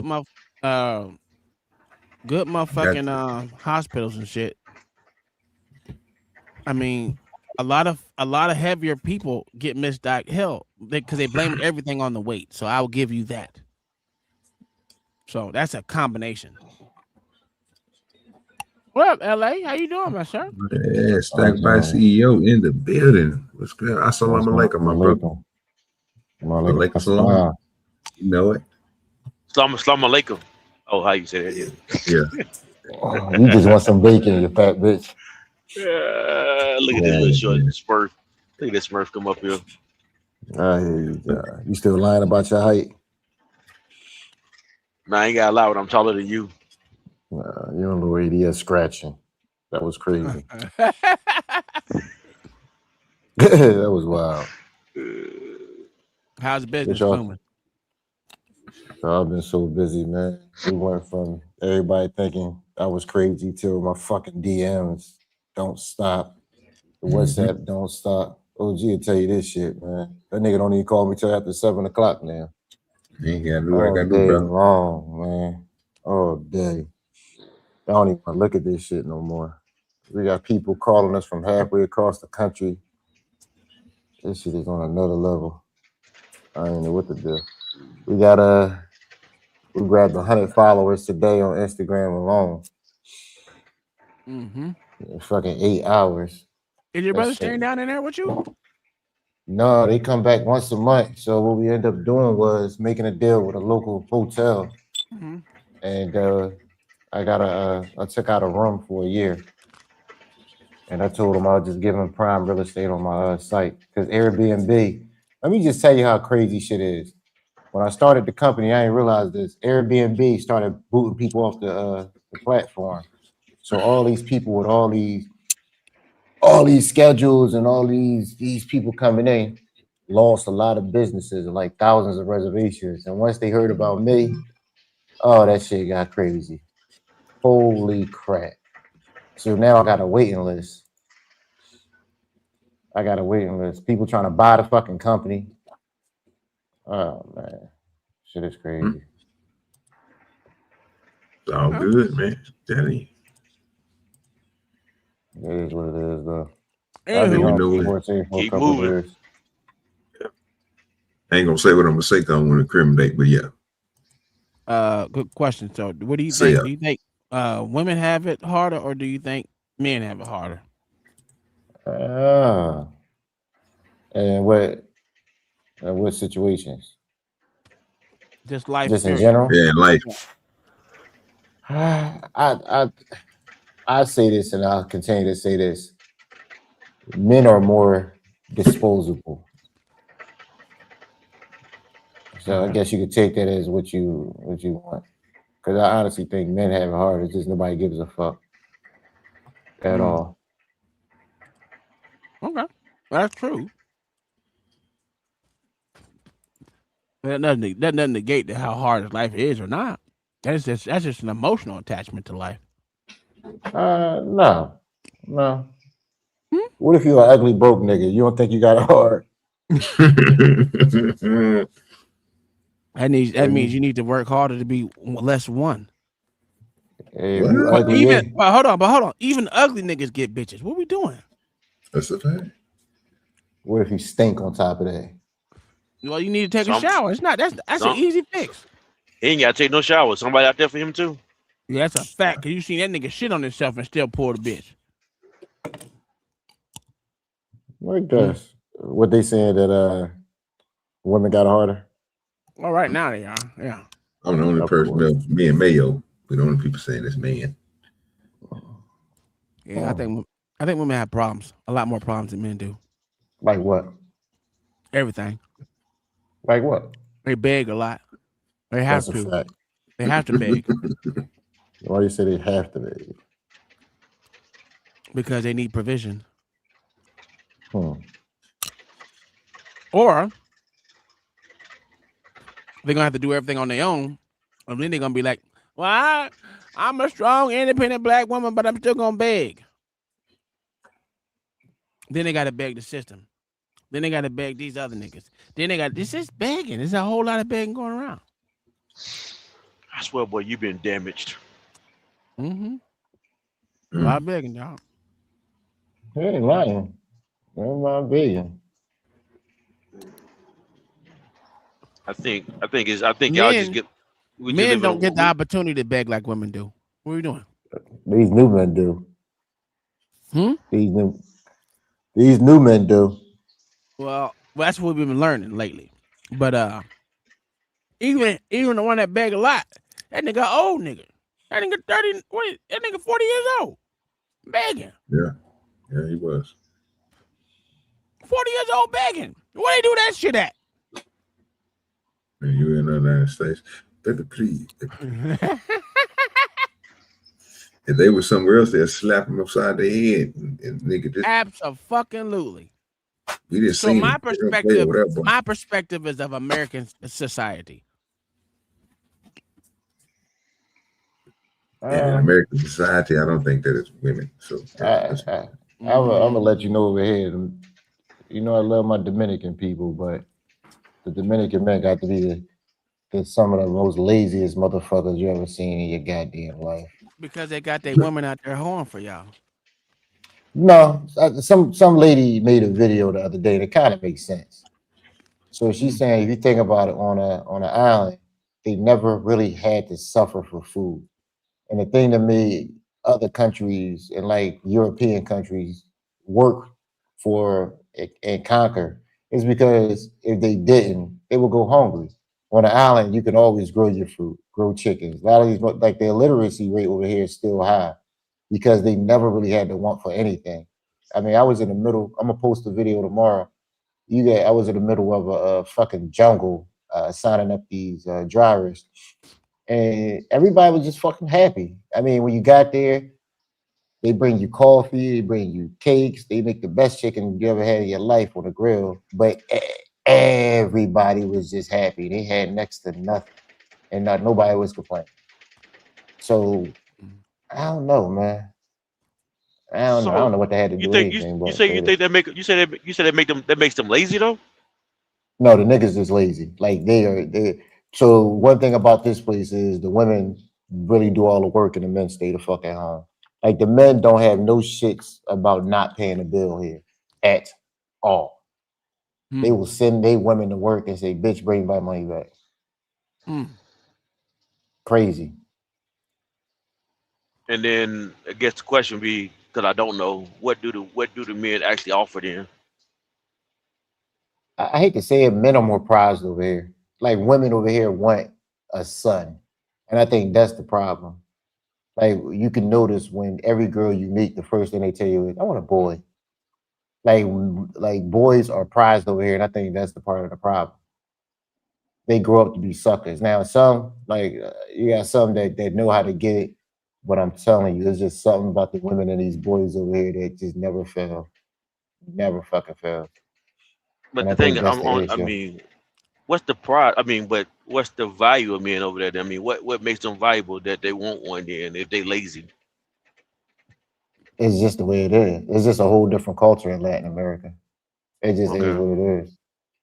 It's kind of hard to So explain when you see it. You be like, oh, this weird. okay. So is it lazy or is it? I No, it's think you just lazy. said it too. No, Or it's is it just lazy. value? No, it's lazy. It's 100% lazy. It's 100% lazy. And it's a culture where everybody full of shit. So if they tell you something Okay. gonna be there in one day, best believe it's gonna take 5. Okay. And ain't nothing you can do about it. You can get mad, and like a lot of my orders I had coming over here, the motherfucker tell me, "Oh man, we're gonna be there tomorrow." No, damn well they close tomorrow. People like, you a lying motherfucker. I'm looking at your schedule. It is what it is. This is a weird place, man. Do But you get they used to do, it. do they? I don't know. It's got to be something that the men are doing though, right? That makes them valuable though, other than just This the thing. The men that know how to get it, get it. That's why I tell everybody it's a caste system over here. And the thing is, people stay in their lane and just satisfied with it. You can try to yeah. give like I was trying to pay people more money, and I found out, I hate to say it, when you pay people more, they do fucking less over here. They do But, less. Yep. yeah, but the people who once you find people who want to work and make that money, you good. But finding them is the problem.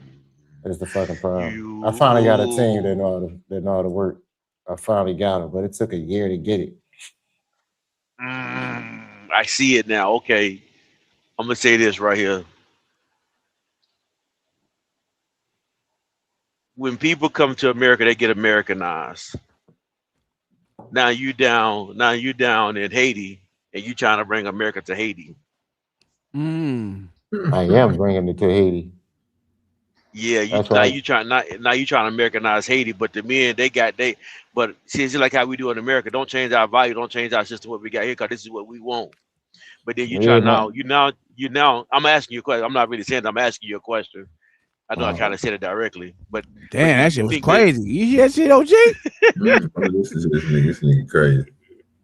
but do you actually think though that that mentality down there, you're trying to bring American culture down there, and the men are rejecting it? No, that's what I just told you. Okay. That's why my DMs are full now. That's why my WhatsApp keeps going on. It took me a year to break through, but once you Okay. break through, you find the right connections. So it just takes you a long time to find the people you're supposed to find, because they're not gonna trust you. Think about it. I'm from America. I got a passport. I could just easily skip town and just leave these motherfuckers drive. But they make you work for every dime you get. They don't give you shit here. And when you think you broke through, they try to take even more until finally you're like, okay, now I get how the shit works. Okay. But then once again, because I saw opening where most people just wanted to accept things for what they are and just, that's the way things is. I was like, fuck no. I'm gonna go ahead and see if I can make this thing happen. And it did, but it just took a long time to do it. And most people just give up before it happened. That's a fact. That's a fucking fact. Most people just give up before it happened because it's just that difficult. So you got to imagine, you saying bringing American culture here, the problem is most people don't stick around long enough to see if the shit can work because there's just so many obstacles. Just so many. That's why I say they don't give you shit here. You gonna be over there in November?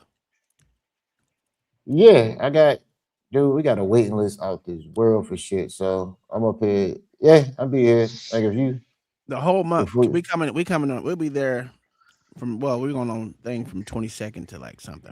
It's past what is that shit called? Thanksgiving? Mm-hmm. Yeah. Let me tell you the craziest shit. Yo, can somebody look up what Holy Week this is in the Dominican Republic, if you don't mind? Because I just saw the craziest shit. There's a Holy Week here this whole week. It's not Easter. It's something. They call it something. What's the Holy Week that's going on in the Dominican Republic this week? Passover? No, I don't think it's called something else. Semana Santa, Holy Week. Yeah, that's what it is. Semana Santa. Religious and vacation period in the Dominican Republic, running this year from March 29th to April 5th. It is a deeply So, cultural event that blends solemn Catholic traditions with massive social gatherings. yeah. Okay. So the craziest thing about this week, y'all, and I cannot make this up. Y'all gonna think I'm lying. I'm walking around and I'm on the beach and I'm talking to different people and I'm looking like something is off. There's no glass bottles on any table at any restaurant, any of them. And I'm like, what? And there's cops everywhere. So I sit down because I had to meet somebody for a meeting. And they asked me what I want. I'm like, just bring me a Presidente. He said, all right, but we got to bring it to you in a cup. And when you want it, we'll just pour it in a cup and keep bringing it to you. I was like, just bring me the fucking bottle. Apparently during this week, it's against the law to have beer, not because it's a holy week. It's because people break the glass bottles and start fighting on the beach. It happened so much that they outlaw glass bottles for this week. That's outlaw. crazy. You ever heard That's some shit weird. like that in your life? That's weird. No, I never heard nothing like that. Well, shit, they about to do it in Texas, nigga, with the dress code. So it's all happening. It's happening everywhere around the world, goddamn it. They don't care. And let me shout out to the blacks because Latin America has finally got sick of you niggas. Y'all have wore out your welcome in all parts of Latin America. Colombia, Dominican Republic, Brazil. They are making laws against you Negroes because y'all can't stop doing shit. That's a fact. Don't make no fucking sense. That passport bro movement is dead. Well, you're a resident now, so I guess it doesn't matter, right? Even before I wasn't a resident, I knew how to lay low. Fucking with you, nigga. Goddamn. Anyway, it's 12:27. Oh, like you got work tomorrow. I do. I gotta work for 5 fucking hours. Oh, yeah, damn. Wow. Boy, I ain't gonna lie to you. That is the hardest, the longest day you probably worked in a long time. Yo, bitch, kill yourself. 5 hours. That's crazy. Shit, I was at work for like 14 hours yesterday. Was it Wow, yesterday? 14 hours. That's crazy. 14 hours is a hard day, huh? Sorry ass nigga, This man. nigga's 14 hours. Wow. That's a long time. I ain't worked 14 hours in a long ass time, nigga. How many rounds of golf did you play in your office? I didn't play any, actually. Oh, that shit. Because we was getting ready for that fucking launch, so I did that. Zurich History of Forest said the weekend frequently involves widespread partying, with alcohol often consumed in plastic cups. Did y'all even hear that? Yeah. Oh, okay. All right. Yeah, no chase. I found that shit out. That was crazy. I was like, what the fuck? No, mama, they white. They all white for some odd reason. All white cups. They don't want nothing with colors. These niggas that made sure the cups turn white.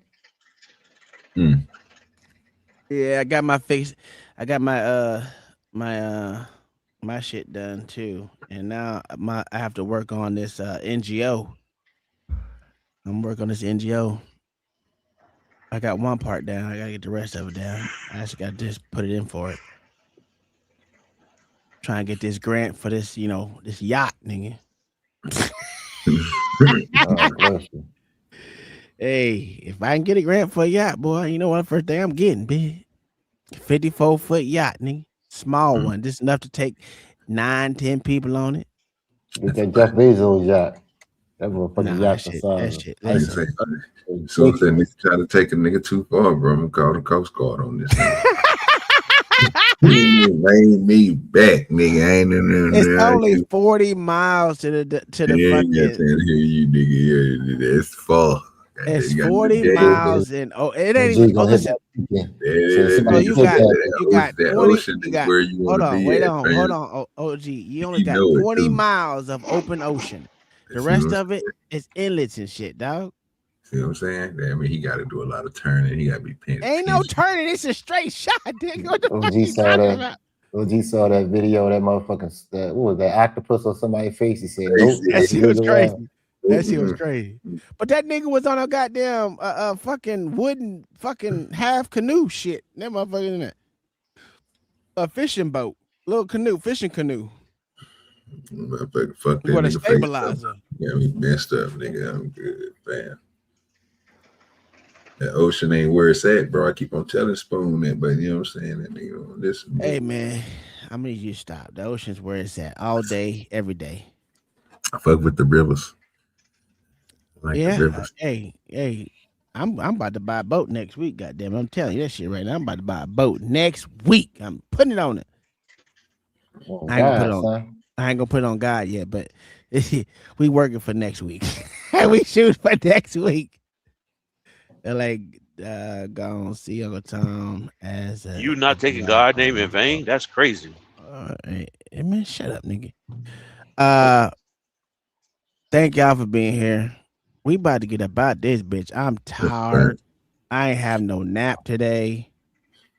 And play the song before we get up out of here too. Play the first I gotta set it up first. Hold on. What's good with you, Lord? It is. I'm off today, OG. I took the day off. Why the hell you had that crazy voice? That was crazy. That's your boy, dog. No, it's crazy. That dude on Nice's channel. Wilkes had a whole grown man flirt with him on Nice's channel a couple nights ago. That's crazy. That's crazy. great. He was good with it. Hey, too. tell us about it. What is going on here, fam? Yeah, he had a dude up there talking about he gonna play with his ass. And Wilkes just sat there listening, smiling. That was crazy that's crazy that you imagine a man playing with me, dog. That is wild. You should it's still up. The streamers like, go get it, Wilkes. He was talking about playing with Wilkes' butt, and Wilkes was just smiling. That was crazy. The funny part is that you a senior citizen, so we know your mind is gone. You don't even hear none of that shit. This right here is not what do they call that crap? I don't know. Nobody knows. No. This is not I forgot what that thing called, but Wilkes, that stream is still up, brother. You know we can go find it. He was talking about playing with your butt. Please go find it. I don't know this weed shit. That was crazy. That nigga said he want to find a stream with a man talking about playing with a butt. I don't even. That's how you know. That's how you know that nigga from Atlanta. You see what I'm saying? These Atlanta niggas always show themselves. They always got to show themselves. Freaks. That is crazy. Freaks. All right, so that's all you got, Lord ADS? You ain't got nothing else for us? Of course not. What was y'all talking about? Go take your teeth out and go lay down, sir. We ain't talking about it. Slow sit, hot wind, same chair, same grin. Yeah, ice melt in the red cup. Old block know what's up. On the porch with the black sun bleach paint. OG Dirty talking about a scheme that ain't. Down the Baptist dropping take like they can't fail. We all looking like, bro, you gonna hell. Hold up, Lil Spoon, they can lay. Uncle Tom stirring up thoughts. Saying wild little things that the church don't talk. He like, free your mind, they gon' hate that part. Crew laugh hard, but it still hit hearts. Ash in the bottle, smoke curl in the dust. We talk trust, talk lust, talk God, talk us. Talk food stamps, trap 9 to 5s in the judge. Talk you still mad, yeah, but I still. Conversations on the porch, where we bled, where we scored.